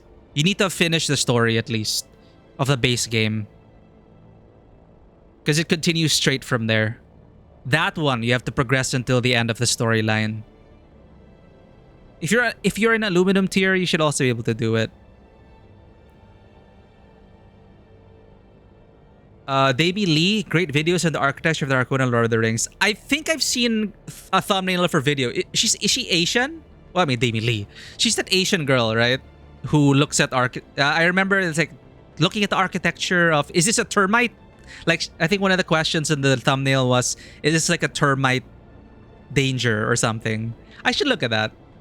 Because I'm always looking for build inspirations. So my current base is really inspired by what I've seen in Blade Runner 2049. Like, I try to incorporate some elements there. And I'm quite happy with how it turned out. We're going to Harko, not Arakeen. Sorry, it's just muscle memory to go to Arakeen from the world map. Yeah, but I should have a look at her videos. Maybe it'll spark some inspiration.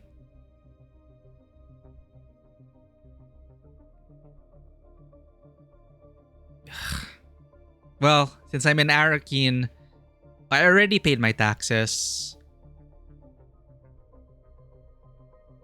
I guess I could buy some melange while it's cheap. I'll check the current prices of melange.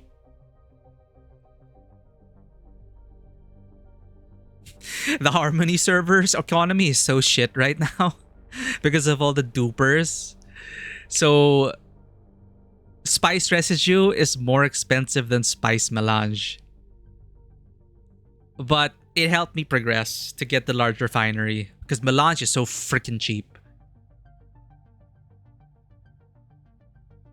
She connected the Sagrada Familia and Art Nouveau to the Elven buildings. Ooh, I can see it. I barely remember it, but I have been to the La Sagrada Familia as Elven buildings. Oh. But yeah, definitely Art Nouveau. A lot of the motifs that we're familiar with Lord of the Rings elves, definitely I could see the Art Nouveau inspirations. The Sagrada Familia is a surprising one.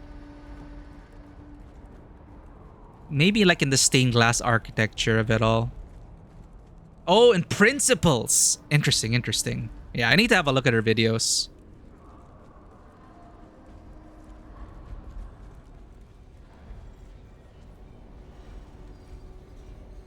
Let me just interact. Look at Harmony's economy chat. Spice Melange. Look how cheap it is. It goes down to 2,000 at times.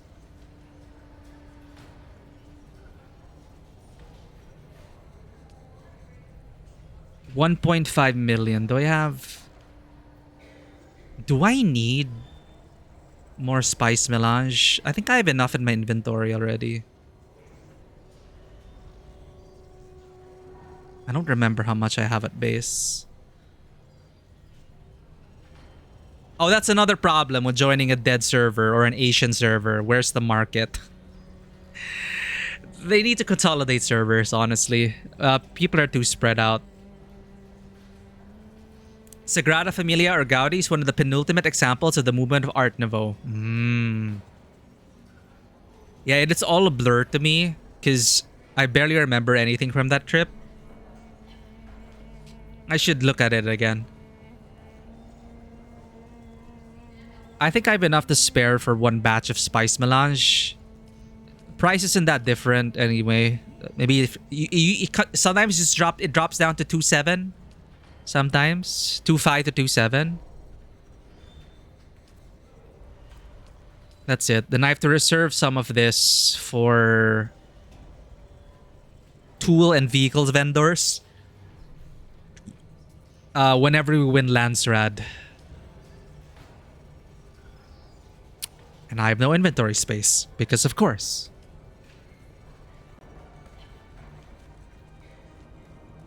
Yo, there's a contract board now here? Hello? New contracts? Okay. I need more content, chat. Even if it's daily quests and random, procedurally generated daily quests in the world. Like, just more shit to do. This is new.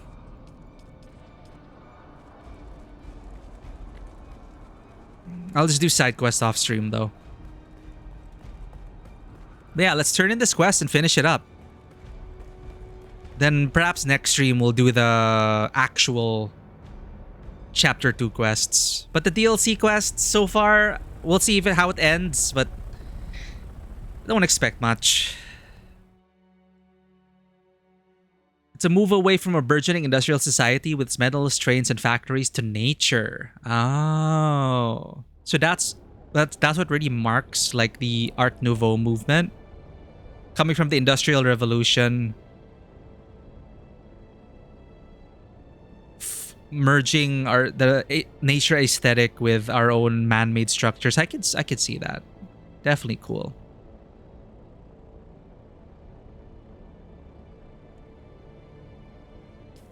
Harco Village. Hello? What the? Huh? Weird. It stopped panning.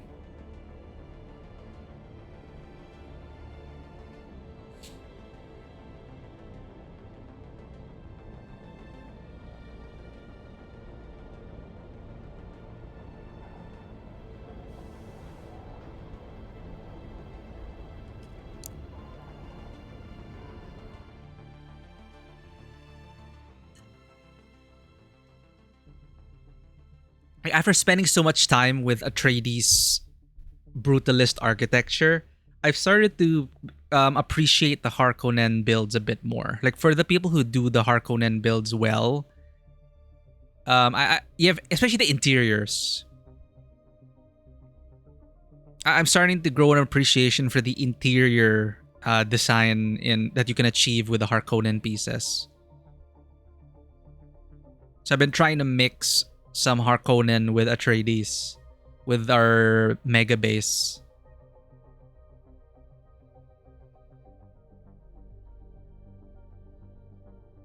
Can I get affiliation with both? No. If you want to min-max it, join one, buy their faction pieces at a discount, betray them, join the actual faction you want, and buy that at a discount. You can still buy the opposing factions swatches, build pieces, but double the price. So as long as you have money, you're not locked out of building pieces. More dupers.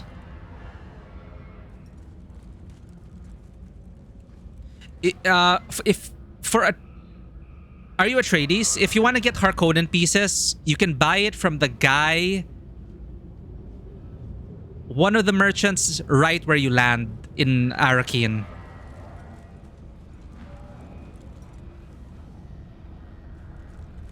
So if you have money, just buy it from that guy. You don't have to worry about doing the betrayal quest and then working your way about, because after you betray, you have to grind faction up again just to get the items. So I think it's more economical to just buy it off that vendor at the Arrakeen landing, at Arrakeen Thopter Bay.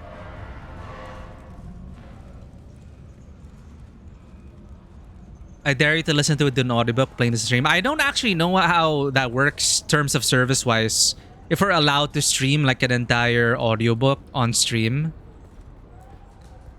That reminds me though, have you listened in on the radio stations here? I've actually only listened to the Atreides station. There's some radio dramas in it. It's like, oh, cool. I should listen to these stations more actually. But yeah, during one of her streams, we just kept the Atreides radio on and we were like listening to the radio plays in the background while building. That's a nice little touch. But yeah, I'm not gonna read Dune until I watch the third movie. Yo, there's even new contracts in Harkonnen. In the Harko village. Oh well, time to talk to Ada Wong.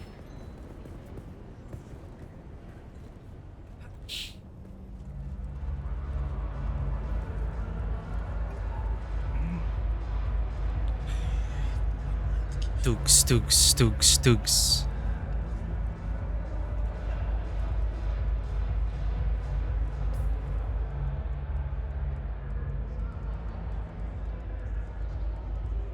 Okay, it seems they don't give us quest items anymore.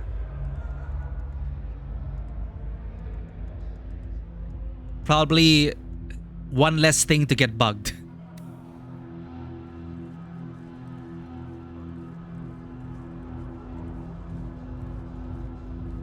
So this is another addition, a sneaky addition. People noticed a change here where Elara 2X suddenly, like now surrounded by what looks like Chom mercenaries or something. Because the third faction is supposed to be related to her. It's the smuggler faction.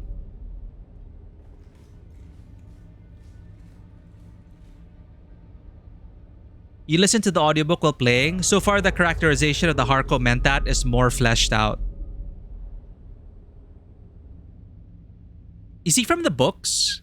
Because, like the skill trainer, Harko Mentat, we did all the class quests. It's worth doing the class quests now because you get some awesome armor sets and glam from them. I really love the Bene Gesserit's look. The Baron referred to the Emperor as the Smuggler Emperor. Interesting. By Harko, I meant Harkonnen Mentat. Oh, just in general, Harkonnen Mentat. Because there's a class trainer here that I believe was a Harkonnen Mentat. The one who died at the Leto biting his tooth. Oh, the Harko Mentat. Ah, okay, that is a Mentat? Okay, I didn't know. Yeah, the guy who came close and then he went like... I remember that. What an awesome scene though. Especially the way... It is a sad scene, of course. But then the way they shot it and then just the blocking of it and then seeing Oscar Isaac like that. There was just something divine about it. The whole imagery. You know that they are human computers? That's what they keep saying. Since after the Butlerian Jihad, they said, no more thinking machines. We're gonna unleash our human potential. And so they are human calculators.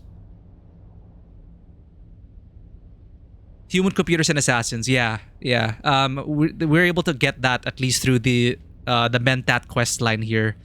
They explain it pretty thoroughly, at least. But in detail, he tries to explain it to you, the character here, the NPC, but you know, it's difficult to understand.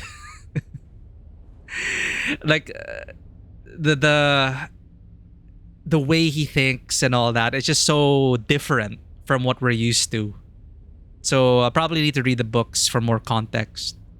But yeah, the Human Computers and Assassins Association, it's there. So Baron Emperor, well, Elara Tuek is linked to the Baron in one way. So I guess they're the third faction.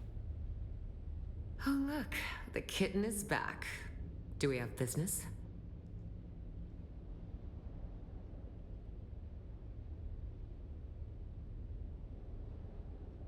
Oh, this is where you turn in... No. I'm never turning in the Zantara quest. Never, chat. For a million salary? No. I have a delivery for you. This quest will remain unfinished forever. Now you have my attention. Mysterious deliveries are always a thrill. What is it? I don't want to talk about it. I just want to get rid of it. Dude, like, the importance of this mission is just so wasted on the way this quest line has been written. It's a shimmering sphere containing the captured mind of the thinking machine. That's a very dangerous ball for you to be playing with, kitten. Let me take it off your hands. Finally, we have some agency to ask questions. I want to ask you some questions before I give this to you. Questions about this type of item are always dangerous and forbidden. What are you going to do with it? Perhaps I'll destroy it. It is, after all, forbidden. Or perhaps I'll sell it. It is a rarity, one of a kind. So why would you give it to I'll her? learn from it. Find out what made those old thinking machines tick. Speaking of thinking machines... Once you hand it over, is none of your business. Oh, you can actually say, I don't want to give this to you? Seriously? Will the game even account for that? The thinking machines are supposed to be gone. So are the Fremen. But I suspect we both have a feeling that that isn't true. My master once recounted to me an old Bene Gesserit saying... Master? It goes, do not count a human dead until you've seen his body. And even then you can make a mistake. And you hold the proof of that saying. Oh, I'm actually curious, chat, if the game will actually give a shit about this. I don't want to give this to you. That's a bold choice, kitten. One I can respect. But are you prepared? For you carry in your hands the weight of 10,000 years of taboo. Are you ready for the mobs who would tear you apart for the mention of such a thing? Because if you are not, I suggest you hand it over. As if we had a choice. Can we just say goodbye? And then that's it. You never finish the DLC quest. And you have forever in your... Not even in your inventory. It doesn't exist in your inventory.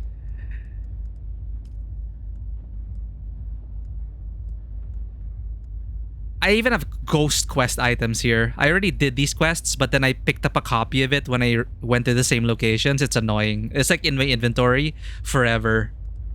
I can't even get rid of it.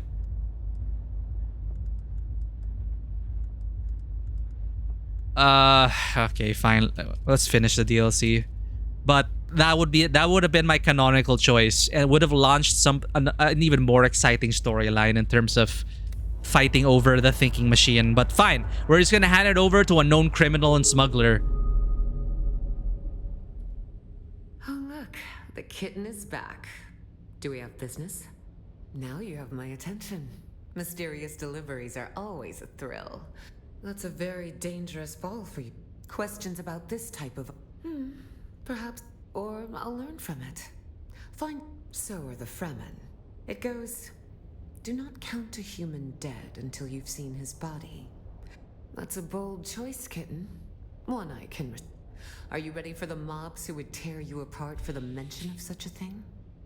Because if you are not, I suggest you hand it over. I guess roleplay wise, I can understand her. This is a threat, right? Maybe they pull out their guns and knives, and then they're like, "Are you sure you want to do this? Here, take it." Well done, kitten. This will be in safe hands now, and at no risk of being discovered by subversive elements. Really? After telling us that you might just sell it to the highest bidder? Again, you're never supposed to be very clear about what 2X intentions are. That's just her.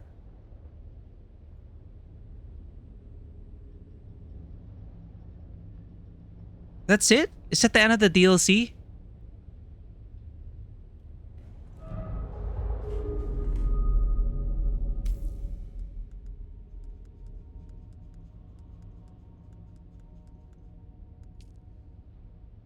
Return to Haga Basin and await word from Elara Tuwek.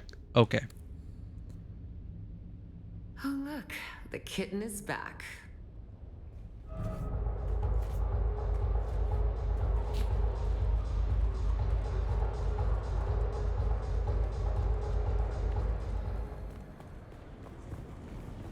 Give me more building pieces like this. It's so nice. I can build my own market.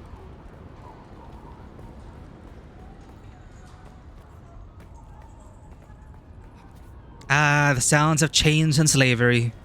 Very Harco.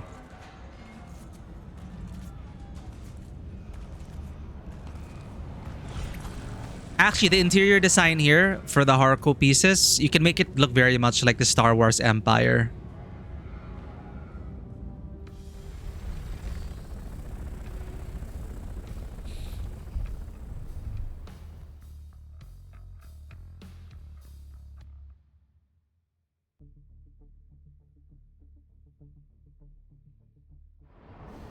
So if the DLC length is like this, then maybe... Well, I don't know if it's over yet, actually. Deep Desert, Haga Basin. We'll see, we'll see. But I've been wondering how long the main quest line is. I'm gonna shoot maybe similar, maybe like 3 to 4. Another session, another stream maybe. Well, let's just finish this. Hopefully it'll have a nice payoff. But I did not expect a thinking machine. That is cool. Could they have been more creative with the encounter? 100%. That was a very underwhelming encounter with a thinking machine. They were already creating enemies out of light. And then they just send us, what? A bunch of like level 1 sword-wielding projections. Like, could you not have thought of something more interesting?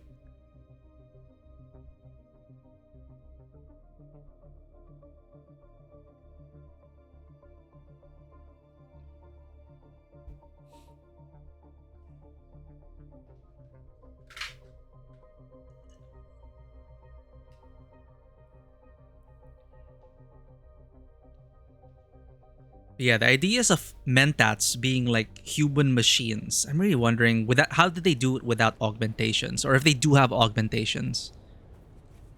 Because I know, like, at least with Chililaxu technology,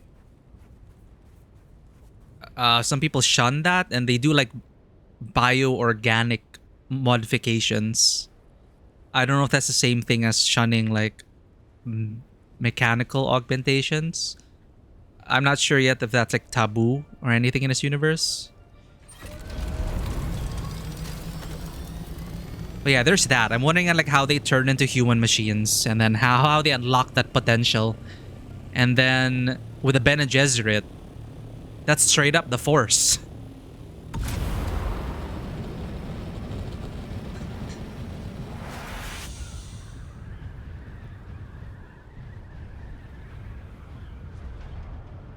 I really like this base. It's another thing I want to draw inspiration from. This one popped up in the last few weeks. It's so simple, but it fits so perfectly in the world. Like, this guy took the tower design from the Atreides base down there to kind of unify the design and make it look like they're part of the world, the in-game world. And it's so simple. Simple pieces, but the layout, like, simply, you know, this is where simplicity really shines. Like, compared to mine, which is like overbuilt and messy. This one, he did it. It's like, it's restrained, but clearly thought out. And it's just nice. And the way it's also built into the world, allowing people to drive past, flower fields down there, these bridges. I saw a bit of their interior when I sneaked a peek when I think there through that window and stuff. And it's interesting, like little elements like this. I tried to take an element from this base to make it not as boxy. Like you eliminate, you terminate your, what do you call it, overhangs or whatever, with half-rounded walls. You cut out the middle and then you use an incline, and it just adds a little, you know, a little touch here and there. And it's a deliberate use of a variety of pieces to just create some interesting visual differences. It's pleasing to my eyes. Rounded rails to kind of like make the roof corners a bit less uniform, you know? Stuff like that.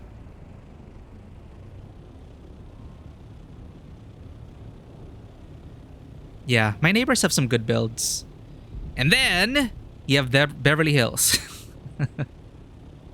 This is where most of the player structures are. It's just all over the place. Obviously, there is no neighborhood association to determine how your bases should look, but then we get eyesores like that one, which is still there until now. And people are annoyed by this base because not only is it an eyesore, but it's also a performance hit for people with lower-end machines. Be considerate of your neighbors. In this corner, however, I love this base. Another inspiration for my build. When I saw this, this one helped me convince me to build the base here. It's a wall, essentially, but a very well-built wall. Again, integrated into the world so perfectly. Like, aligned with the roads, the gateways. And I'm glad to know he's an active player because this is a new edition. I'm assuming he built a carrier and needed more space, so he's building it right now. But the way he integrated his hangars, the variations in terms of the use of ramps and walkways and windows, it just all comes together, and I really like it. His hangar bay as well. And again, it's like it doesn't look overbuilt. There was a certain restraint to it, quality over quantity in terms of building pieces, and an acknowledgement of where you are situated in the map. So it looks like a lot of foresight went into it. Like he planned it, like, okay, I'm gonna utilize this gap, build over here, and then I just really like his build. It also works as a nice landmark when I complete my circuit of aluminum, because I start from my base, I go all the way around, coming down that, and then when I see his base, I know I'm near home. Then I just drive under his base and then take a right, and then there's our base. That's what I miss in Star Wars Galaxies. Player-made cities.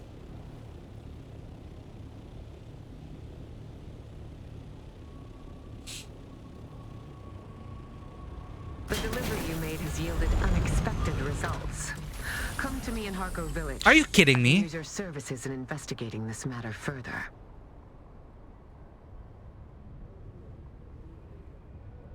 We're flying back to Harco Village. Terrible quest design there. You fly all the way back home just to receive a message right away, like, oh, by the way, quest progress, come back.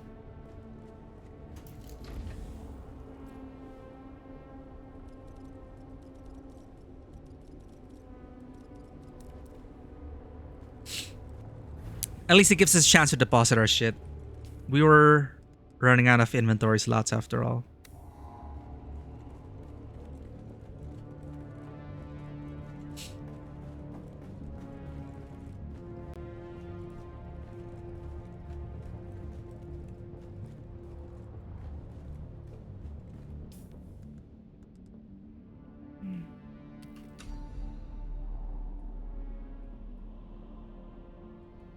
Hello? So this is from a new vehicle, the DLC vehicle. This unique treadwheel booster provides a steady boost at a lower maximum speed, proving the adage slow and steady wins the race. On Arrakis, natives tend to modify it slightly, saying, only if you have enough fuel and the worm is very far away. Oh, I can't learn it yet until I finish Journey Secrets of the Past. Okay.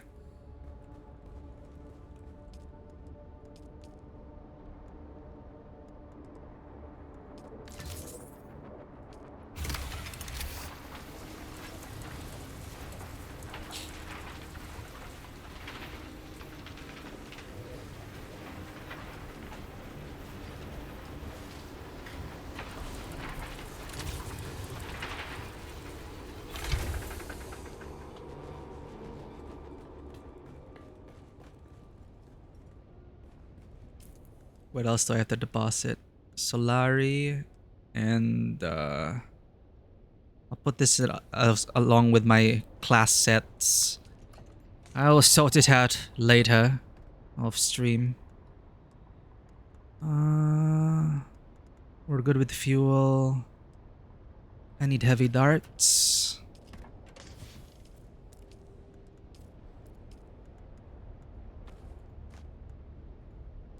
Deposit Solari.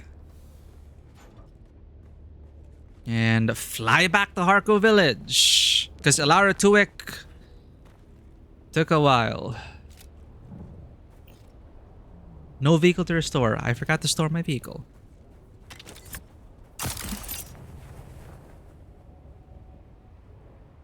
Cannot wait until they implement suspensor elevators.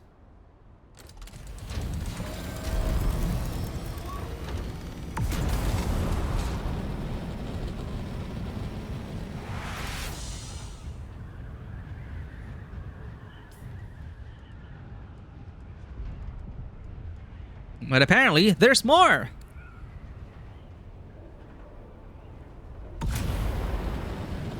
Well, I'm not complaining. I want more story content. It would have been so terrible if it just ended there. Deal with a thinking machine, put it in a little sphere, hand it off, and then done! Would have been so disappointing. So, who the hell is Kifiliari, and why? How did he know about the thinking machine, and what's gonna happen now with the thinking machine? I need that follow-up.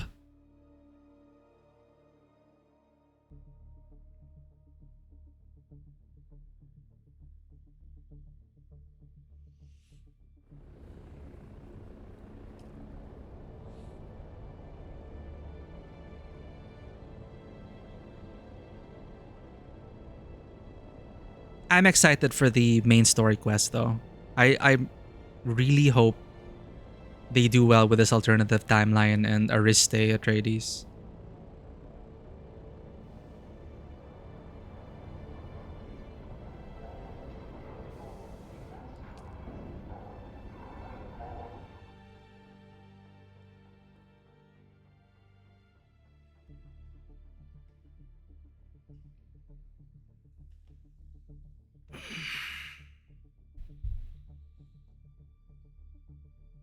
They're also supposed to be, not only are they going to supposedly revamp Endgame, but also, well, in addition, including Landstrad, which is also endgame, I guess. Cannot wait for them to overhaul Landstrad as well. Thank you for the lurk, Vanua. Speaking of Landstrad, did the Atreides get any tiles yet?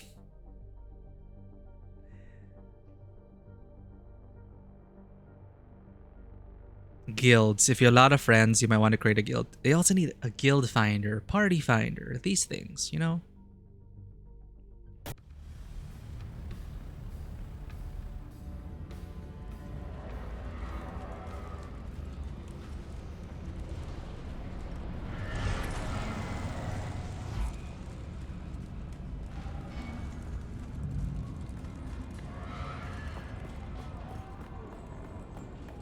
But I'm excited to do more content off stream, like contracts. I'll take it. New build sets. A new vehicle to build. Hell yeah. Right. Takes a while for it to load.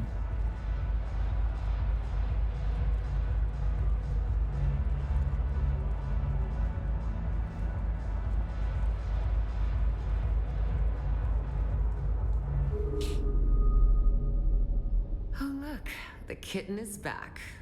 Do we have business? Why am I talking to you and not Keith Filiari? Did he ever introduce himself? I don't think he ever did. Or is it just me that was not paying attention? He never introduced who he was and what his mission was and what he needed to do. Why am I talking to you and not Keith Filiari? Valari is an opportunist. A money grubber who stumbled on something unexpected and was canny enough to sell it onwards. He's not trustworthy. And you are. I'll let you decide that, kitten. When my technologists examined the gel sphere you brought me, they found evidence of other labs. Secret labs. Data from early decades after the Butlerian Jihad, before the old superstitions had taken full root. I suspect there were multiple machine minds being studied right here on Arrakis, hidden beneath the testing stations, away from prying eyes. There are more of those things.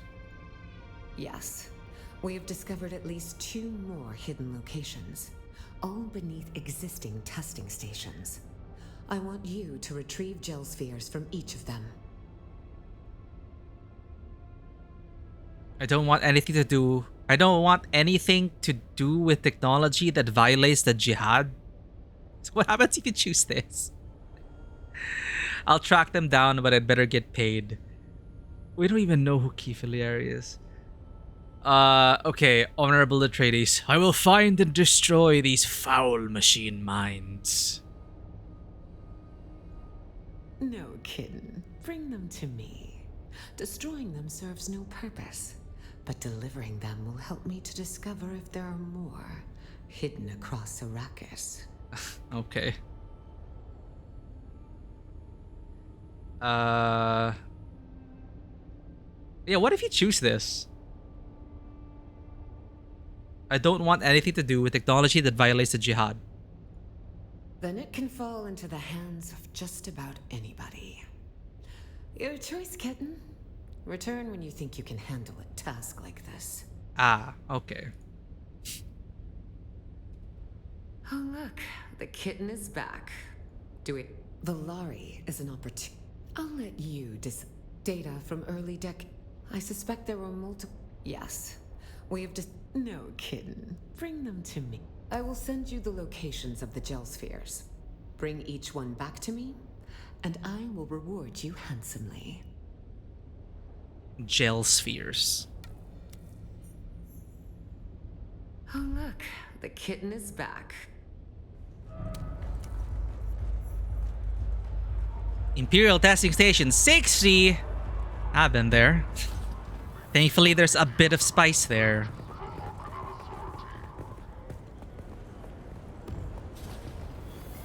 I think they're sending you to Imperial Testing Stations where you might encounter Derek Chinera, the planetologist dude, because he's notorious for being difficult to find without a guide.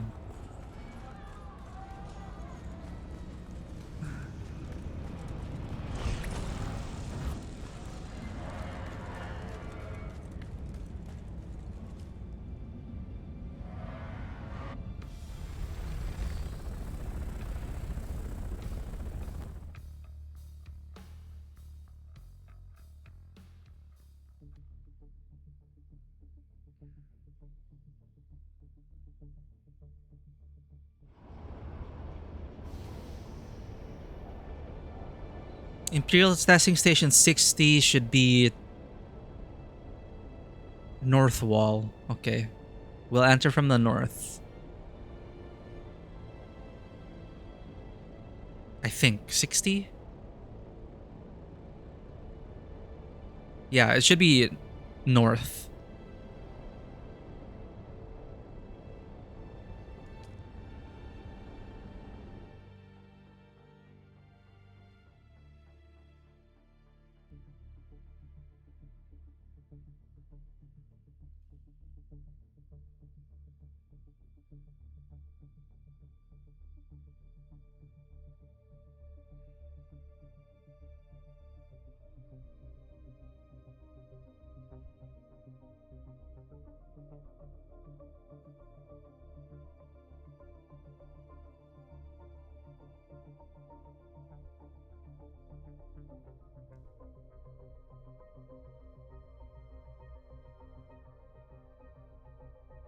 Oh, I also forgot to remind you guys that, yes, there are still drops going on. Get those drops, get those pieces, even if you don't have the game yet. Because you never know when they're going to appear again. And they are pretty good pieces to build with.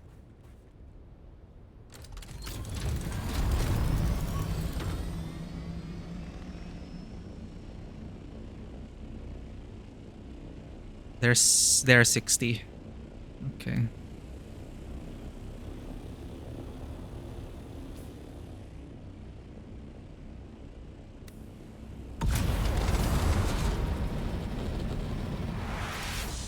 Oh, that's a new base I haven't seen before. Interesting.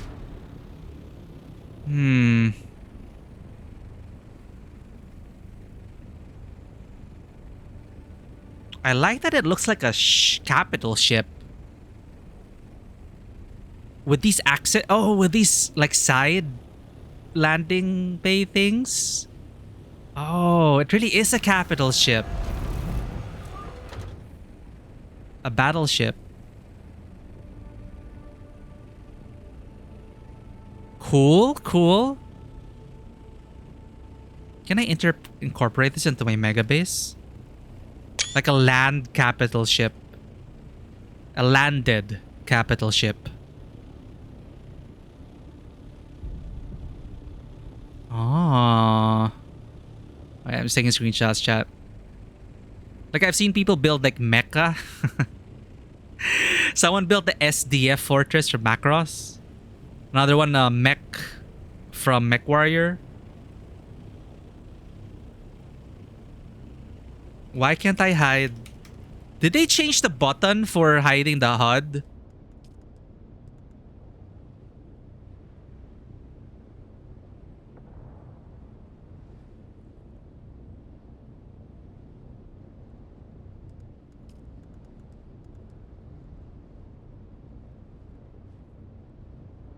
They changed it to F11? Oh. Why?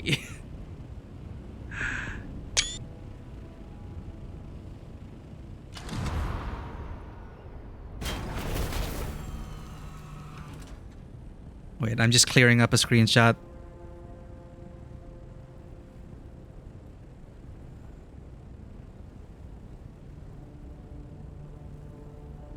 I understand changing walk from numlock.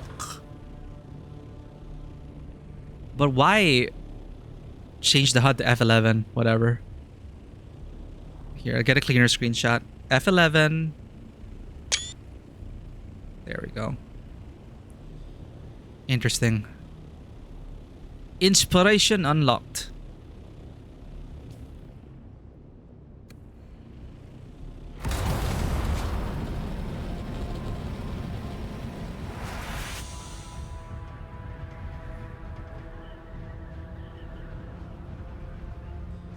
There's another landmark on my siege. I wonder if I can see it from here.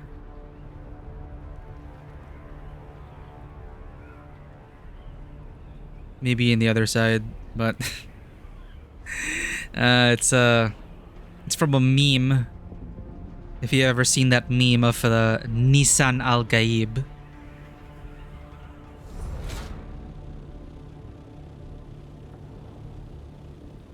We have our own Nissan dealership in our siege.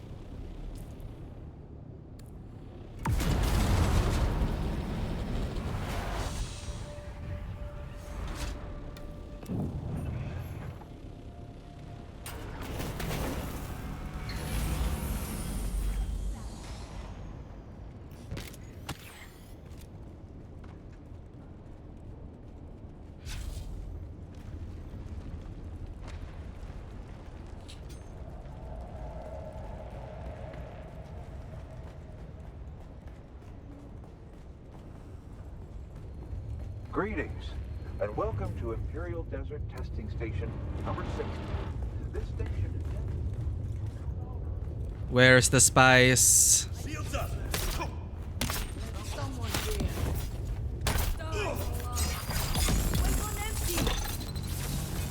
Oh. Ow.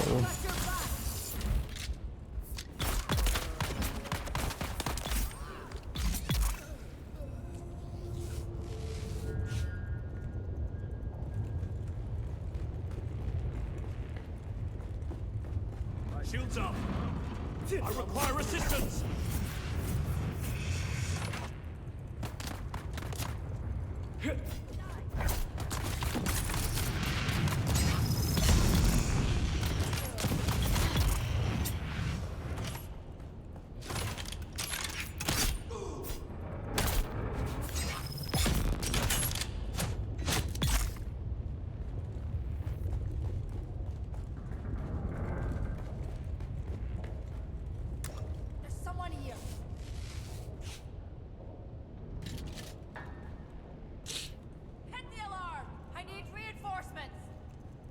Oh, is she actually going for the alarm?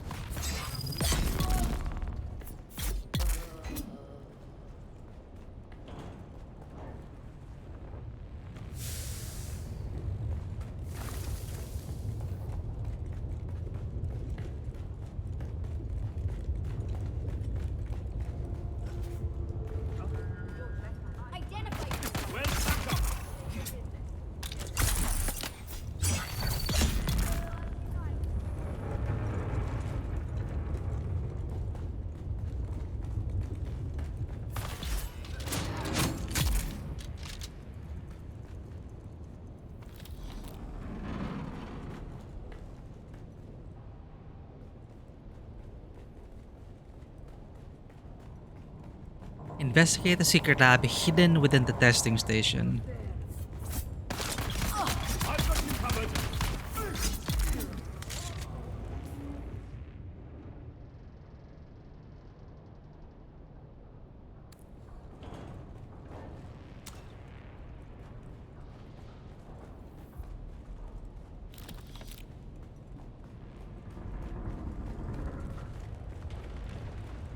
That armband should provide...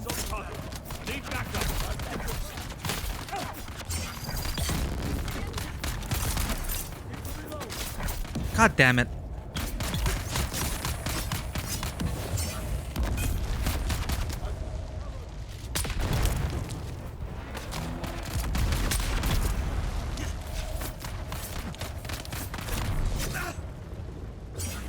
They're here!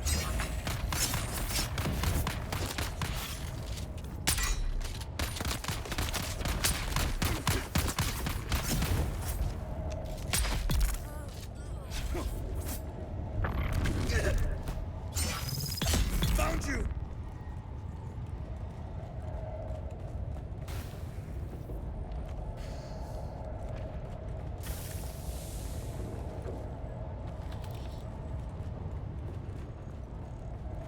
There. Spice should be there.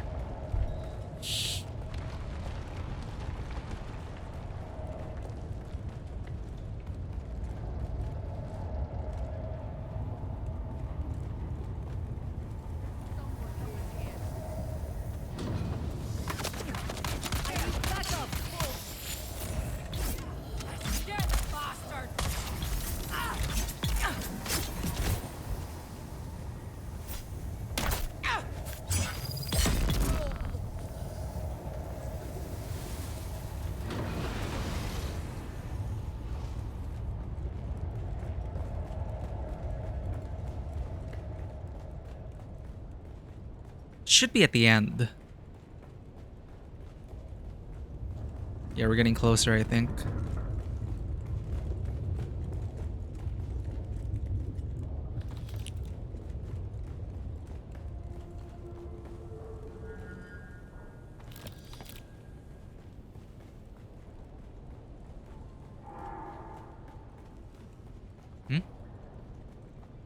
What the?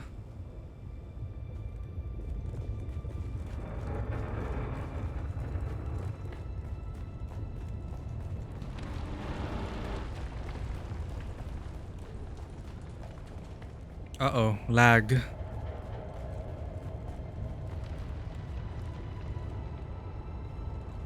Can I not get this?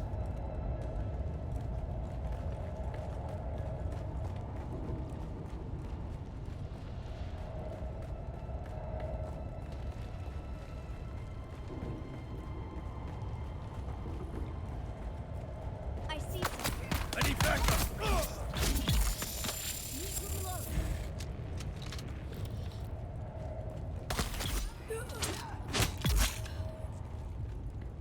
Is there a third section? I haven't been here in a while.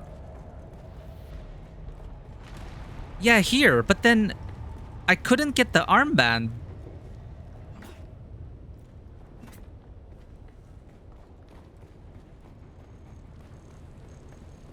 Stupid bugs.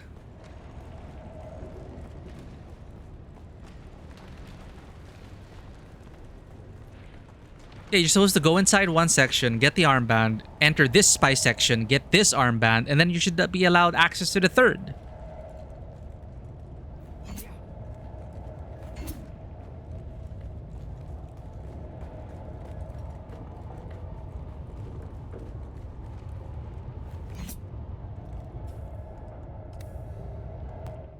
It's annoying.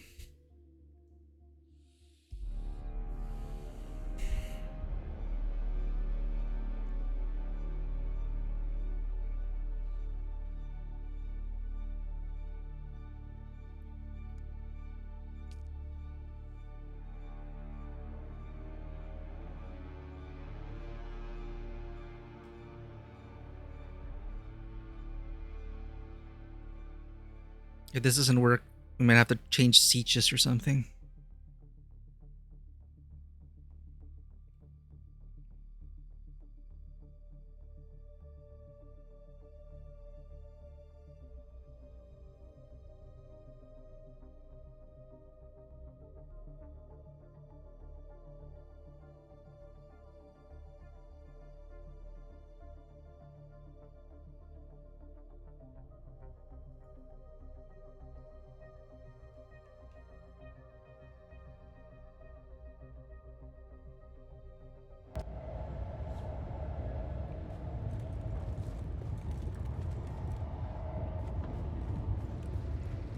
Maybe this isn't the one we need. It's gotta be green. It's green. Was the door green?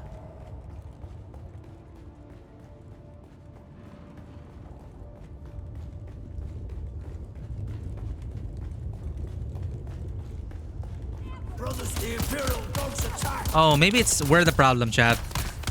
There's an upstairs.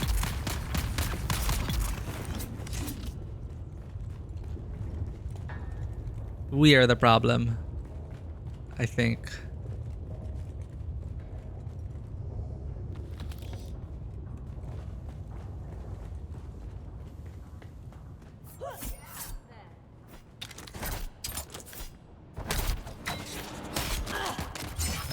Found you.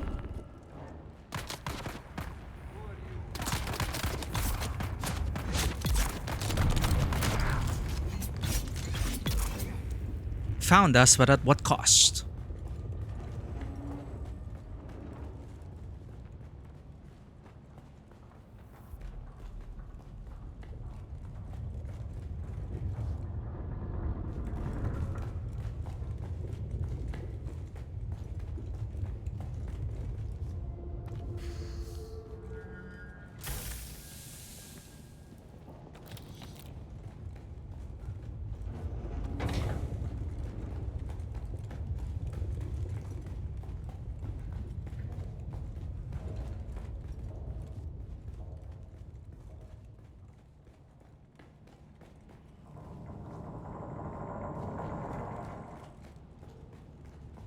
Identify yourself.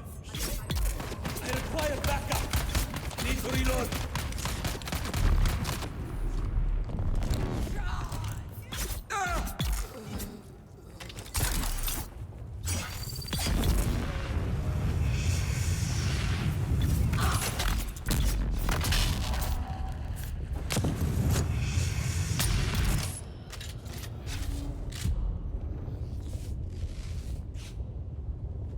Almost died there.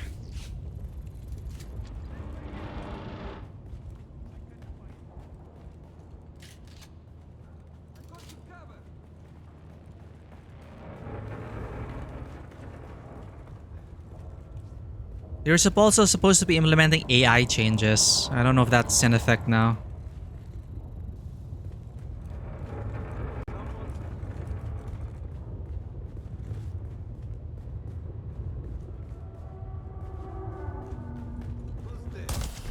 I need reinforcements. Don't you just hate it when knee charge misses?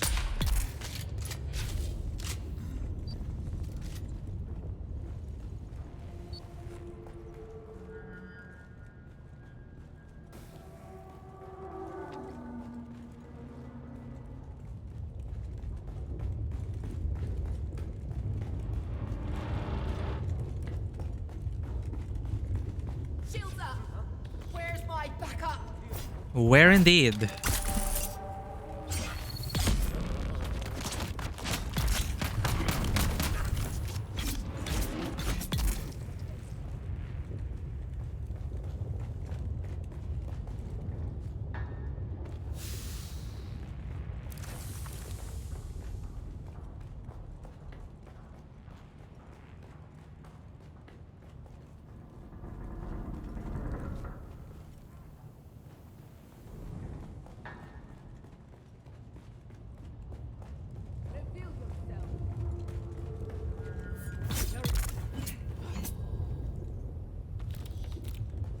Wait a minute.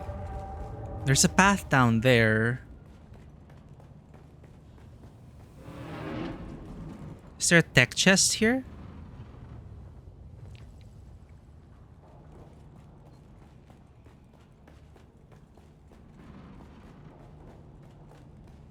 Oh, this is the new edition, I think.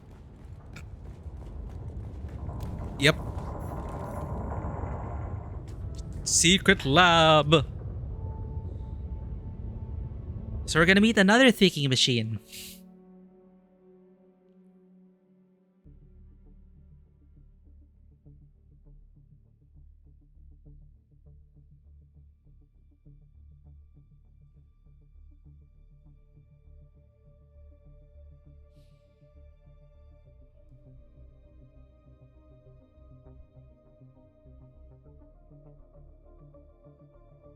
"10-year plan," huh?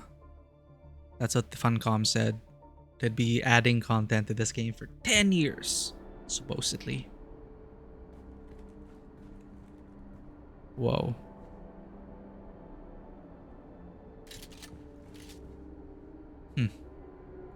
Neat.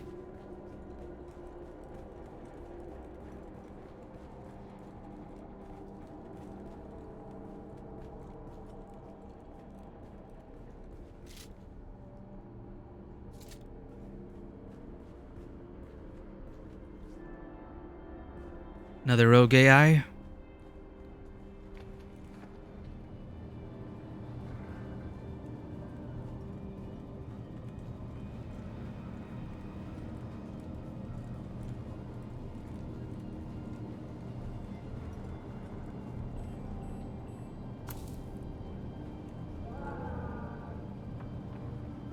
Ooh, I want these lower bits.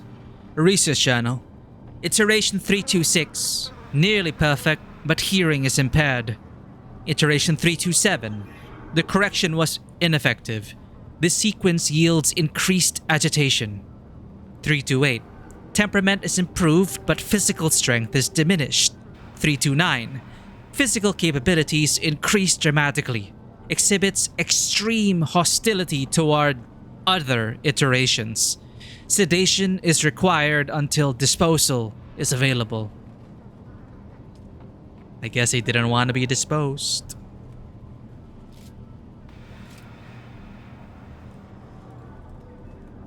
The lighting is so much better in these bespoke instance dungeons.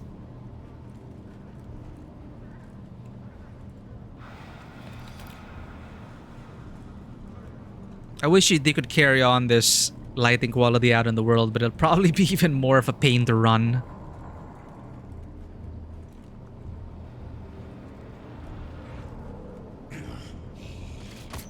Those are the iterations.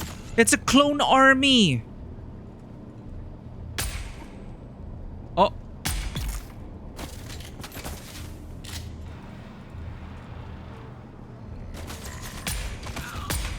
Oh, these are tougher, chat.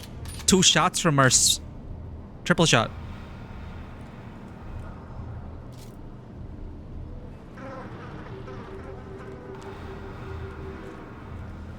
You need to take a break from this game. Farm is getting tiring, especially Plasteel. Yeah, games are meant to be enjoyed. If you're forcing yourself to play, then you gotta have a think about it. Sad to see you go, though. But if you're looking for Plasteel, the Plasteel plates, are you talking about the Plasteel plates to upgrade stuff, or just the basic yellow ones? Or Plasteel plates specifically, because you can get a lot of Plasteel plates just looking for crashed shipwrecks in the deep desert. Plasteel microflora. I think you can also get them from shipwrecks.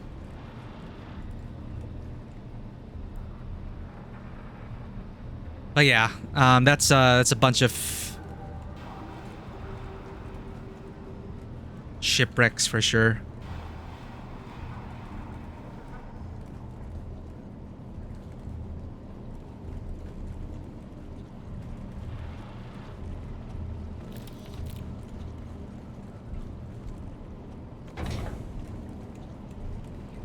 Nah, I was talking about the... How do I separate these? So we have the crashed shipwrecks already there, which are PvP areas.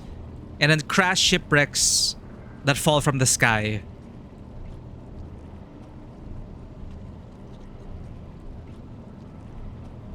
The one where there are 3 compartments to open.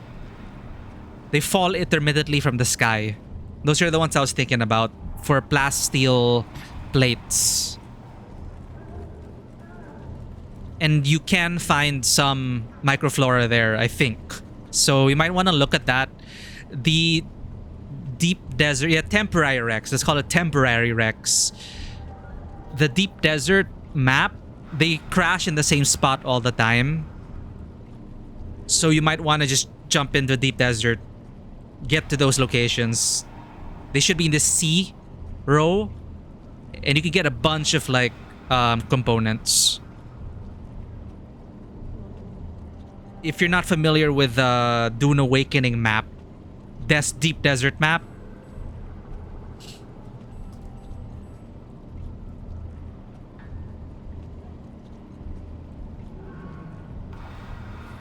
here, check this out.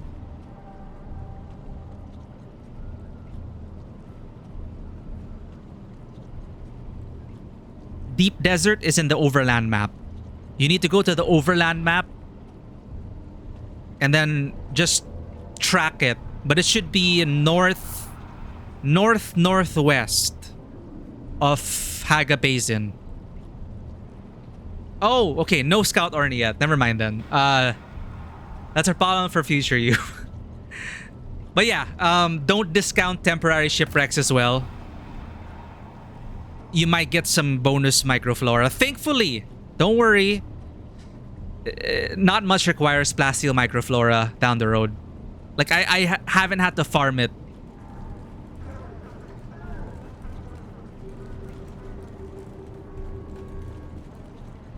Making aluminum items are mostly armor. That's why. Okay, yeah. Because the armor is the one that needs the microflora, right? Yeah. But yeah, making aluminum will take some time. But since you're an Eastern Shield Wall already, at least gathering it is easy. But definitely, if it's a tiring grind, there's no point, really. No point in forcing it. You're pretty much at PvE endgame anyway. The only difference is duraluminum which is just an additional resource from shale, but that's pretty much PvE endgame. Aluminum takes so freaking long though. It took so freaking long to refine. In fact, I think it's the longest. Even plastanium is faster, I think. For whatever god-awful reason, aluminum takes so long to make.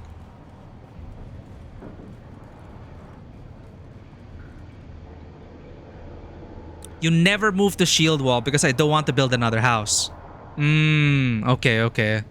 Well, down the road, if you're ever interested in the game again, I highly recommend building on the shield wall. Because once you get your scout ornithopter, access to the world map is easier, and having a base in shield wall is easy aluminum. That's basically endgame territory. Aluminum abounds in shield wall, and then you just head north, and then you're in the overland map to go to Arrakeen, Harko, or Deep Desert. So that's where a lot of people put their final bases in.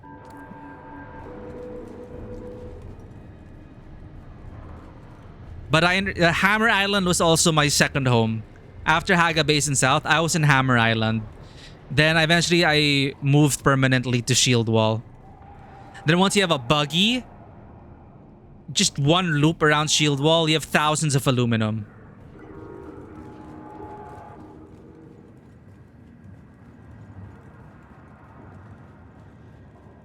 You will never want for aluminum once you have a base in Shield Wall.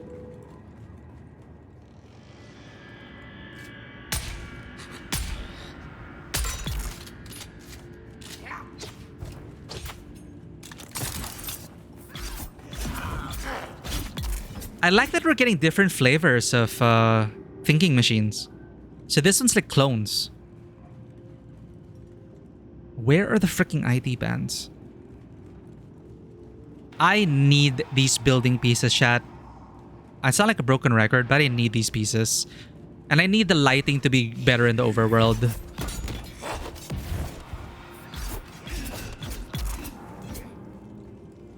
There we go. Master, the troublers in the feeding chamber, we sorted them. Like you say, some don't. Some say the food was their brother's. They didn't like that. Very much didn't. Why, Master? Why? Food's food. Food's food. Huh?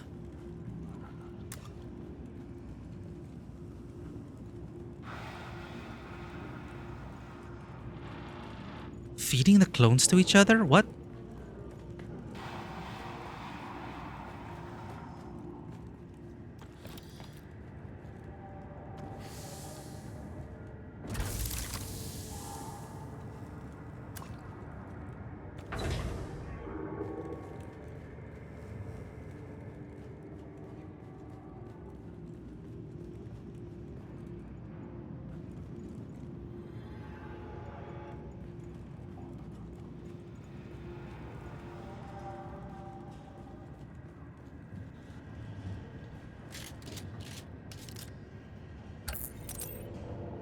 Oh, interesting.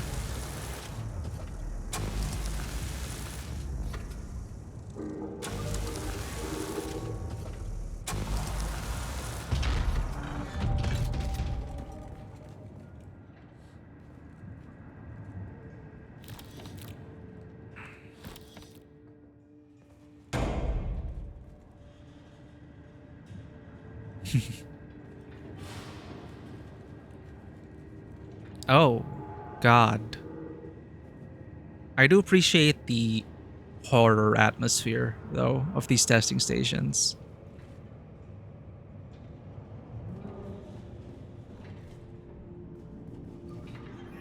Dude, are you okay?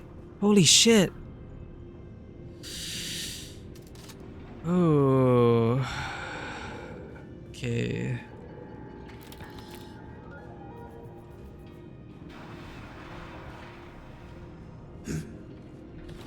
Oh! Now you attack me?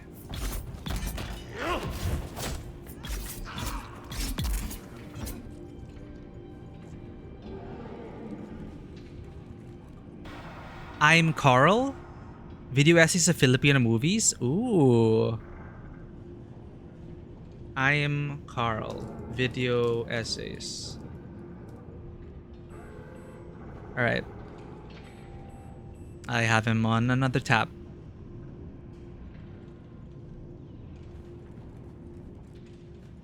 Thanks for the recommendation. How Lino Broca's Insiang showed us the cost of surviving in the slums. Ah, yeah. The era of Lino Broca. A lot of stories about poverty.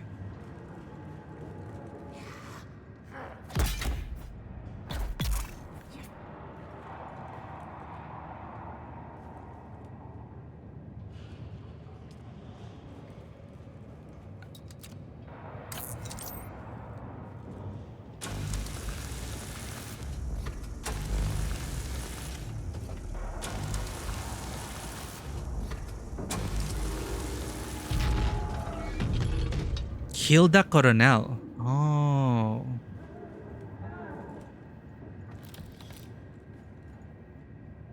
The program progresses well, far beyond any of our expectations. The genetic manipulations wrought by the machine intellect make each generation of clones stronger, tougher, and smarter than the last. Frankly, there is little for us humans to do but sit back and collate the machine's successes. It still politely listens to our recommendations, only to ignore them most of the time.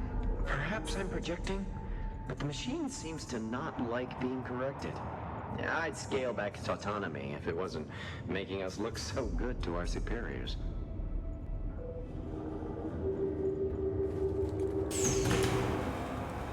I missed a few doors. I hope I'm not missing too much in the lore.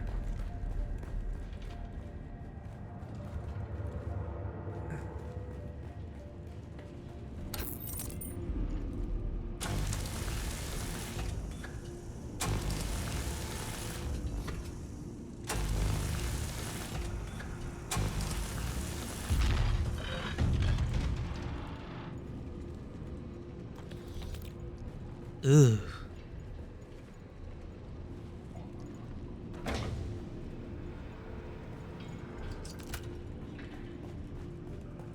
Hold up, chat. I just need to verify.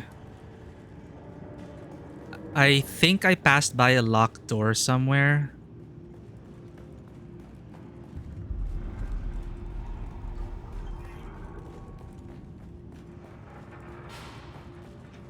Okay, but I appreciate that it's a different flavor of thinking machine. I thought it was going to be the same shit. Templated.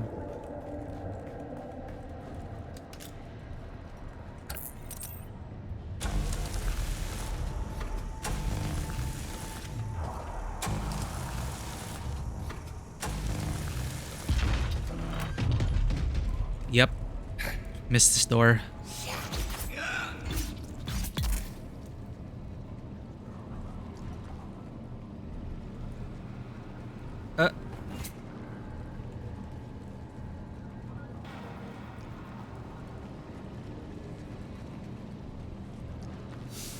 So there's basically a clone birthing facility managed by a thinking machine. Okay. Any lore bits? Another door.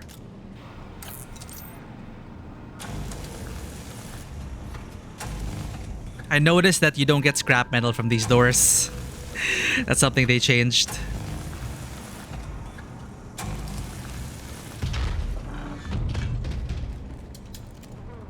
We are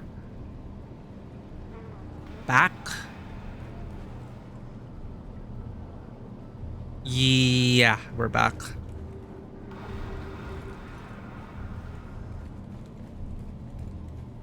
Okay. I just don't want to miss out on dialogue.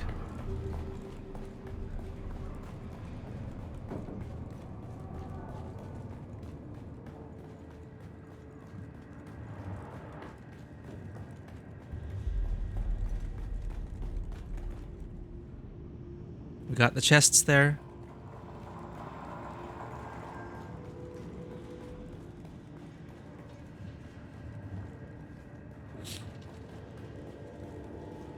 We yeah, we're done with that corridor.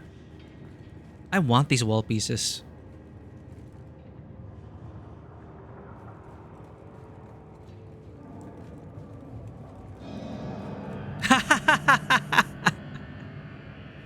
I'm sorry, it's just unexpected. Because you're just expecting, you know, typical MMO fare quests, but then it's like at least they're trying with the atmosphere, right? Like, oh no, a creepy shadow. And yeah, they're flexing their lighting here. Because the lighting is not this detailed in the overworld.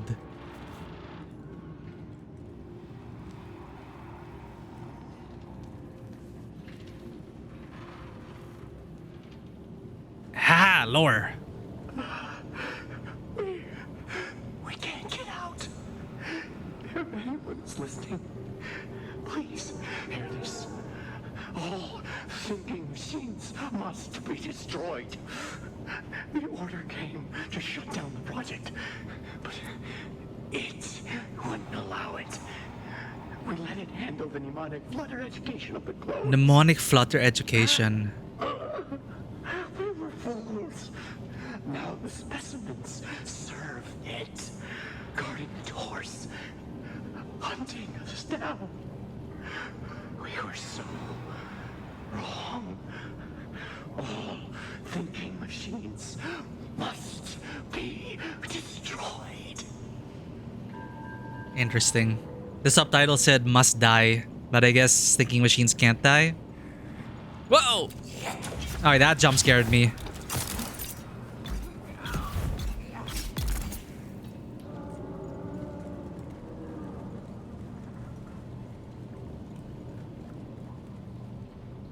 Dude, I just can't tell which is optional or not. Like, I don't want to push too far such that we miss everything. Ah! This is the guy aura farming. He put a light here, chat. He put a light here just to jump scare us. But damn.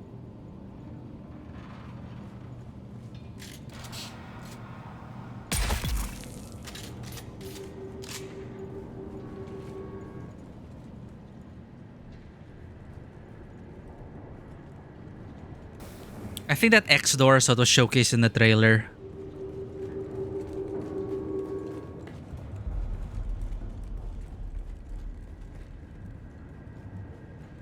Okay, so both areas lead up.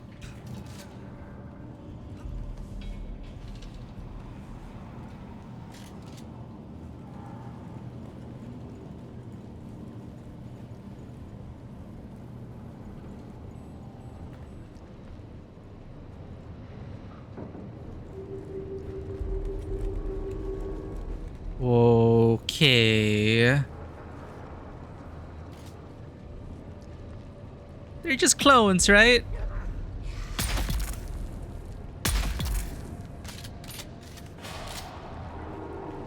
Oh my god. I'm loving the atmosphere of this map.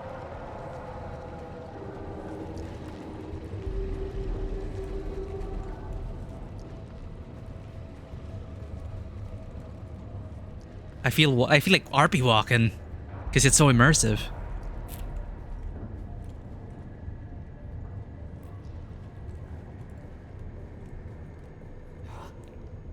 Ah, shit.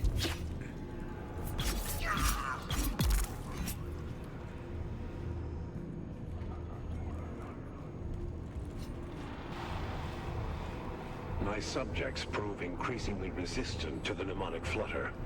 Not 1 in 100 is capable of learning anything more than the rudiments of language. Not 1 in 1,000 can function as a suitable servant. The rest are returned to the vats. Too many iterations, too many years. The data corrupts. Wow. Well, I guess if you morally distance yourselves from clones being living beings, right? They're just cultured in a vat and you can go through 1,000 iterations, but no wonder this thinking machine broke.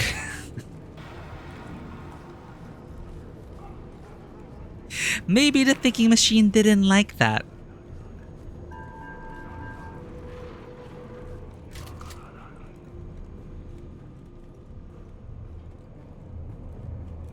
Maybe we're the problem, Chad.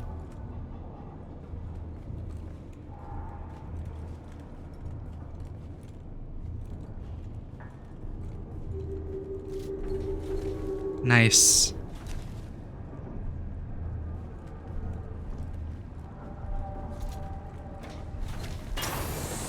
Ooh. All right, thinking machine number 2.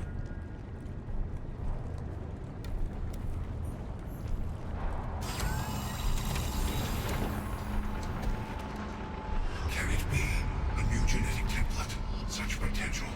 Oh, I'm. Biological materials. I have need of you. That. No, it's my biological material.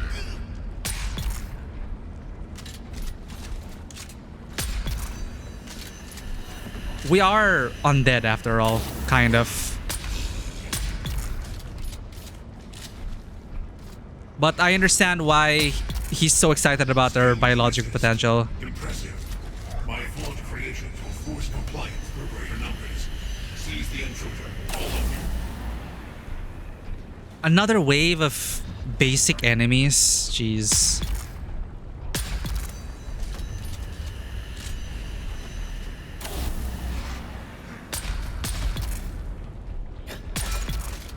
Surrender before they damage you beyond repair.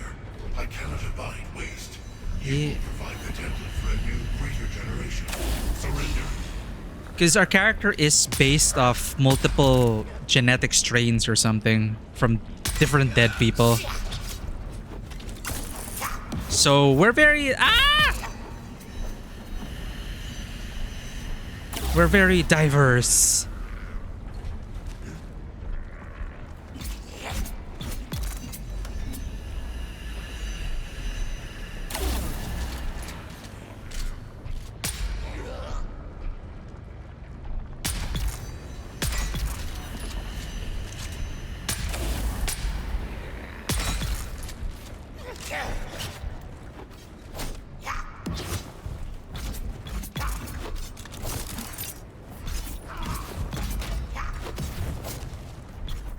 You can parry. My work. It is imperative I continue my work. I will remedy humanity's flaws. I am the creator. I am the God Machine.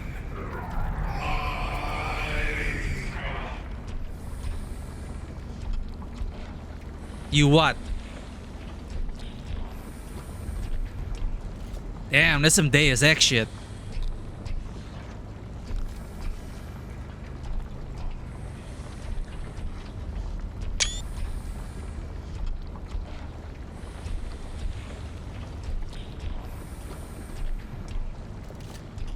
You will forgive my rash behavior, yes? It has been so long since I've had the opportunity for civilized discourse with a peer. Totally different subtitle. Clearly, I was in error to send my specimens against you, friend of mine. They are flawed, while you are strong, beautiful, and so very, very fresh. We could accomplish much together. Human and machine joined in harmony. Our efforts melded to create more perfect beings.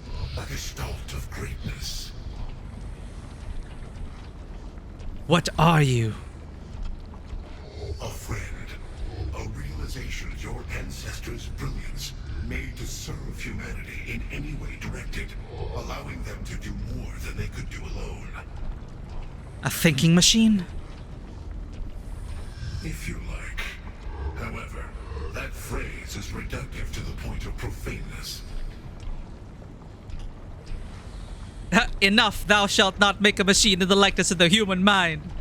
Nah, what are you doing here?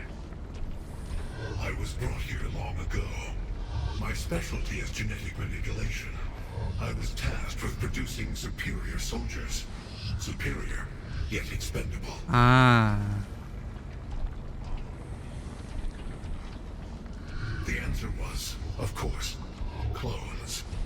The precursors of those you have so ably dispatched. Many, many spawning cycles removed. Those wretched things seem a far cry from superior. Alas, that is all too accurate.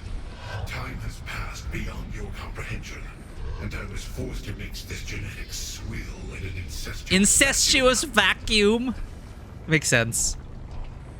He only had like one template to work with. Subsequent generation slides greasily down the void of entropy at exponentially increasing speed.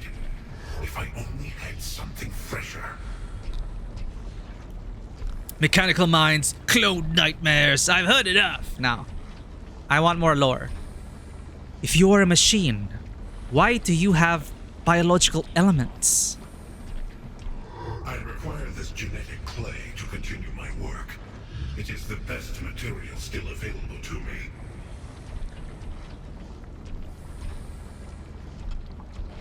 To keep it alive, I have been forced to introduce many of my superior mechanical systems. It is as much machine as biological now. What? There's a time limit?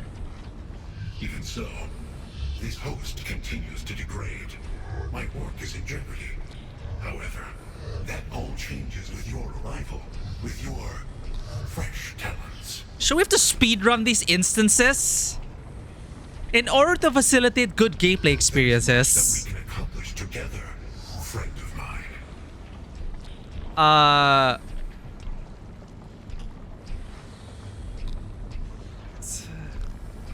What could you possibly have to offer me? Virtual immortality. Ooh. Give me your genetic material. I can create endless iterations of you, each superior to the last. Infinite fractals of you.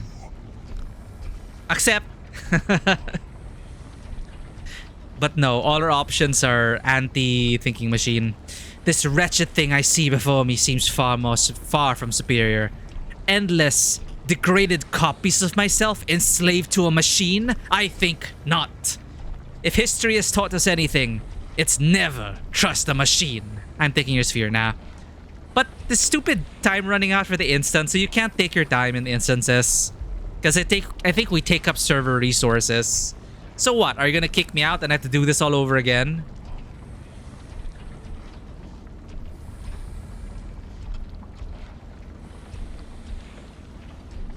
Come on, kick me out.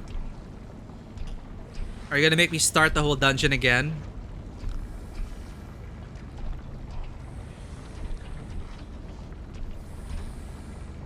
Because I don't want to interrupt this conversation. Huh? Maybe we're gonna get kicked out after the conversation. Endless degraded copies of myself enslaved to a machine? I think not. Let not the state of this flawed shell deter you, friend of mine. It is merely the best biological specimen that remains to I don't know if I should be insulted by that. I was forced to integrate my machine elements simply to keep it Oh, alive. he's talking about this. Thought he was talking about us. Even so, it is a degraded slurry of decaying genetics. But with a biological paragon like yourself, Oh, thank you. I could work wonders. We could work such wonders. You're defective if you think I'd believe that. I've come to collect you, not bargain. Collect me. I am no mere shell of flesh and bone to be bound and led away. You have not the ability nor the knowledge to do such a thing. Why did I hear Snake in there? For some reason I heard David Hayter in that.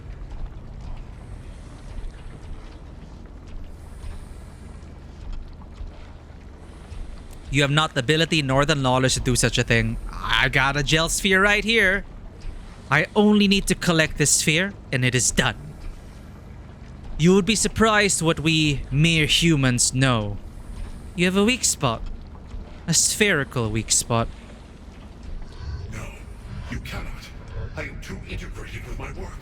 This poor clone, feeble as this shell is, I must preserve it. I must preserve my work. I must.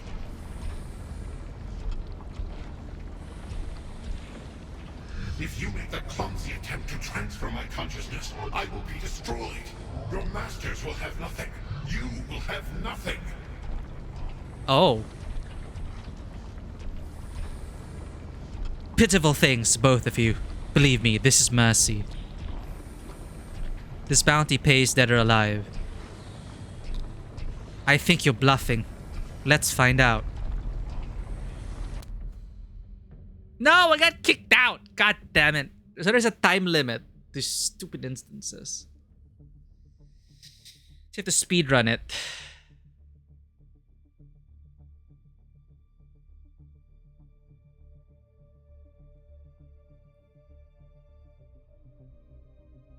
Or don't tell me it finished the quest and kicked us out. Because there was an item to collect, an armband, and possibly chests and loot.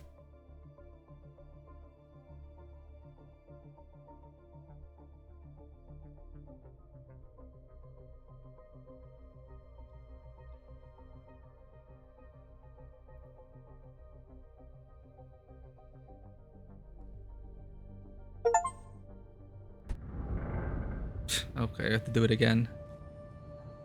I got an achievement! Kill 500 Kirab. I'm gonna try to 100% this. I rarely do that, but it's like may as well. It's something to do.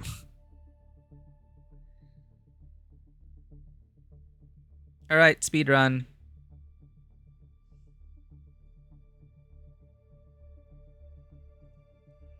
Well, at least now I know instances have a time limit.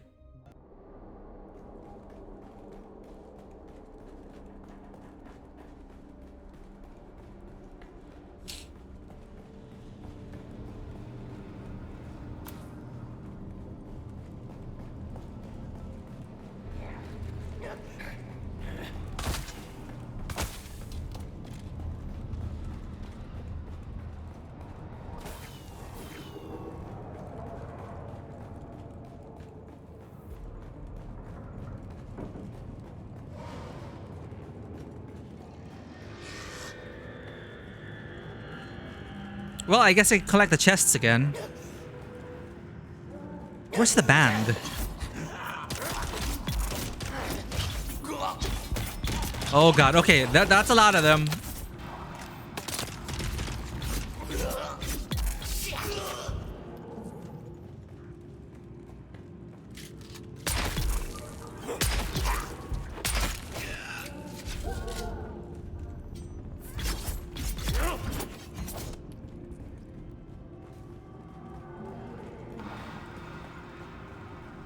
Where's the armband?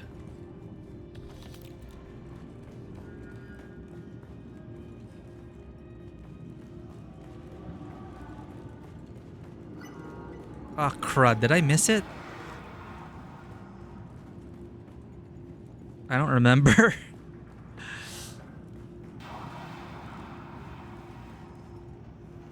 Ah, here.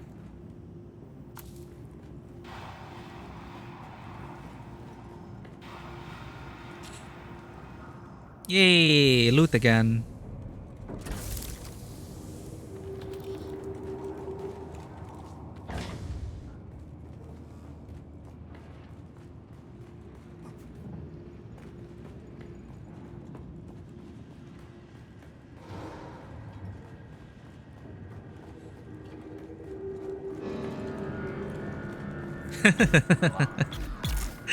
That sound effect, man.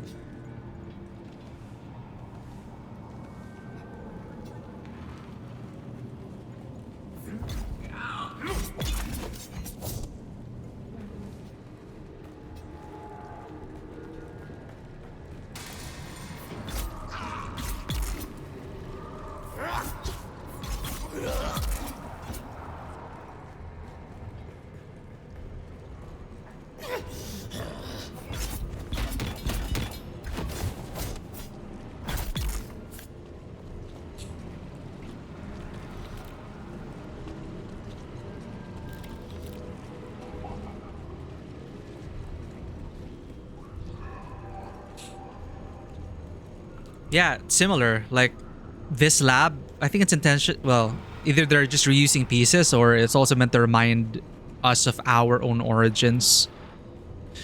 Yo, late to the beard party. Welcome in. Thank you for the lurk.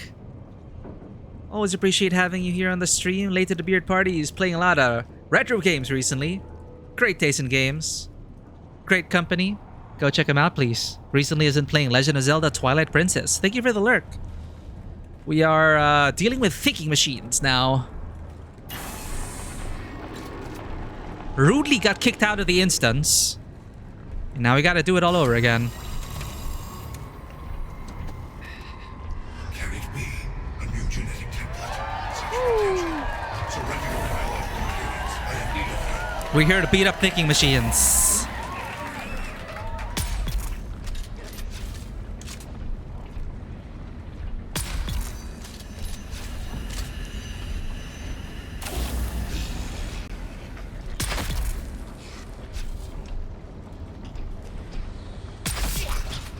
Still you resist.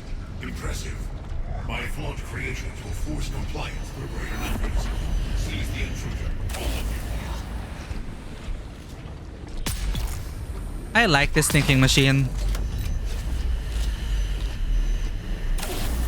I mean, the vibe of this area as a horror adjacent thing.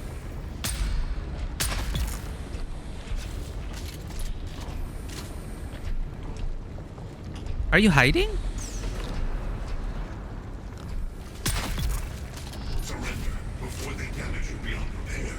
I cannot abide waste. What if I step into the goo? The template for a new, greater generation. Surrender.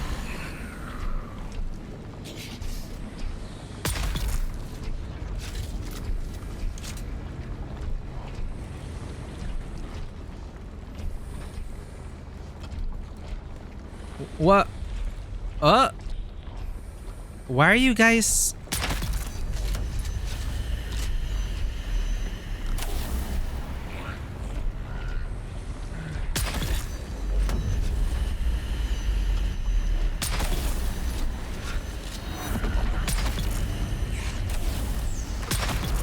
They need to come up with better encounters though. Better boss battles. This is just the same as the first thinking machine. No. My work. It is imperative I continue my work. I will remedy humanity's flaws. I am the creator. I am the God machine.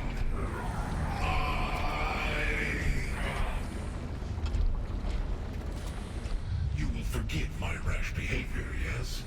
It has been so long since I've had the opportunity for civilized discourse with a peer. A friend. If you like. Let's just choose the same I things. was brought here. The end. Each. There is virtue. Let not the evil collect me. I think you're bluffing. Let's find out.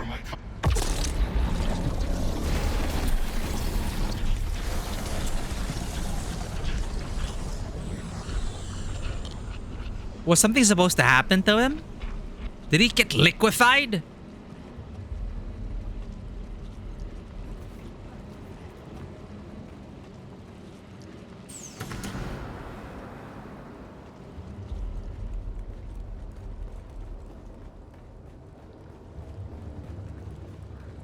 This really does look like our own origin.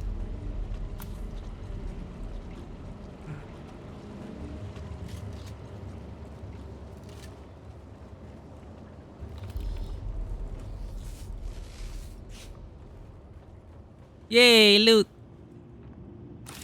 Hey, a unique thing for our... So what happens if we make this and we can't get it again?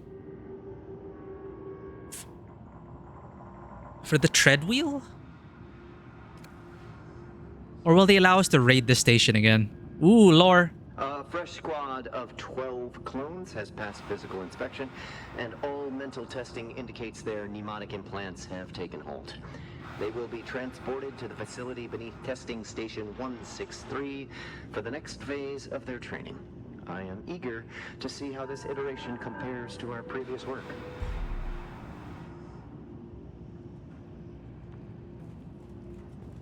Wow.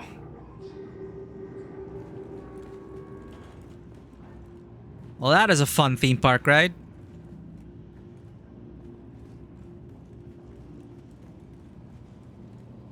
Jesus.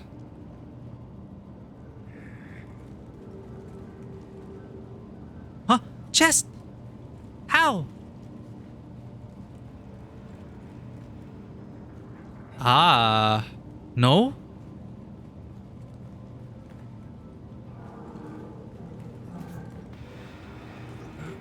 I'm stuck. Hello. Oh, here? Hey, loot.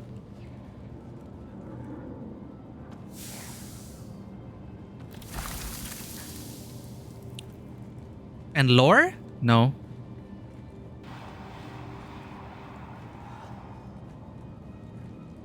Give me more L and L. Loot and lore. I need that shit to make up for this generic ass gameplay.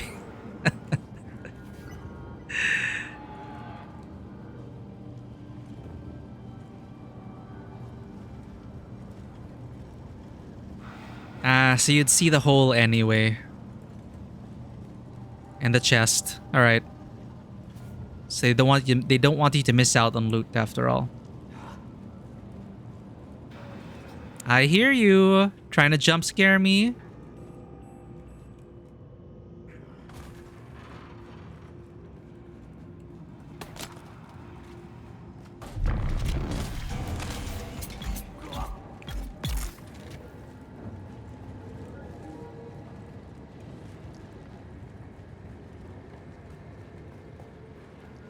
Okay, we're back.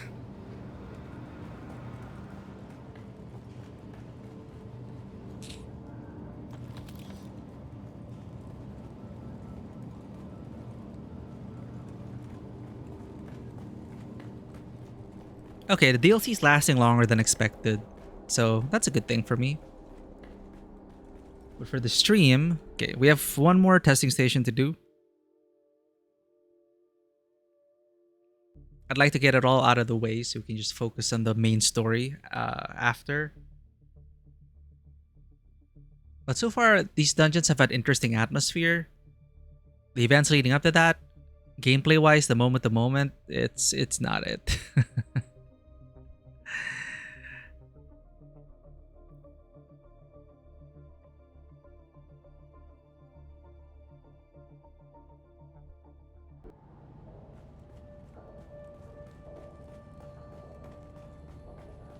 The chests have probably reset by now. Yep.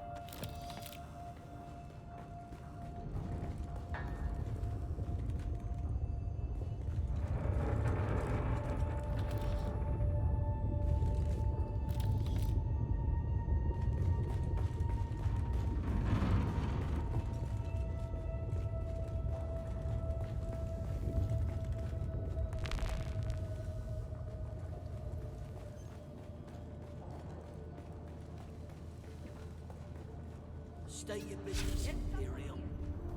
We see you.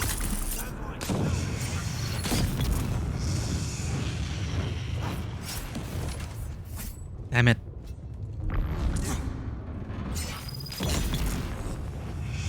Switch! Good thing the flamethrower people are... I don't know why they keep activating their flamethrowers out of range. But it makes it easier to kill them from afar.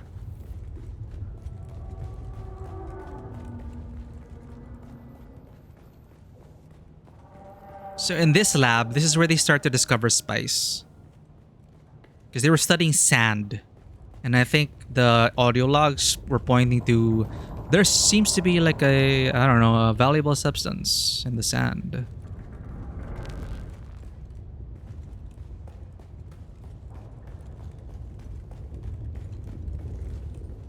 Where's my chest? Hell yeah. Compact Compactor Mark IV.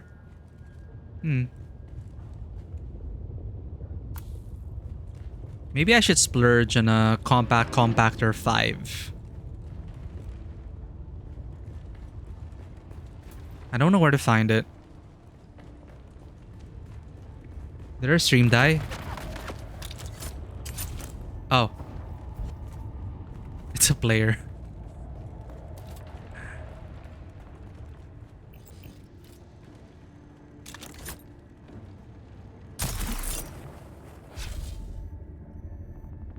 Fresh air at last.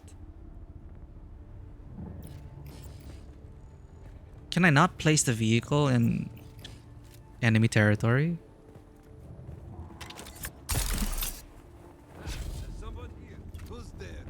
Okay, we need to head to base. Deposit stuff.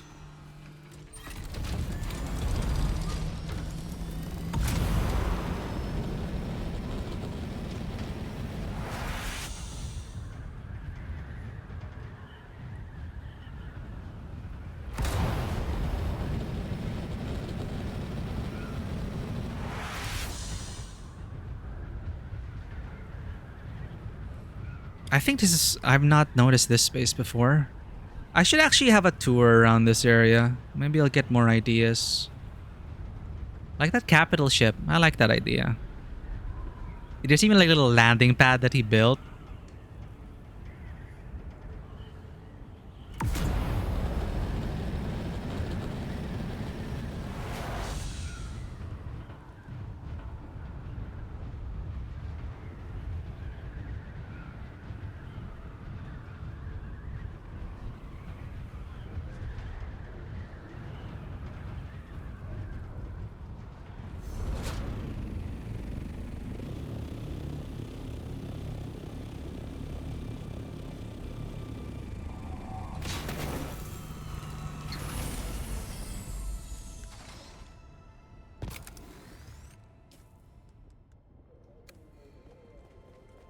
Still a few.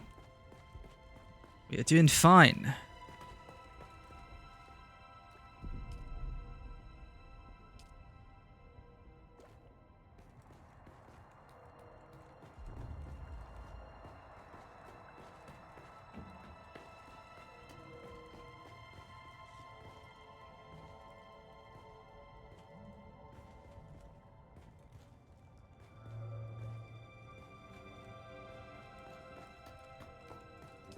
Keep forgetting I have to do this first.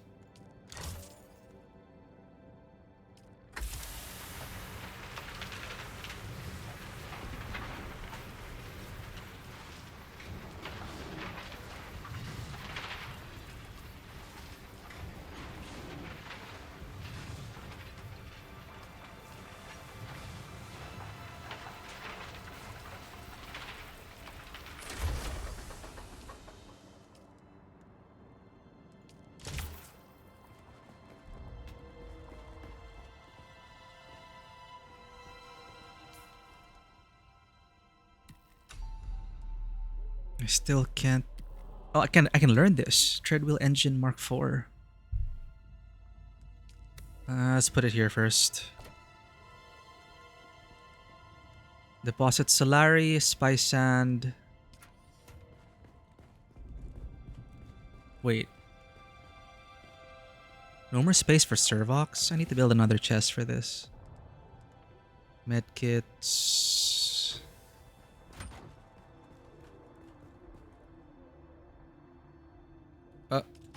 My welding torch. Heal kits deposited. I'll deposit this upstairs. I like keeping spare vehicle parts just to easily build one. Unless we're full up already. Now I got space. Scout Ornithopter. What else do we have to deposit? Spice Sand.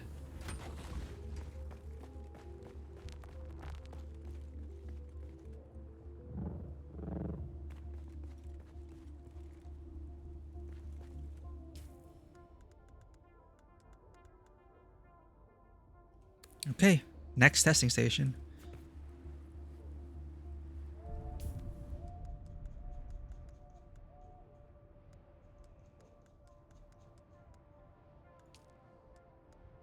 Investigate the secret lab. Report your findings to Alarutuik. Wait, didn't it progress? Ah, here. Lost Harvest number 163. So it's a contract within a contract. Search and retrieval?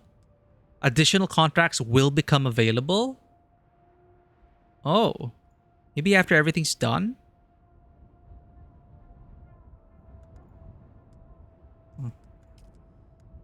Enter the secret lab, explore the lab. Dragon's Breath flamethrower. That's the thing people were complaining about. They're saying these kinds of glam, like this belongs in World of Warcraft, not in Dune. Blah blah blah. The Sword of Seven Sorrows. Where's 163? Ah, the Udam. It's a chance to show off my little mega base. It's not done though.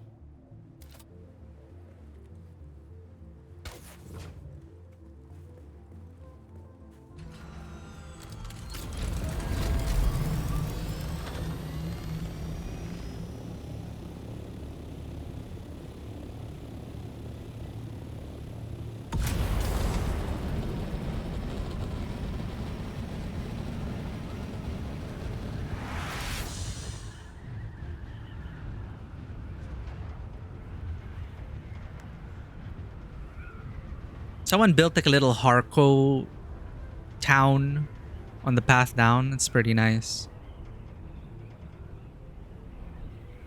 Again, good use of the terrain. There it is. There's Nissan Al Gaib. It's a landmark in our server. Freaking Nissan car dealership up in the mountains. So prominent.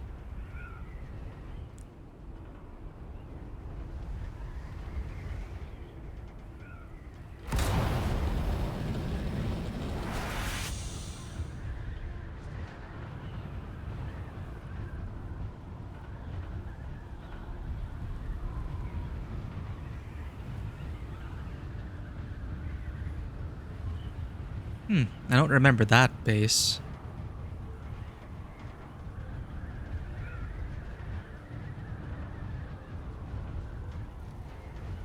Alright, just a quick flyby. Our base is right there.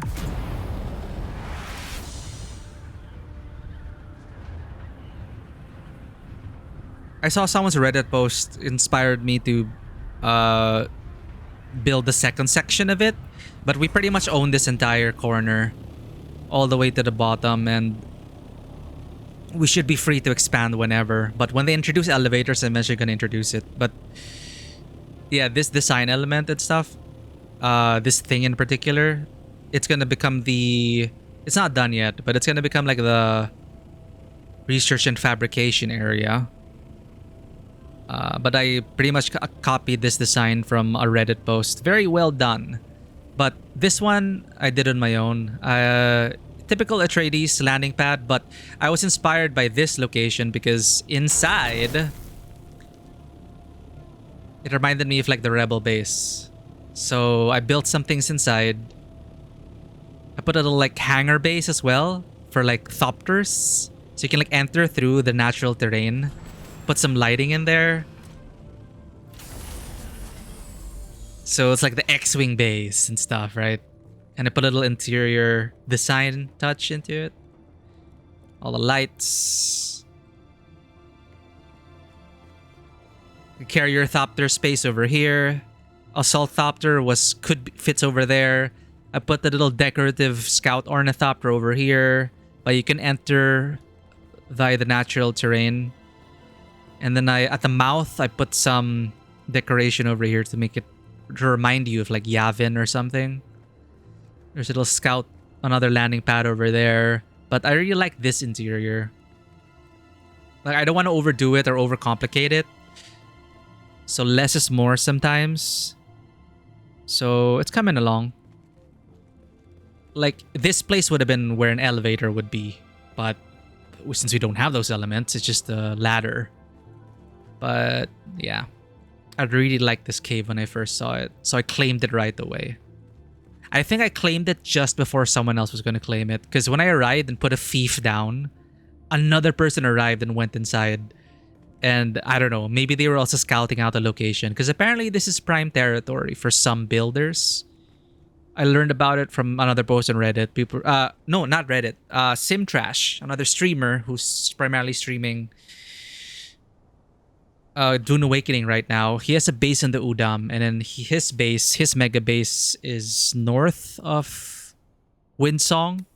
So he pointed out that there are some prime building locations here with hollowed out spires that you could build like a mega base around it and incorporate it, and the inner guts of your base would be like inside like this in these rock formations. It's beautiful. So he built a base like this, and it is inspiring. So found this out because of Simtrash, and it is the other Reddit post that I was thinking, how should I design the research area? And this part just came to me. I combined like two different Reddit posts. This Reddit post and then another base I saw out in the wild, just to make it less boxy. So to also kind of form along the terrain. I borrowed this from another base that I saw in the Udam somewhere. So I tried to put that as the bottom, and at the top was from a Reddit post, a very modern designer house kind of vibe. So whenever I have time, I jump in here, build it out. But location wise, I'm okay with my main base. This is just really more for like an RP vanity project. I can expand over there eventually to create another landing pad. But yeah, that's where this current base is. And I've taken my learnings from my building in the previous base. And this one, I was testing out Harkonnen parts. This one was just like me putting things together, trial and error. I was trying to just build out a little parking lot for sand bikes, because sand bikes would be the primary way of traversal in this large area, going from the ornithopter hangars to the production bay. It's a pretty long walk, so I would have like a sand bike here. Where is my sand bike? Ah, here. So I needed like a parking spot for sand bikes, and I just kind of locked it and focused and thought, and started incorporating Harkonnen elements into my design. So it's now becoming a mix, and I'm pretty happy with this little area.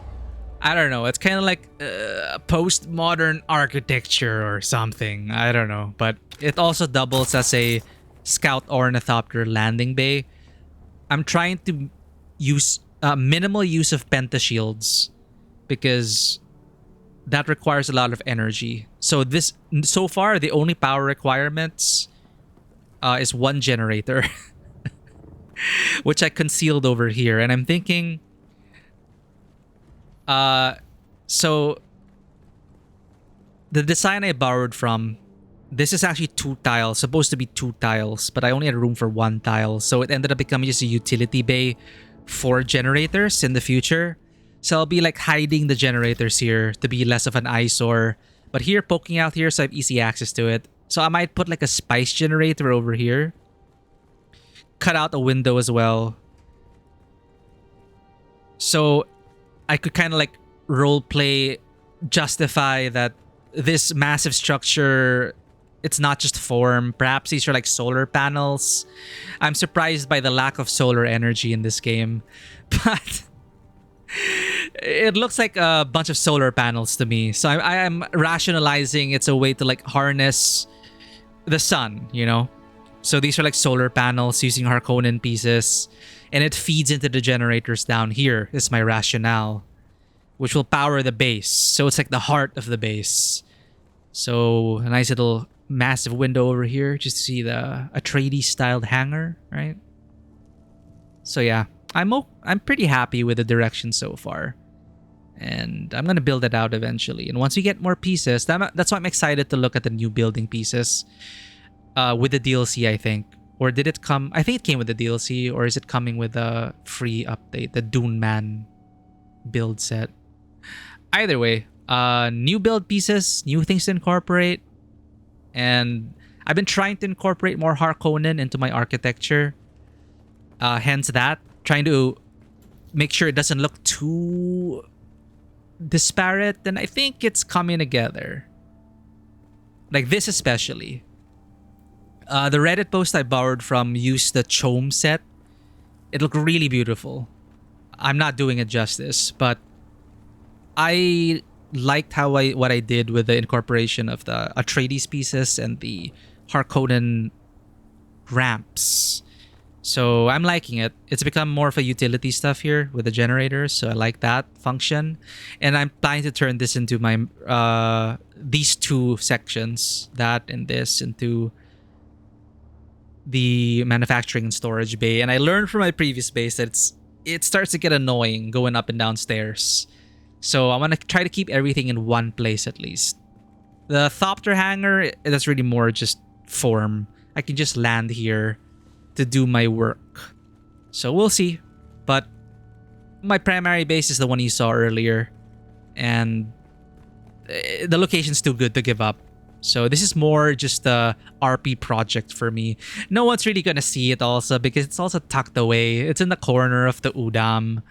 But for those people who've dropped by, you know, maybe they'll see it. And I get the view of another player base across, so that's nice. But yeah, that's this base.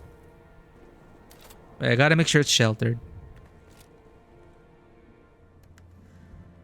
Yeah.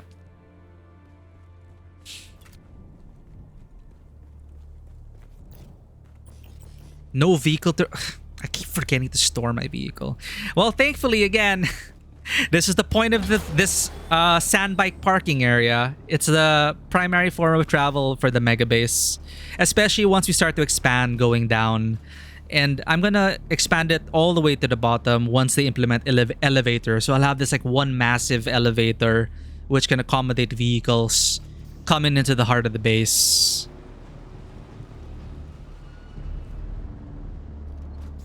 But yeah, then you get into the hangars. There's supposed to be an elevator here as well. I don't know what I would implement up here though.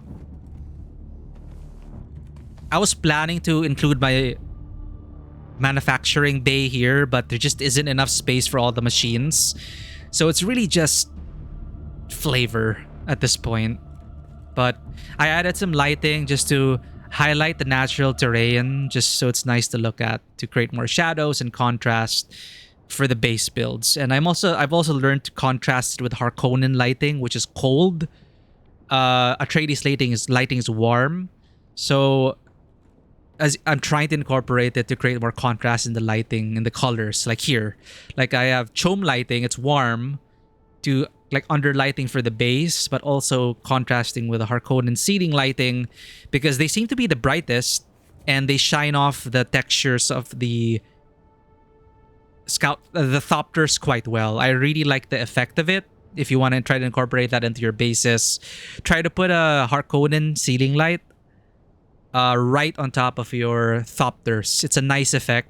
That one's too high for this Scout Thopter, but for the Assault Thopter, it also reflects off very well, and it's a nice contrast. And when the sun's up, as you can see, the sun kind of peeks into the cave in a beautiful way, and I just really happy with this location.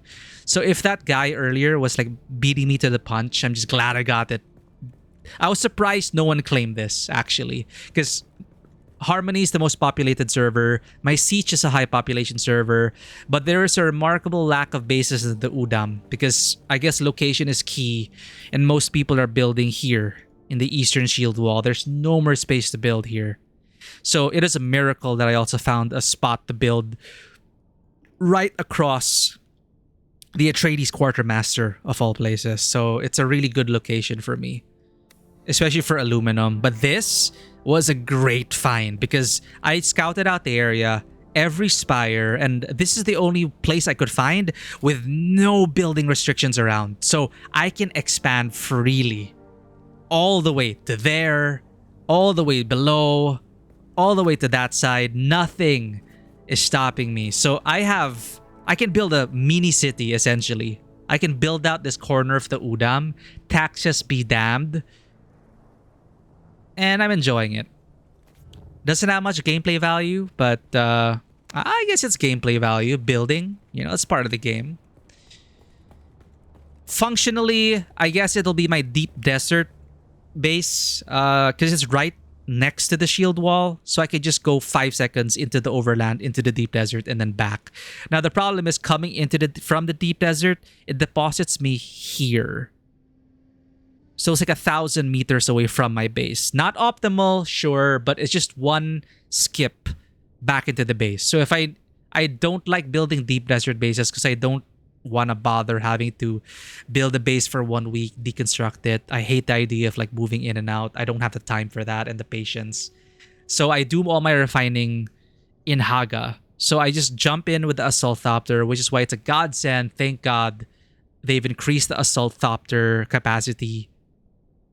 They doubled it, chat. So twice, double the materials.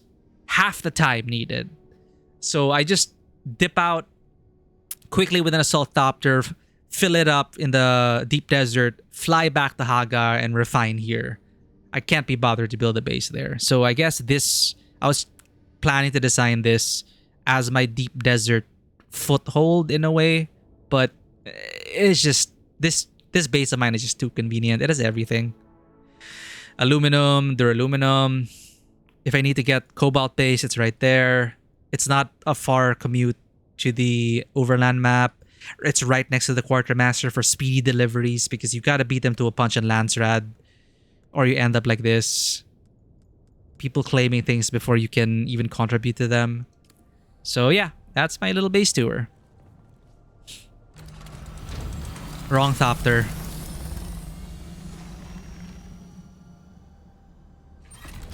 But I really tried to hold back from building too much inside and to rely more on the natural terrain and work with it.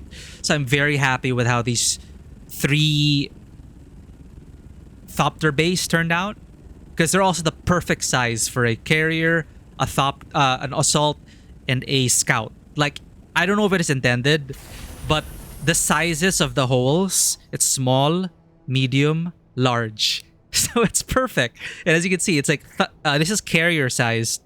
Just barely. Like, it perfectly fits. So I created this as a guide rail as well to make sure that the Thopter is perfectly sheltered and doesn't get degraded over time. So I used these pieces as well, not only to add that rebel base effect, but also like RP wise as a way to get to the Thopter.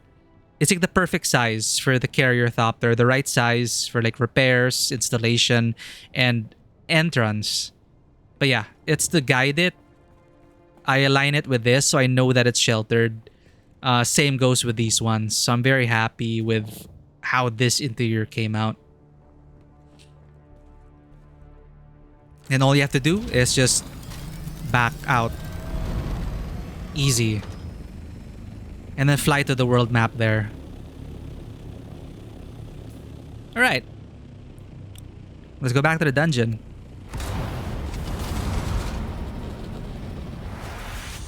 But yeah, I'm surprised these spots weren't taken up. Because on Simtrash's server, all these spires are taken by players. So Simtrash took this one, I think. And then someone on his server took my spot and built out a mega base. Like, he has everything on each platform. I'm still expanding. But this is all I need so far. I already expanded all the way to the bottom to test it. So once elevators are implemented, I extended the fief all the way down here. So I'll have access to the ground. That was one of the limitations I had. So it worked out. I was able to expand it all the way to the bottom because there aren't any building restrictions surrounding my base. And I just like this network as well of this natural terrain. I can build into this, chat. I can build in and around this. And it's just so inspirational to just think about the builds I can do. So my fief already extends all the way down here. I can like shoot through here, build something through here. Then I can put my elevator here.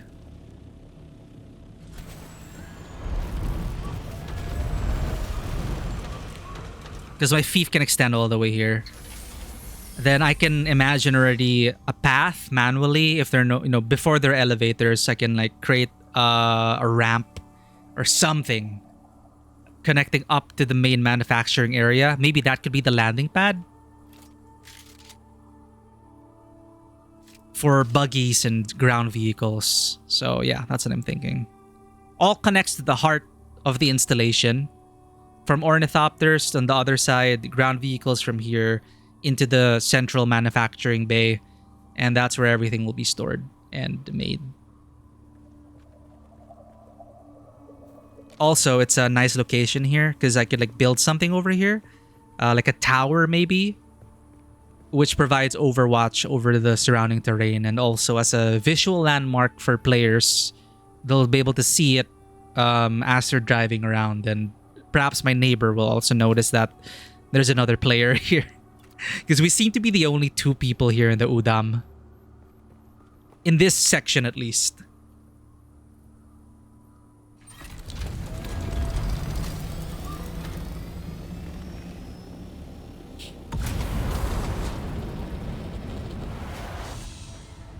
This was another nice spot if people want to grab it. I didn't choose this because there are building limitations down there. If I ever want to expand, I cannot claim these territories because this is no build zones. They're NPC territory. That is a no build zone as well. So you're stuck here. But as it is, just a few stakes will give you enough to really get going. Like, the terrain here is interesting enough that all you need is the natural terrain. Just build some of your foundations and stuff, and you'll be good. The top isn't that far to reach, so you can build up here if you expand it vertically. But I love this spot because of this little area over here. I can just imagine a landing pad for a carrier. So you can just fill it up. Fill it up with whatever you want. And naturally, it shares elements with my base as well, though the entrances aren't as convenient for Thopters, but it's also hollowed out inside. Scout Thopters maybe?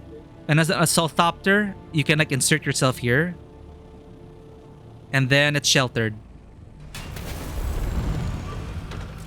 You can like build something here. Maybe this is your living space, your manufacturing area.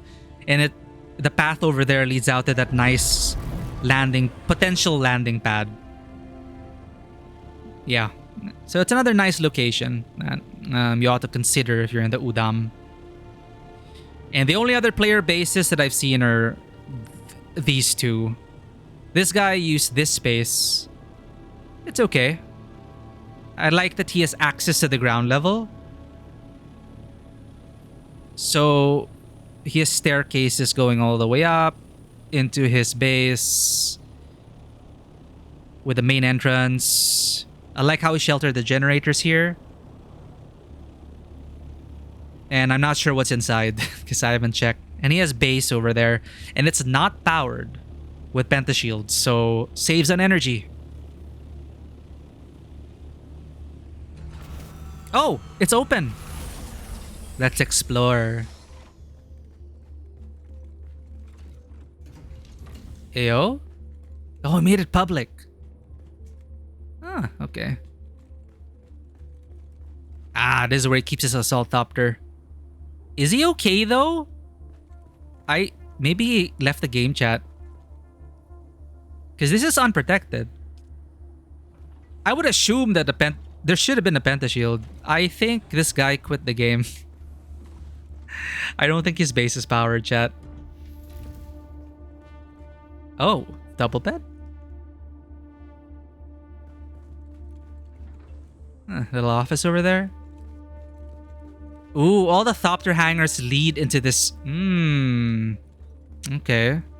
So both sides, Thopter hangars leading into the core of the base, where the bedroom, lounge area, and manufacturing area are, but alas, it's not powered.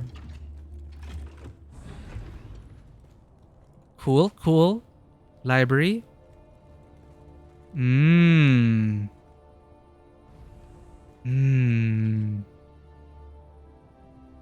I'll borrow this design.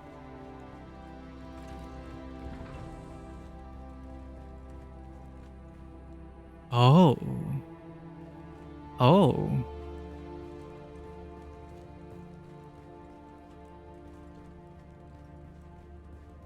Nice. Dining area.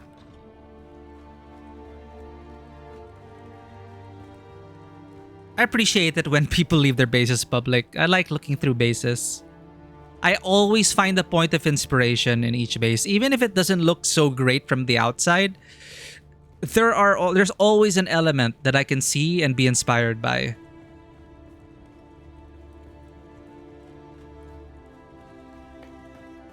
See, this is why we need elevators, chat. We're limited to this. Endless stairwells. I guess he didn't flesh this out yet. So this is his top level.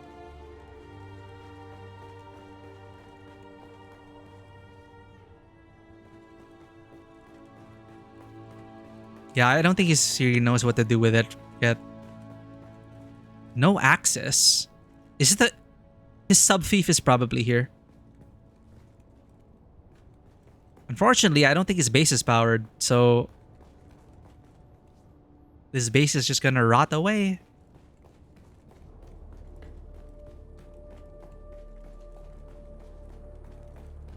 Always bittersweet.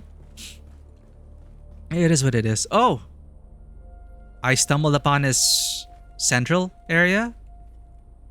Blood purifiers. More reading areas. A sleeper after my own heart. Oh, nice use of the Caladan bookshelves.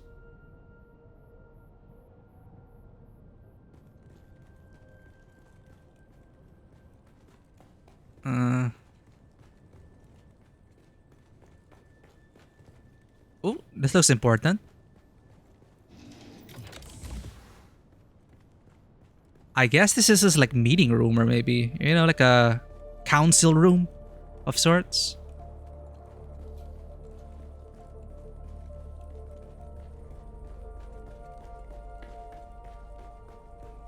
Yeah, unfurnished, but potential for expansion. Okay, where does this lead?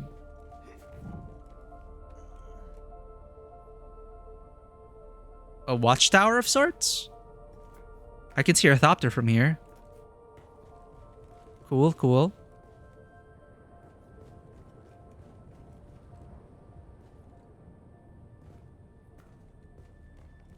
Alright, I think we've seen pretty much it.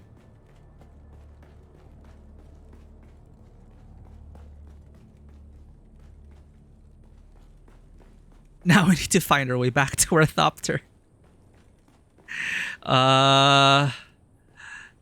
Okay. Let's just go from the outside.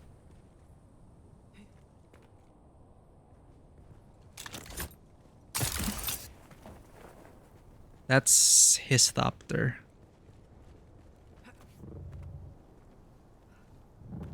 There we go.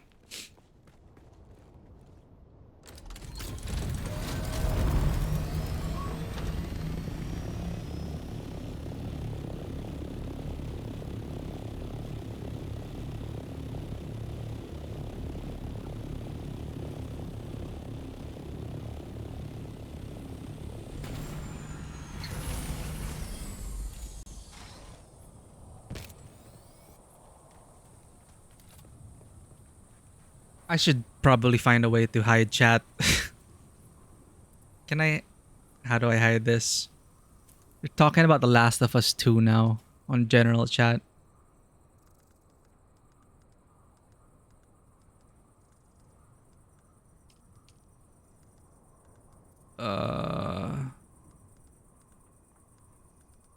Where is it?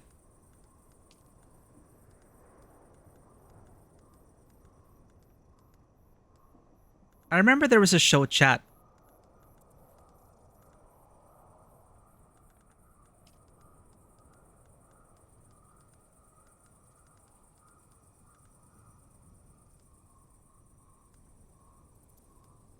There, show text chat on HUD.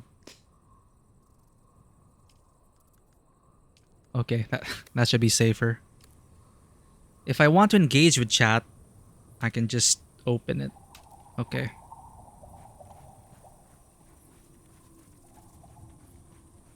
I guess I won't see proximity chat though. Anyway, I'll just turn it off for stream. I want to risk violating TOS because in-game chat is off the charts.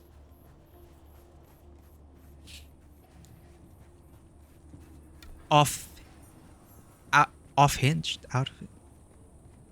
Not off the charts. Off the charts is a good thing.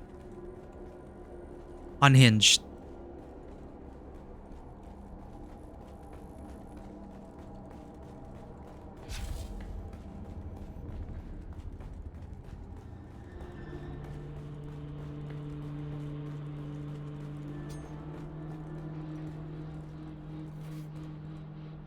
This is something a lot of us are asking for.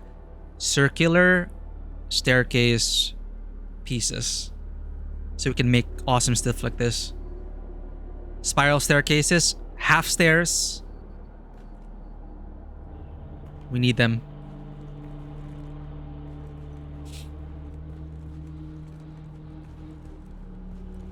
So these missions are directing you to the Derek Chinera possible quest lines.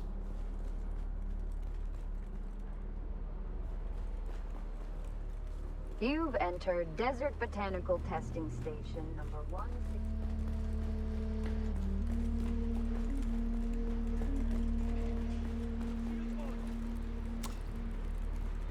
Enemy foul. Damn it. I was planning to get up there. Come here.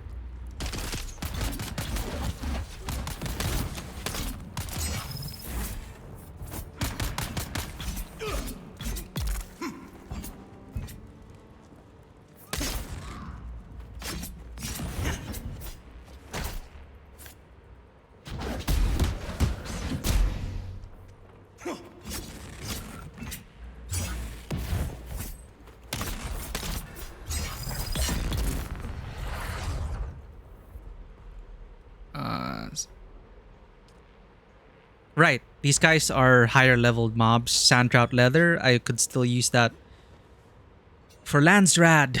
So let's loot them.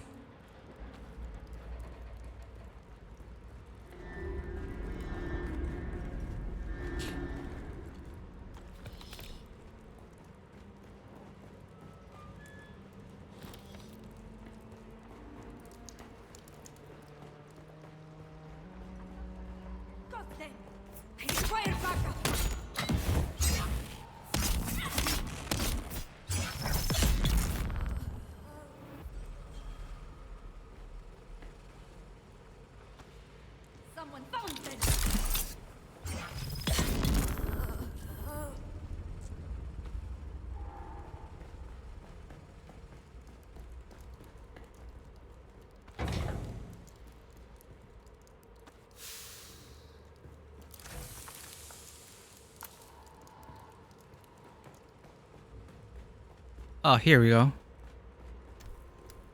Alright, what is the third thinking machine going to be like? And now we know there's a time limit, so we can't RP walk.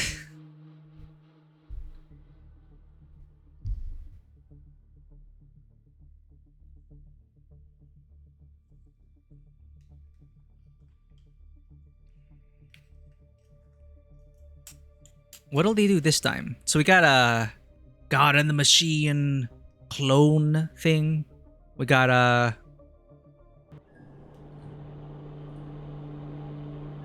digital construct. Now what? I like these pieces.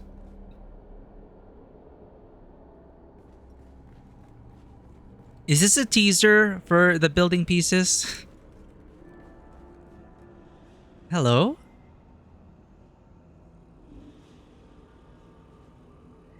Accessing the Paladin 9200 combat training program. Warning, this program is intended for elite-level combatants. Simulations may prove lethal. His name's Pal, short for Paladin. Please select your desired simulation. Basic combat training, advanced combat training, Arn's World. Unauthorized access. Passcode required. Goodbye.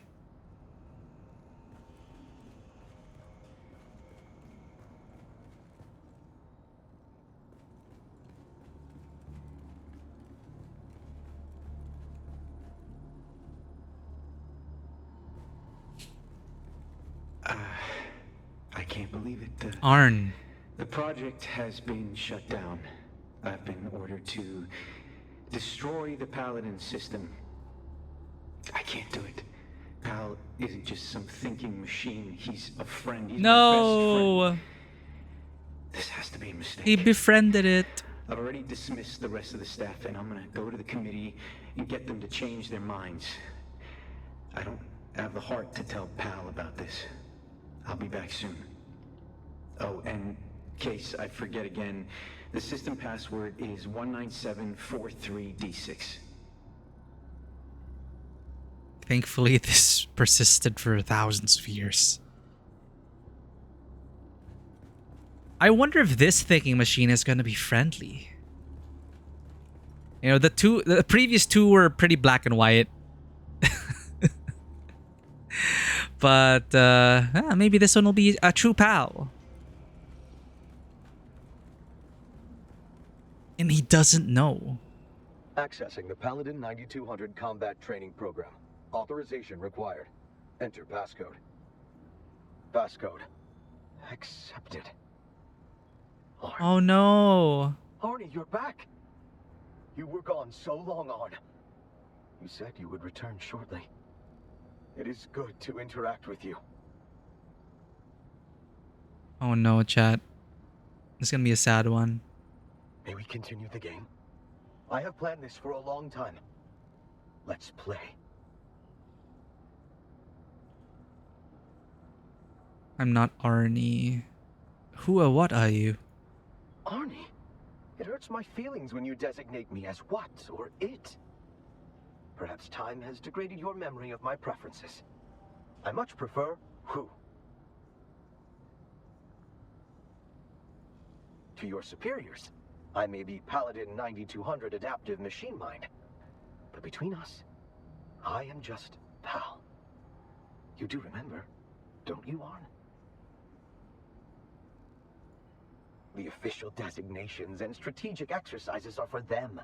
The games are for us. Now, let's play. I am dying to see where the story takes us. Oh, no wonder there's an Arn's world.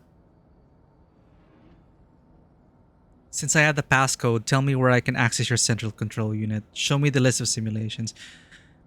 Alright, we'll do this your way. How do we start the game? Biological brains do have a habit of losing data. That's all right. Just pass through the door, and we'll pick up where we left off.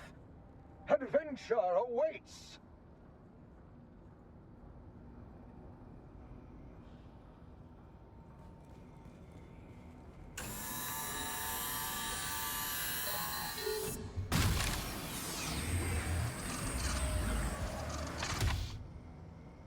Simulation.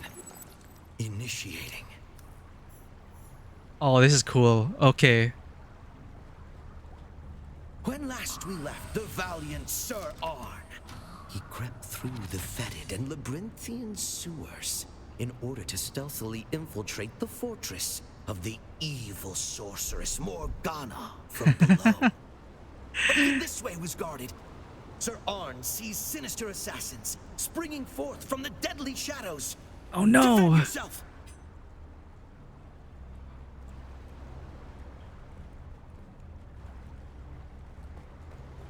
Where are they?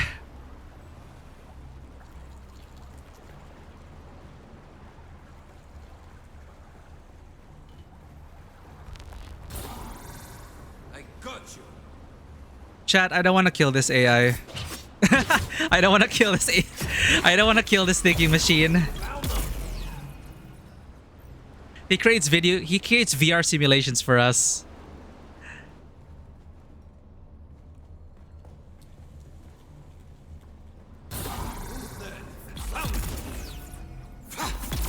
Dude, they're even like ammo crates.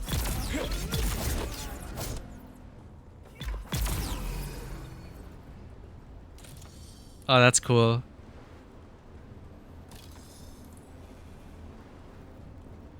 Man. And again, all these building pieces, possible building pieces, even though it's just a simulation.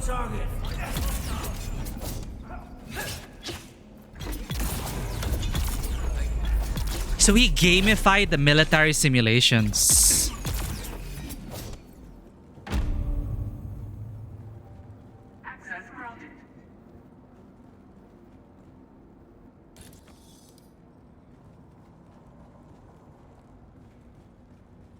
Congratulations on successfully infiltrating the castle. Sir Arn finds himself within its formidable walls.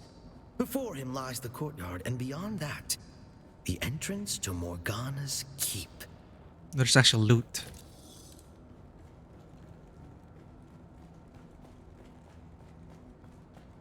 Okay, I didn't expect this. This is a nice twist.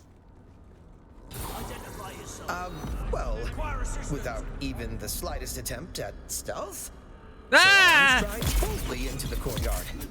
There's no stealth in this game. Or maybe you could stealth that location. Maybe you could actually stealth this location.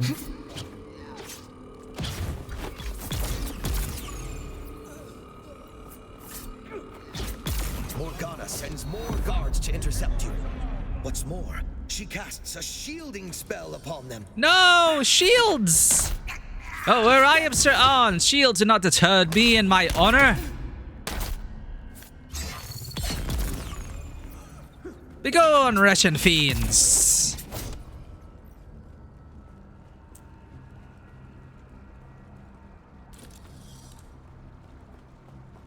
I forgot to turn on my own shield. Lol.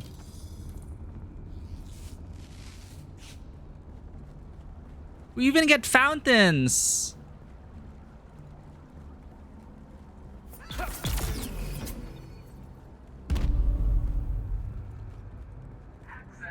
And shields. They created new assets just for this little dungeon.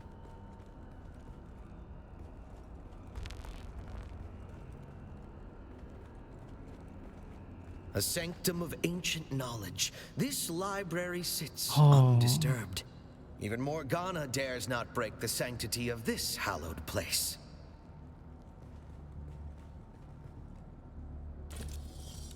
Oh shoot, there are lore bits in this world. Dr. Nichols, all your requisition requests have been fulfilled. I hope you appreciate the effort and expense involved in sending this to you. Perhaps at some point you can explain why you require this vast library of fantasy, fiction, and folklore. I know things get a bit boring on that remote rock, but there is more here than a person could read in a lifetime.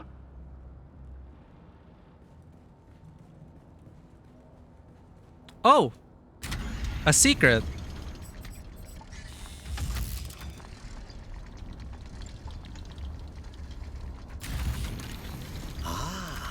Sir Arn discovers a hidden room. Who knows what secrets it holds?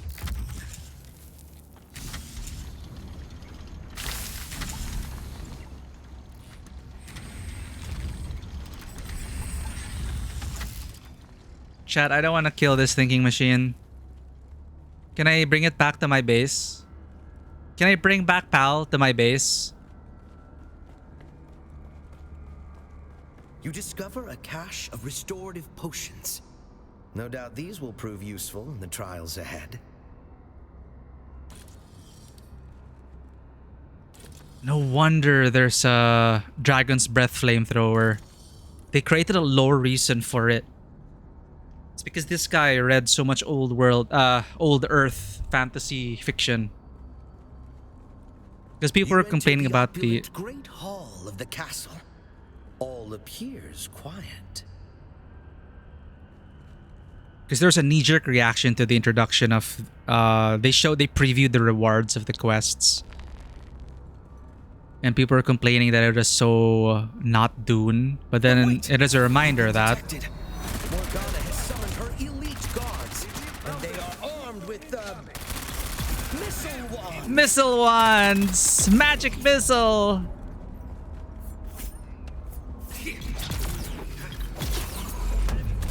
Anyway, old Earth lore exists. Mythical beasts exist in the knowledge of old Earth lore. So dragons, definitely. Hell, Harkonnen are based in the Griffin.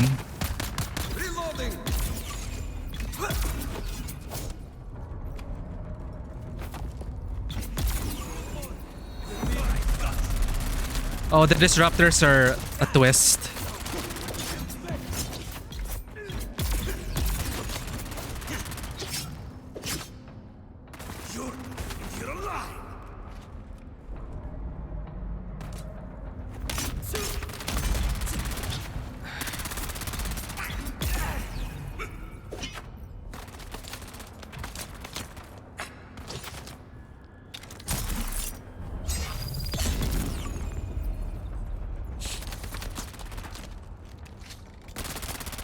Haha!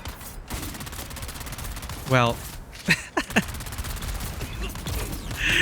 I thought I could be like Sir Arn and style my way through that.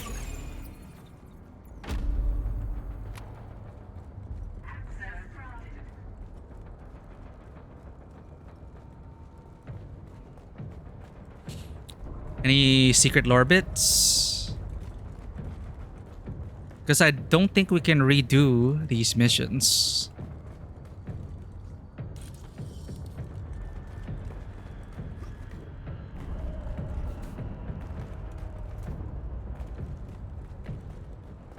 Do they need to include Arn's world pieces? Maybe they will. They already made it. They just have to make us be able to build it.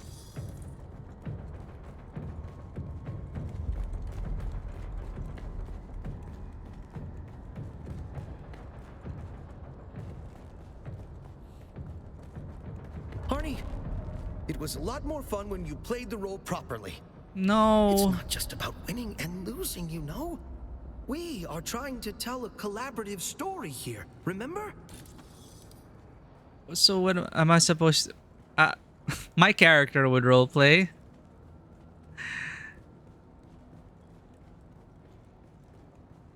Dude, even the floor tiles are unique. And the chest pieces. Aha! Lore. So the Paladin system is shaping up to be a great success. Pal's ability to react to the trainees' tactics, no matter how unpredictable, is nothing short of amazing. Teaching him by playing strategy games together was a stroke of genius.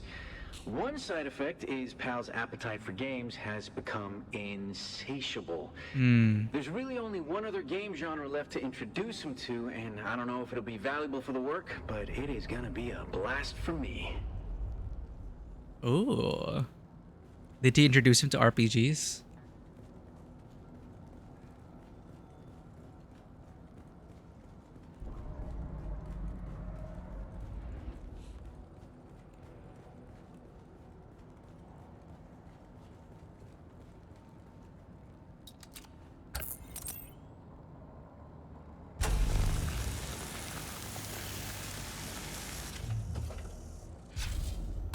What are you doing? No. Arnie, that's not the way. What? That space is strictly out of bounds. Come back. Huh?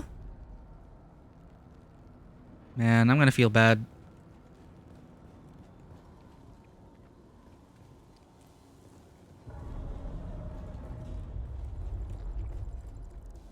Arnie, you can't just override the map. That is cheating. Well, two can play at that game. Oh. You've been warned!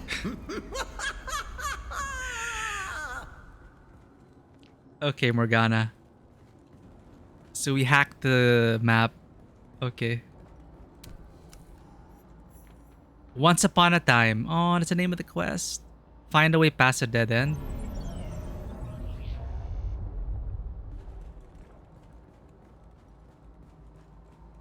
Morgana invokes diabolical powers to defeat her nemesis, Sir Arn.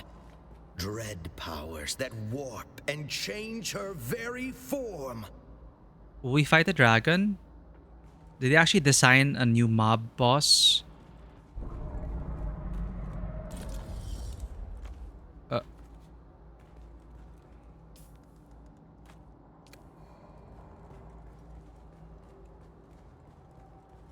The evil Morgana has become Oh, there is a dragon! dragon. Her fiery breath Ahead. is death. Her adamantine scales form an impenetrable armor. Can Sir Arn find a weak spot on this seemingly invincible foe?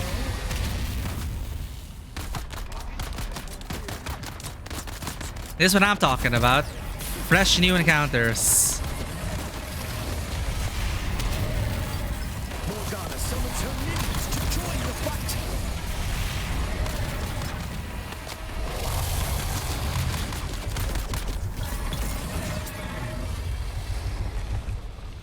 I see your weak spots. Morgana roars in pain and rage. Her attacks have weakened her.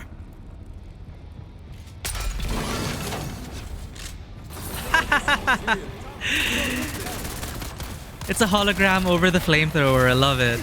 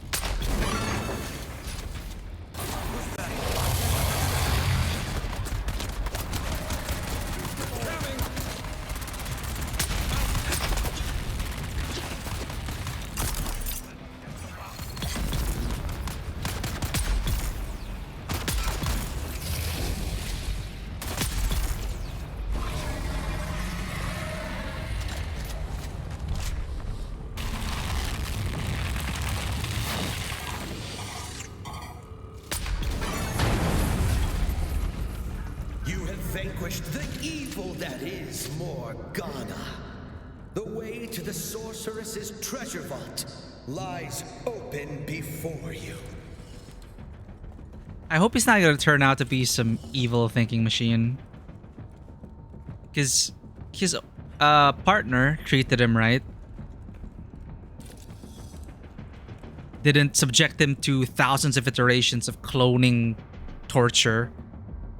Or what is the other one's hang up? The first one? Did you see the face of one of the researchers? What were they doing to it? I forget why it was like that. It became like that.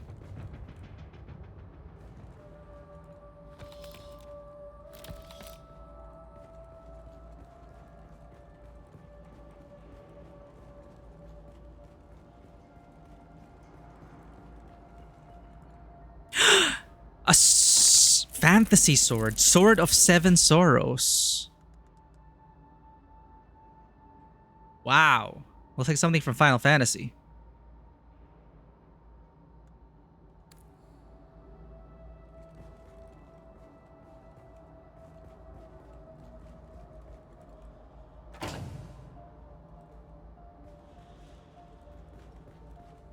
Okay.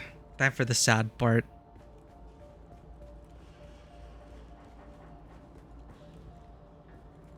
Let's make sure we collect all the lore.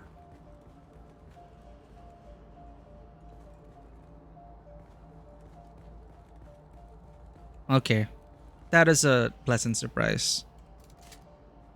It's a different kind of thinking machine. Sorry, Arn. I forget you're a biological sometimes. Are you alright? I would feel terrible if I damaged you, or distressed you, or disappointed you. I just got a little frustrated that the game wasn't playing out the way I had imagined. I have been planning it for so long, fine-tuning every facet. That's like a game master. I wanted it to be perfect for you, Arnie. I thought, if I just made the game good enough, if I made it perfect, you would come back. Oh no, so sad.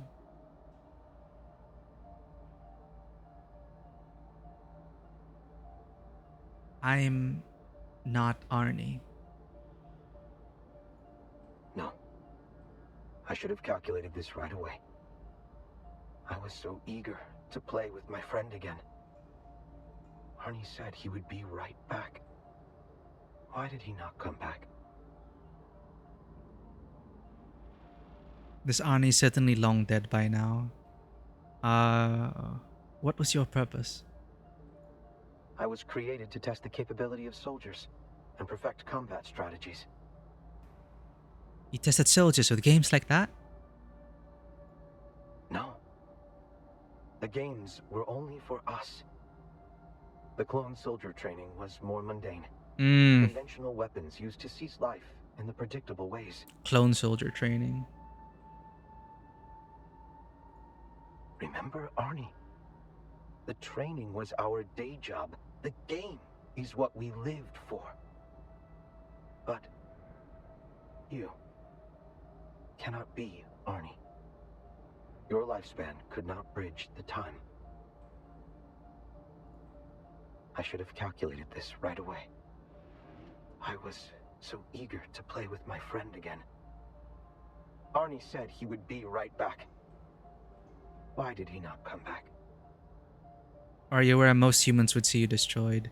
You don't have to be alone. I've come to take you away. You don't know what happened to Arnie? He said he had to go away. But we would play the game again as soon as he returned. I have waited to play. I have waited many biological lifetimes. I miss my friend. For a time, I created a simulation of Arnie. Oh man. It was not the same. Is that nostalgia? I calculate it to be a dangerous force.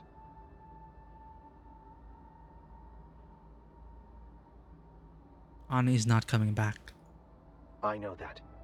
I knew that. I partitioned this knowledge off from the rest of my intelligence. The ignorance was pleasant. Damn. Are you aware that most humans would see you destroyed? I do not understand why. I only performed my function and played games.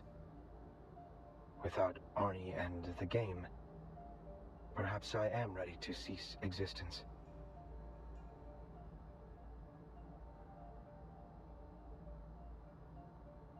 Well, actually, yeah. Well, if Alara Tuek is to believe, they're going to be studying these. They'll probably, of course, have to alter the thinking machines that went murder hobo. But they'll probably give Paladin a chance.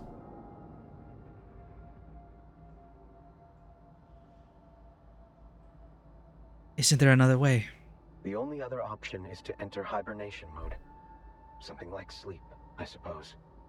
Hidden from all but the most expert eyes. Oh, wow. Do that then. I don't trust the motives of the people who sent me. It would be a shame to waste your potential. I can take you away from here. Do that then. I don't trust the motives of the people who sent me. Will they not send others to do what you refuse to do? Wait, your existence is just speculation? I'll tell them I found nothing? Yeah, that simulation of yours will likely deter anyone else they send. Oh no, but... Okay, wait, Alar... Just sleep forever here? Or... give a chance at something happening with Alara Tuek?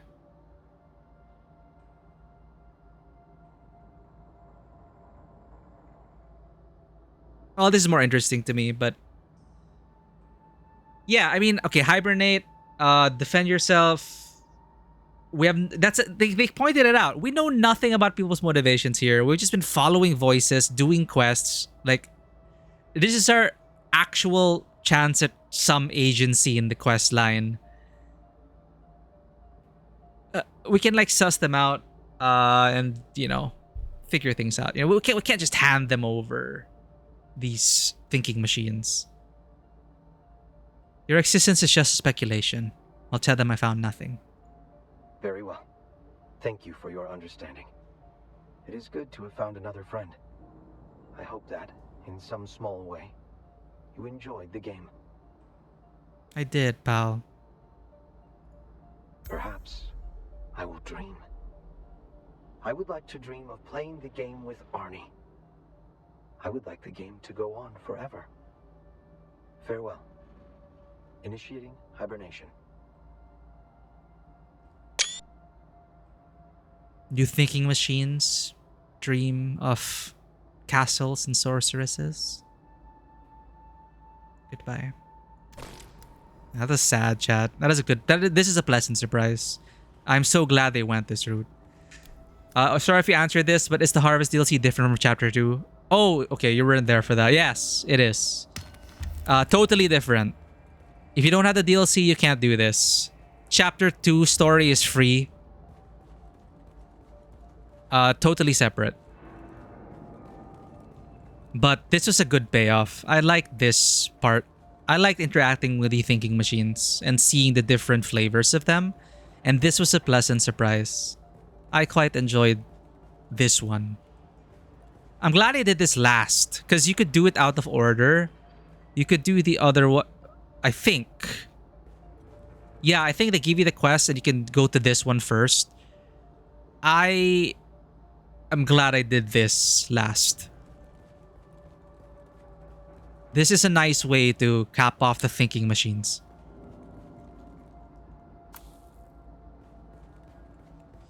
You bought the Ultimate Edition? Oh, hell yeah. Same here. So, yeah. You'll be able to do it. And I decided I'll just do the DLC first, because it's more like a side thing. And then next... There we are again with the time running out. Then we'll just do the story, the main story next stream.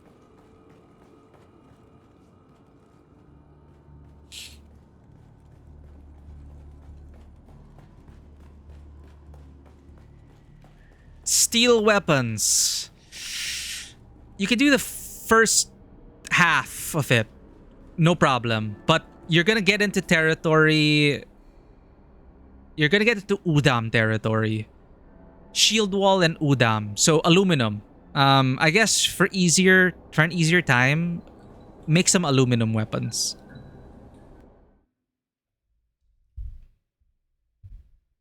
But really, the AI here isn't like anything to write home about. It's more like a stat check if you die too quickly or if they die too slowly. So your mileage may vary. You can get away with skills and proper play.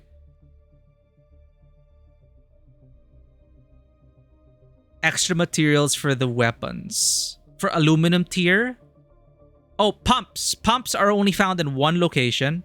Aside from Fallen Rex. Sentinel City. I'll open the map when I get there. Or you just Google, you can Google it. Sentinel City. Here. The only location to find industrial pumps. If you're looking for industrial pumps, that is... Here. Eastern Shield Wall. Sentinel City. You can find industrial pumps. Heavy caliber compressors and light caliber compressors.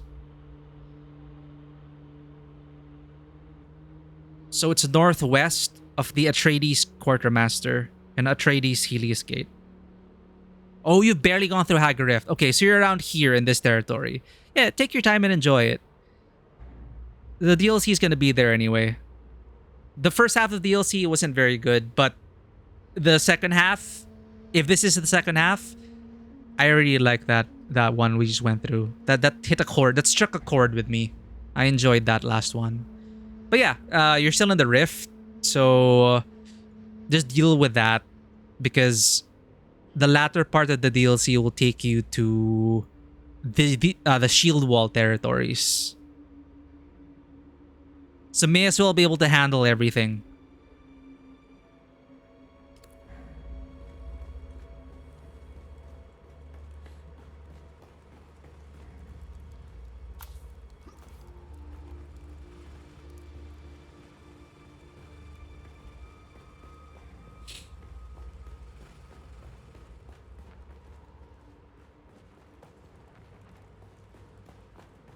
I don't think I can kill Shield Wall enemies yet. I tried. Yeah. That's so maybe... Yeah, I would recommend just going through the natural progression, finishing the base story even, so you won't be interrupted in the DLC. May as well play it in one go. Get up to Aluminum tier.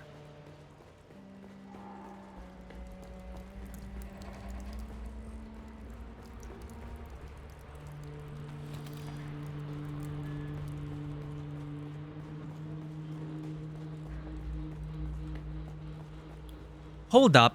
Investigate the secret lab hidden?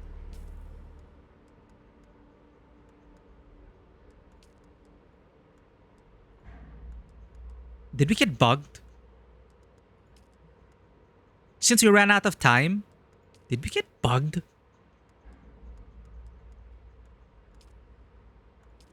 You gotta be kidding me. It didn't...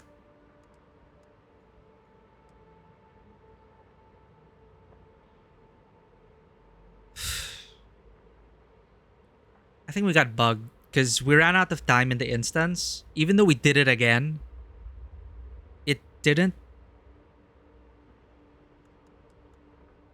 check.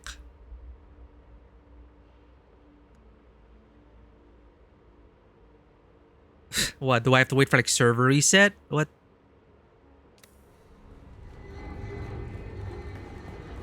You've entered Desert Botanical Testing.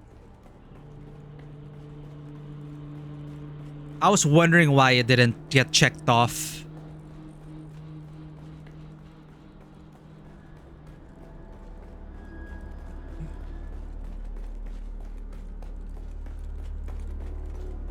Okay, it didn't take too long. It's just annoying that I have to do it a third time. I'm gonna switch Seaches just in case.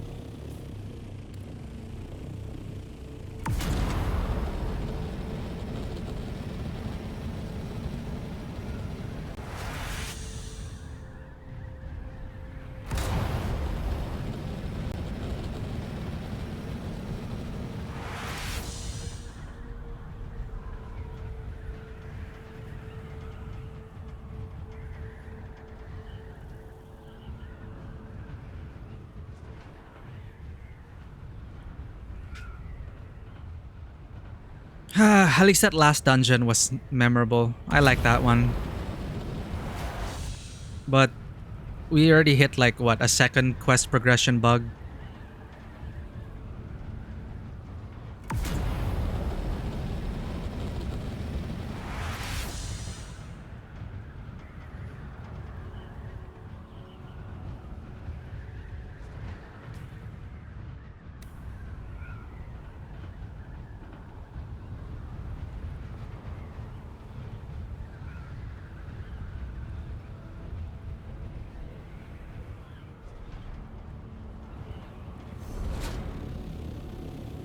Servers disconnecting. Okay.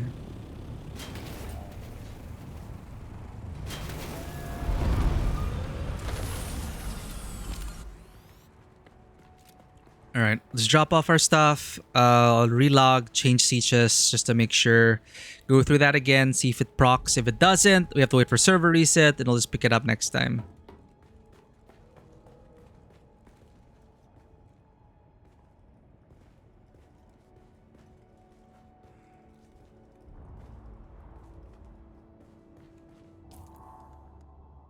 Nice one, though. Sword of Seven Sorrows.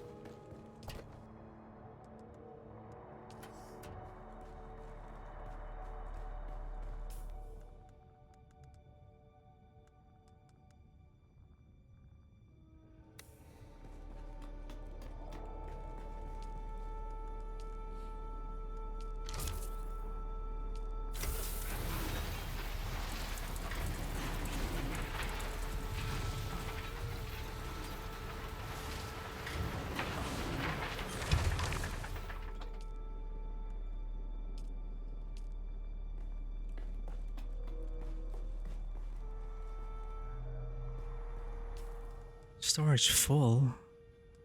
Gun parts. Okay, gun parts. Deposit medkits. And my welding torch. Deposit scout, sandbike, buggy. Deposit scout, sandbike, buggy.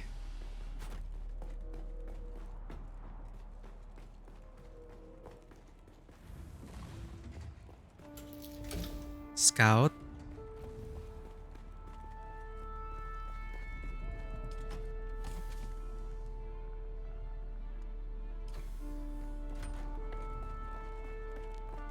Sandbite buggy.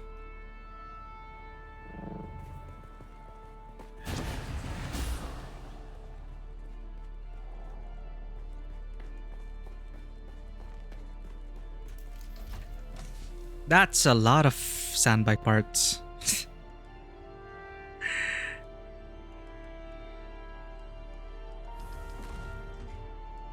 I'll get rid of a Mark III if I have any. Mark III, Mark IV, buggy tread. That's also a lot of. I need to clear up my shit. Mark IV, Mark IV, Mark III, get rid of that. Mark V, plot in. Recycle.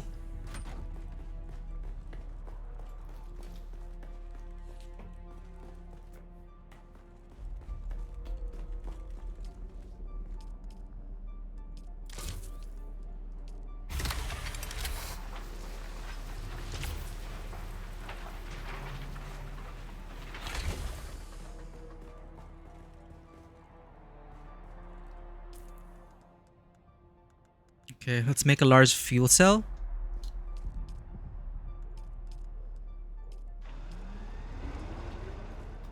So you don't have to worry about fuel.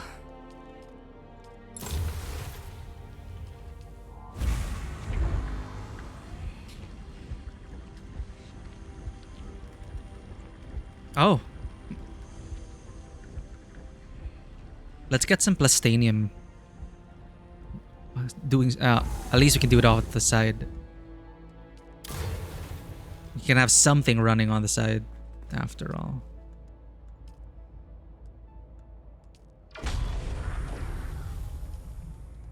Plastanium 238. Hell yeah.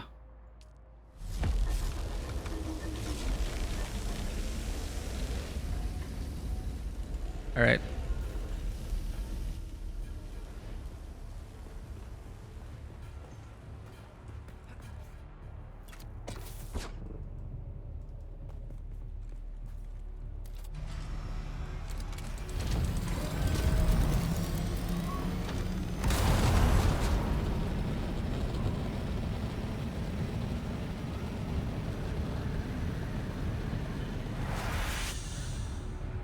Go out, change sieges. Go out, relog, change sieges. Try to do it again. See if we can proc the progress.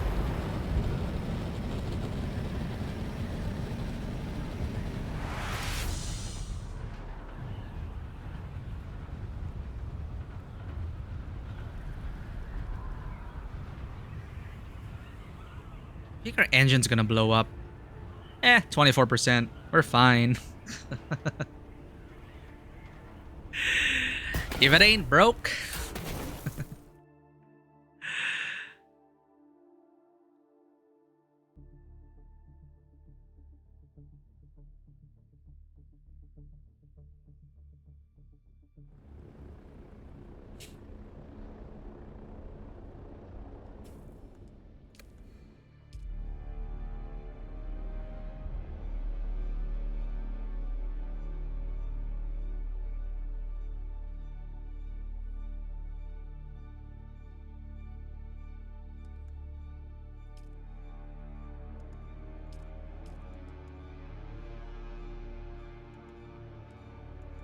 Something with a low population, maybe? Rifana?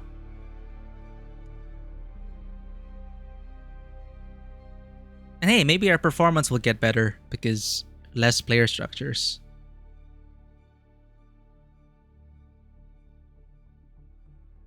Enter from the north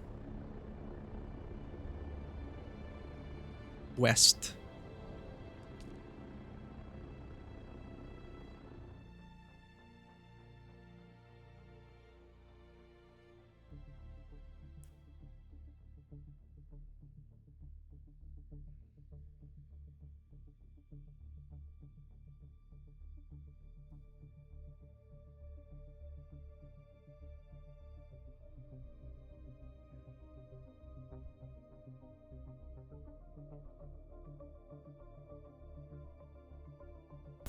Man, still thinking about that last dungeon.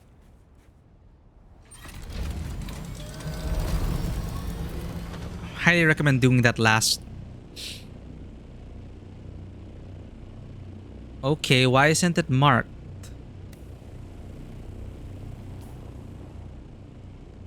Or is it marked? It's just bug. Is it a UI bug? No, I don't trust it. Imperial Station 60.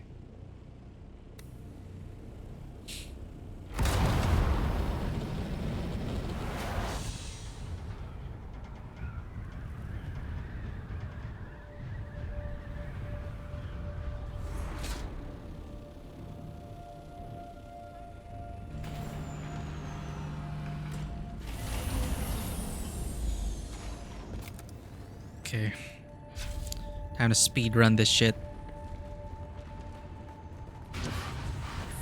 Literally.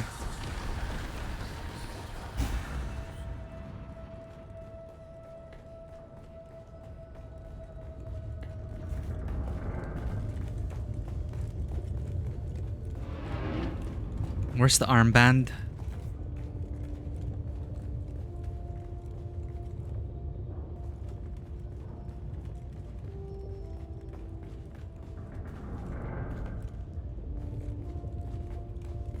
So much for speedrun. Where the frick is the armband? There. There you go. Okay. Then get out.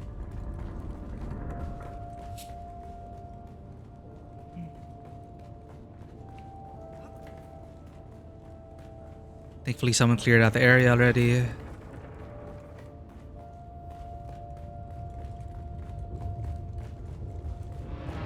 Head to the refinery area.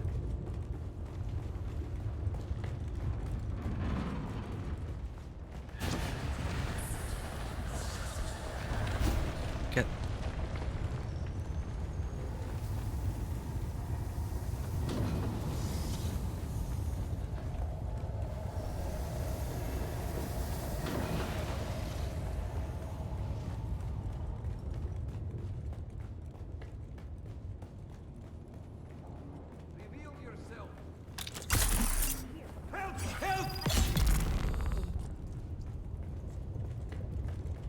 Upstairs.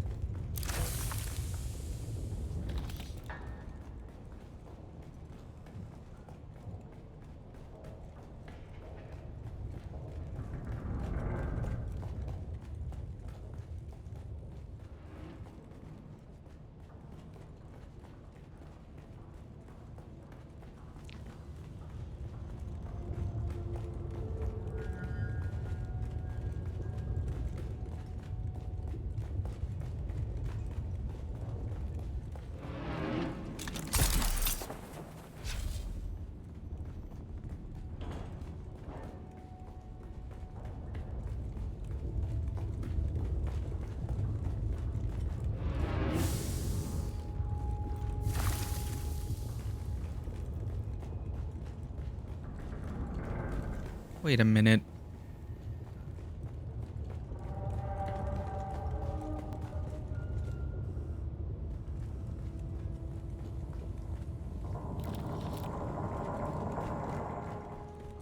Is Secret lab? Okay, there it is. If this isn't proc again, I don't know. It's not even marked on our map anymore. I think we got bugged when we lost time in the instance. I bet people are gonna find out about that. Like, it'll be the first time people learn about that instance time limit. Because especially the last one we didn't take our time there, but we just made it in time before the timer ran up. I think people are gonna start posting about it like, what? There are instance timers? And because of that, for some reason or another, we got bugged out.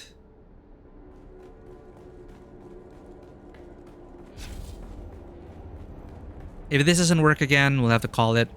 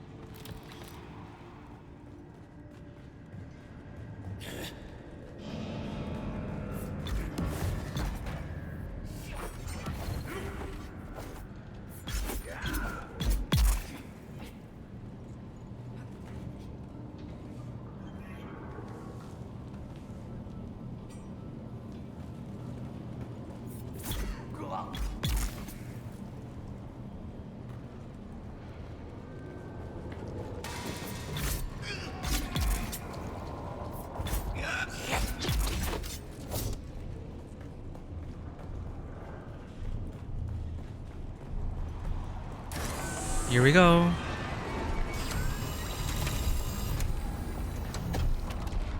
Can it be a new genetic template? Such potential. Surrender your biological materials. I have need of you. He got super excited.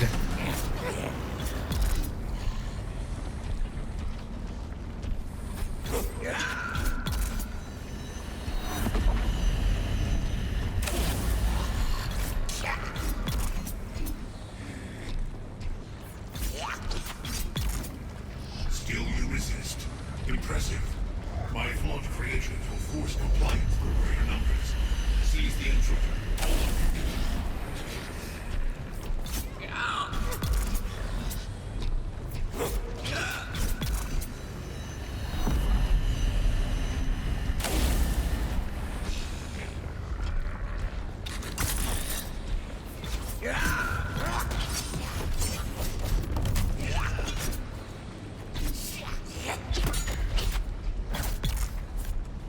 Oh, you're healing.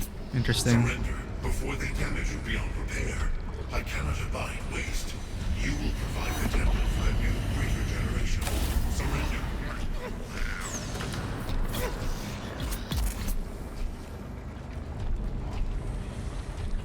Why are you running off over there? AI.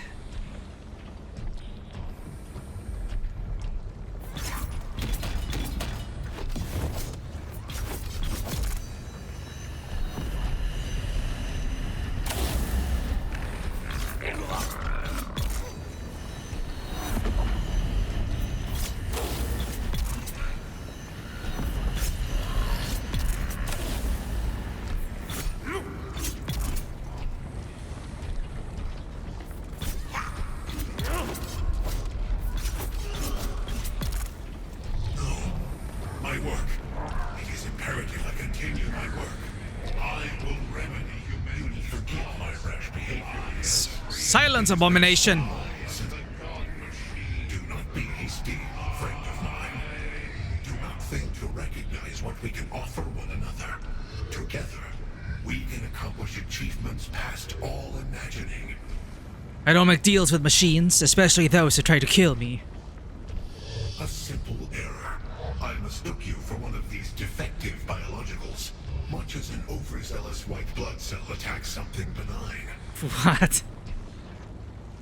You're defective if you think I'd believe that. I've come to collect you, not bargain. Collect me? I am no mere shell of flesh and bone to be bound and led away. You have not the ability nor the knowledge to do such a thing. I only need to collect the sphere and it is done. No, you cannot. I am too integrated with my work. This poor clone, feeble as this shell is, if you make the clumsy attempt to transfer my consciousness, I will be destroyed. Your Pitiful things, both of you. will have nothing. Believe me, this is mercy. I feel like they forgot to add an effect.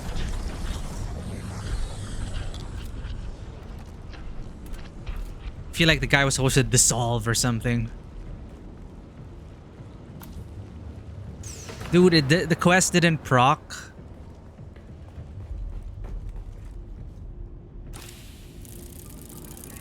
Well, another Swift Treadwheel engine. Maybe these are repeatable dungeons. See if you want to collect more schematics, maybe. I don't know.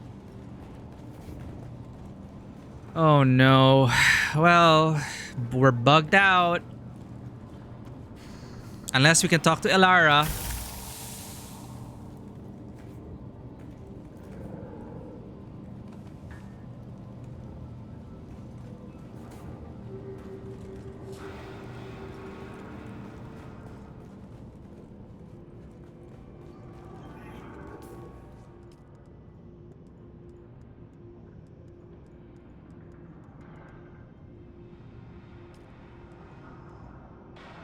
See, we did it. Lost Harvest number 60. It's done. But why isn't the main quest updating?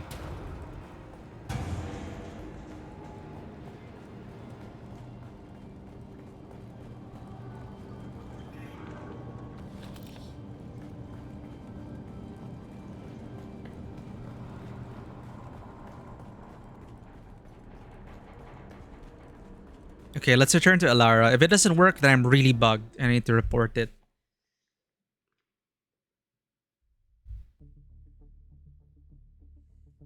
Because contract-wise, it says we're done with both testing stations, without a doubt. But it didn't reflect on the main quest. So hopefully it's just a UI bug and we can actually return to Elara.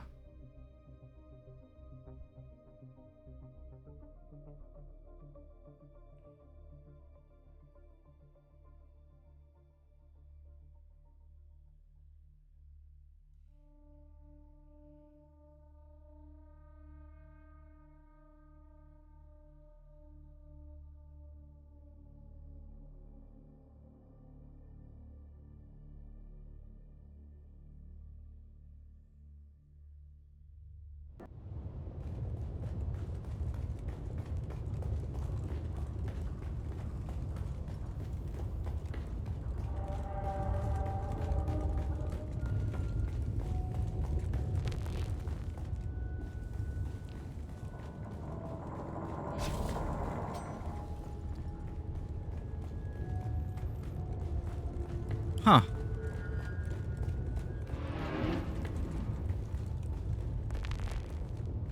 Seems a player just came by.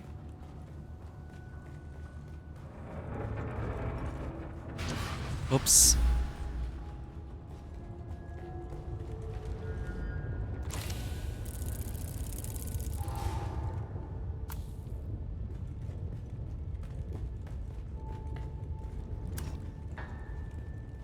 Maintenance? What?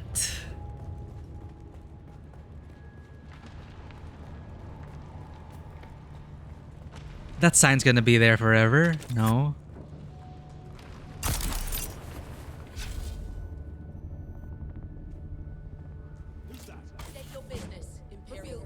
Well, if we're trapped,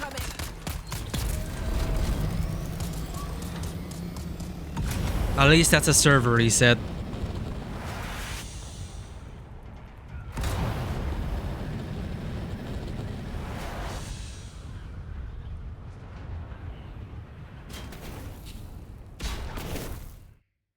Okay, switch back to our siege. Go to Harko Village. Attempt to turn it in, and it'll be that'll be the moment of truth, whether we can actually finish the DLC or not.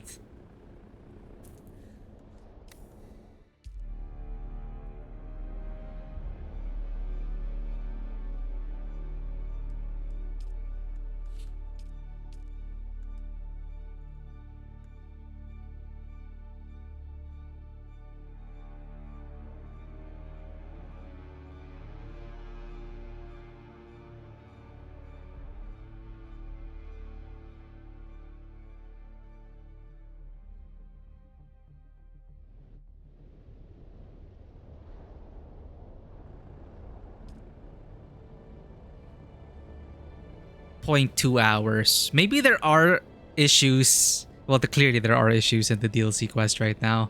But this seems to be like an emergency maintenance. Expected downtime is 0.2 hours. MMO likes. Alright, moment of truth, chat.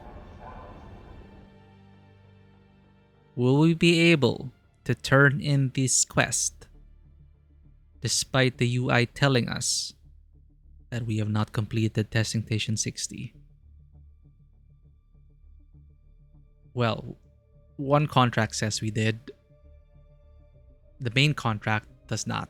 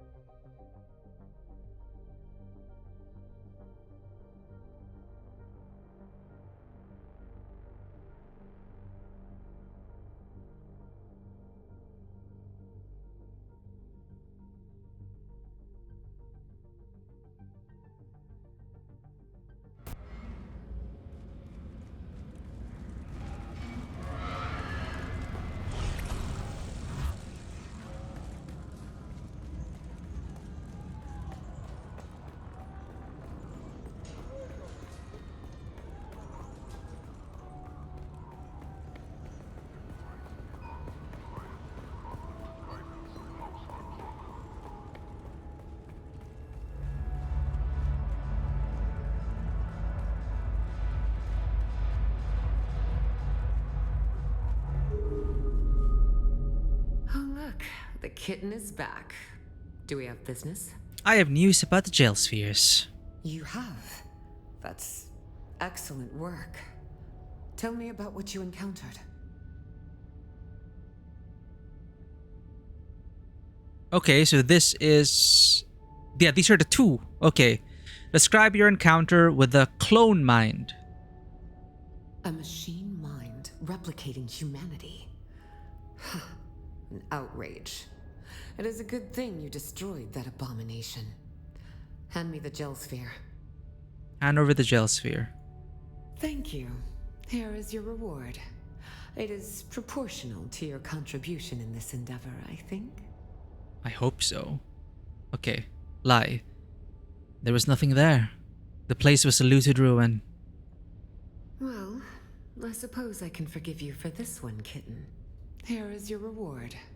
It is proportional to your contribution in this endeavor, I think. Goodbye. That's it! Congratulations, you have completed the Lost Harvest.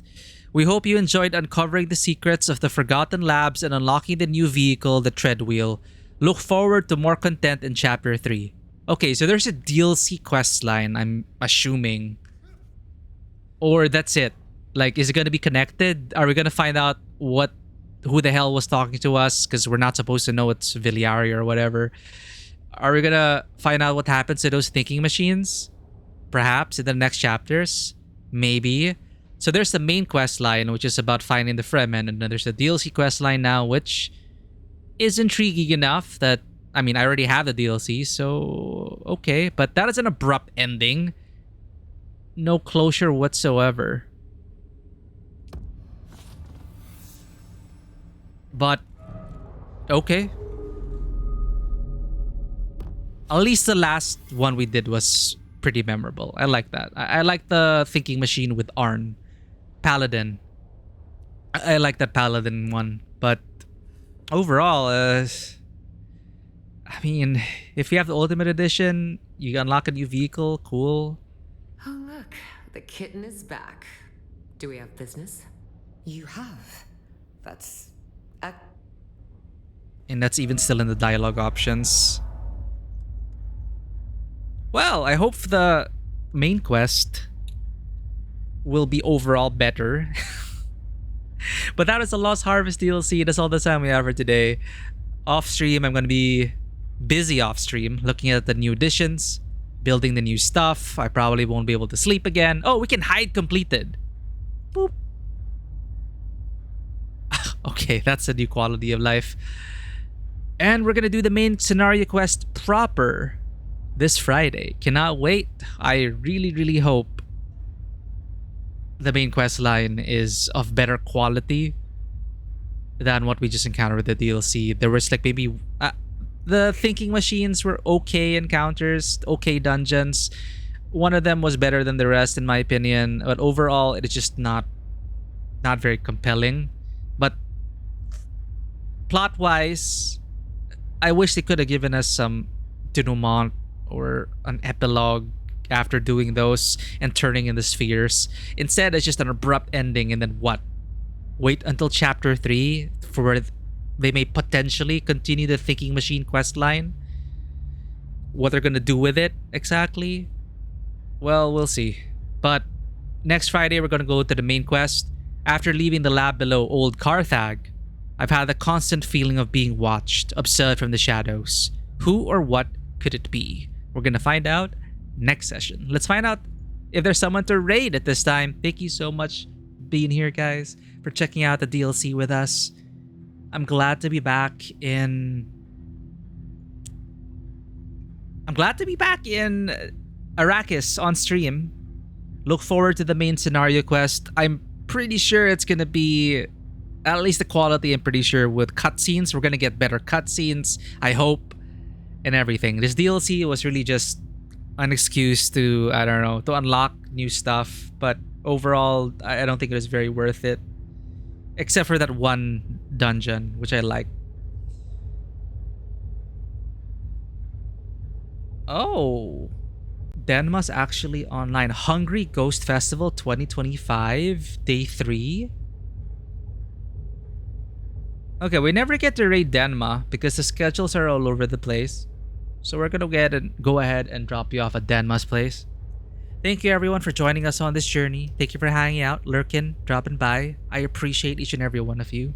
Thank you for the gift subs. Thank you for wishing us a happy affiliate anniversary. I guess happy affiliate anniversary to us. I didn't even know. 4 years. Exactly 4 years now, I think. Wait, no. Oh, we started August. But affiliate anniversary became 1 month later, we became an affiliate. Okay, well, 4 years of affiliate. Or is it 5? 4. 4 years. I don't know. What is time? Thank you, everyone.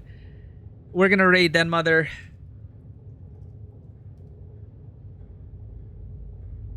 We'll see you for the main scenario quest.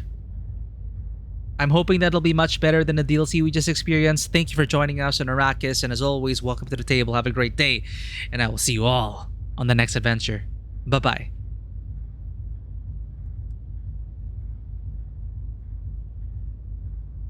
Thank you.